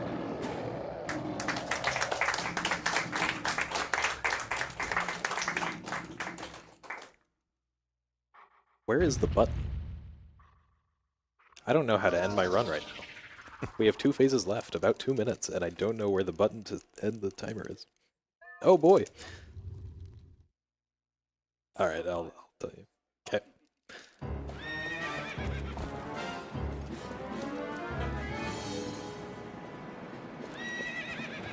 The horseback phase can be pretty tricky, but Zelda will shoot the arrow wherever Epona is pointed. So as long as you can point at Ganondorf, you'll hit him every time. Yeah, there are a few different RNG patterns you can get, but you will be able to recognize what pattern you get with enough experience. The worst is when he will pretty much do a 180 on the spot, so you need to make sure that you don't have dash speed, so you can also turn your horse around really quickly to follow along with him. You can also use the C-stick to like flick it left and right a little bit to make sure that Epona is pointing in the right direction, like Anna mentioned.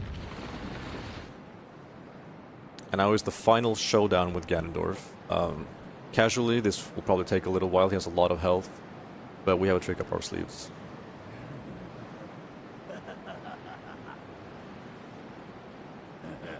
Yeah, this ends up being the fastest boss fight in the game. The final phase of Ganondorf. If I were playing on the German version, we could leave the text up on screen, but that doesn't work on English.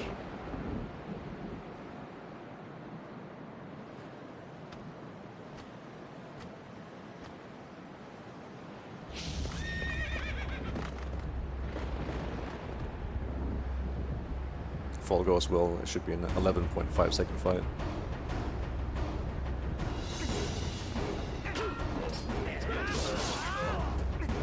That's one cycle, the next cycle, and the last cycle. And time is when I land this attack. And time.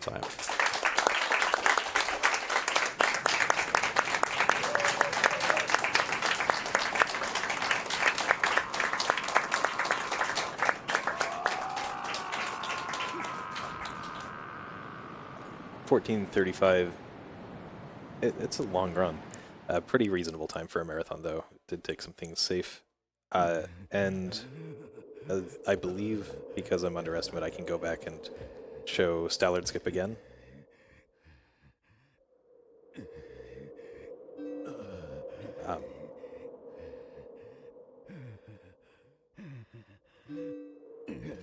Okay.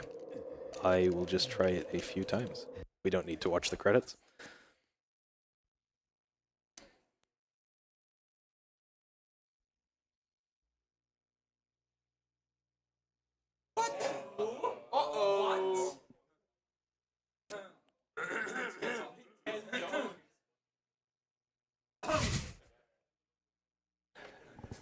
While the audience is coughing uncontrollably, I'll read out this $5 donation that we have. And it seems that Stream 1 is bleeding over this direction because we've got $5 in from Mies LWD saying, did Zelda also bring pineapple pizza? No, she brought the light. It was Nashlax that brought pineapple pizza.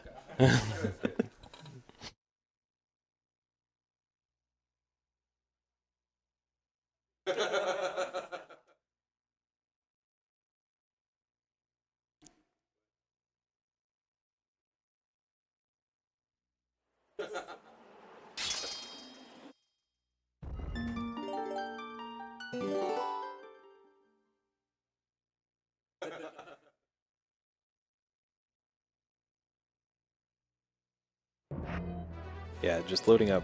This is the practice tool, and hopefully we'll be able to get Stalord skip pretty quickly here. If I don't get the CAD first try, I'll just spawn the guy in the corner and try the bomb boost again.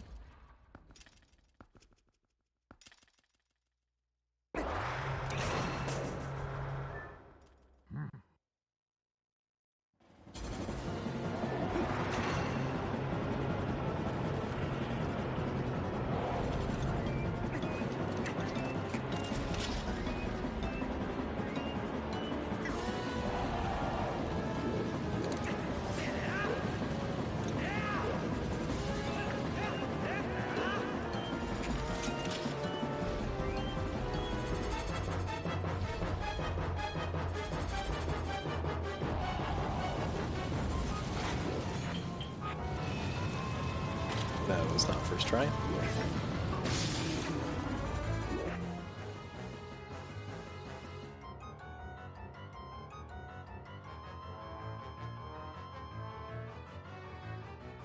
Number 479. Alright, pretend I just did the CAD and got it there.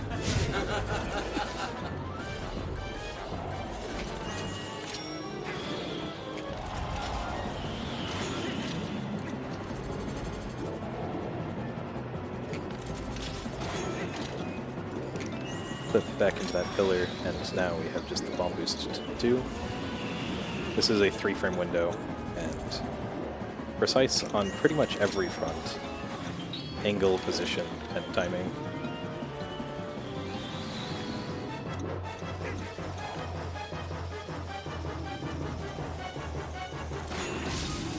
And I missed it again. Alright, let's try that again.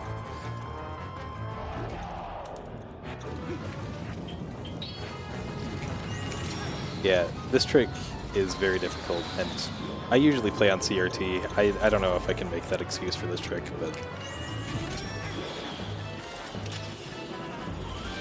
I've been struggling with this all week here at ESA.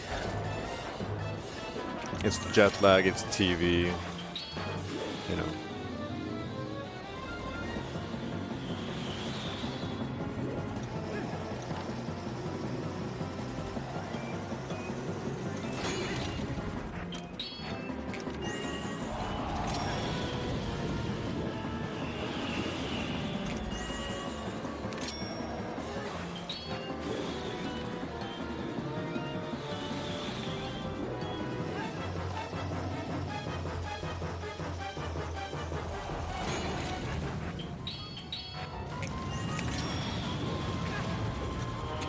I'll just give this a few more tries.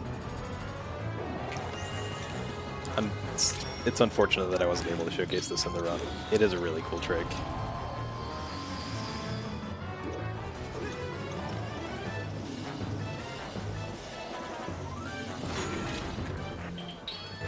If the stall troop stays alive, that means I went late. So I guess I can adjust the tempo of my metronome a little faster. If you don't want to do this with a metronome, you can also use some music. There are some pretty good songs that have the same BPM. Yeah, I was not counting. Alright, one more attempt and then we'll just throw it off to the next run.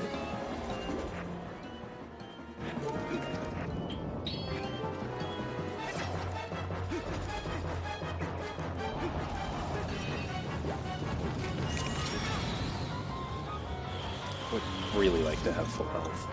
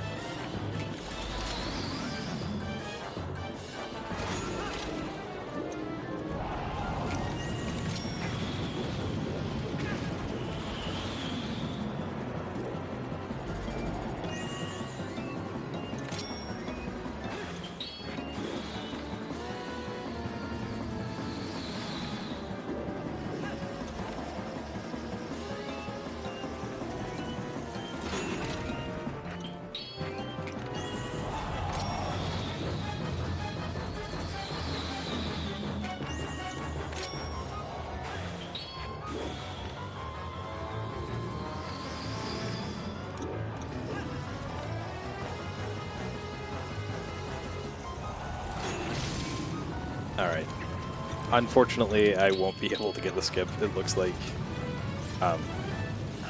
normally that's not too bad, that last part of the trick, but I guess we'll be throwing it over to the next run. Thanks for watching, everyone. This has been a blast.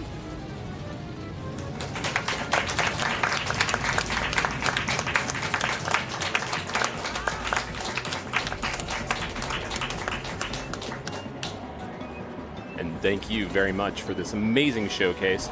Before we let you go, we do have a couple more donations. One is a $45 donation from I'm Going to Alice that says, I hope we see more overnight runs on Stream 2 in the future. And I think we can all say that was quite the experience to sit and watch Link watch a Rupee for a very long time. And then we have a $5 anonymous donation that asks a question to you.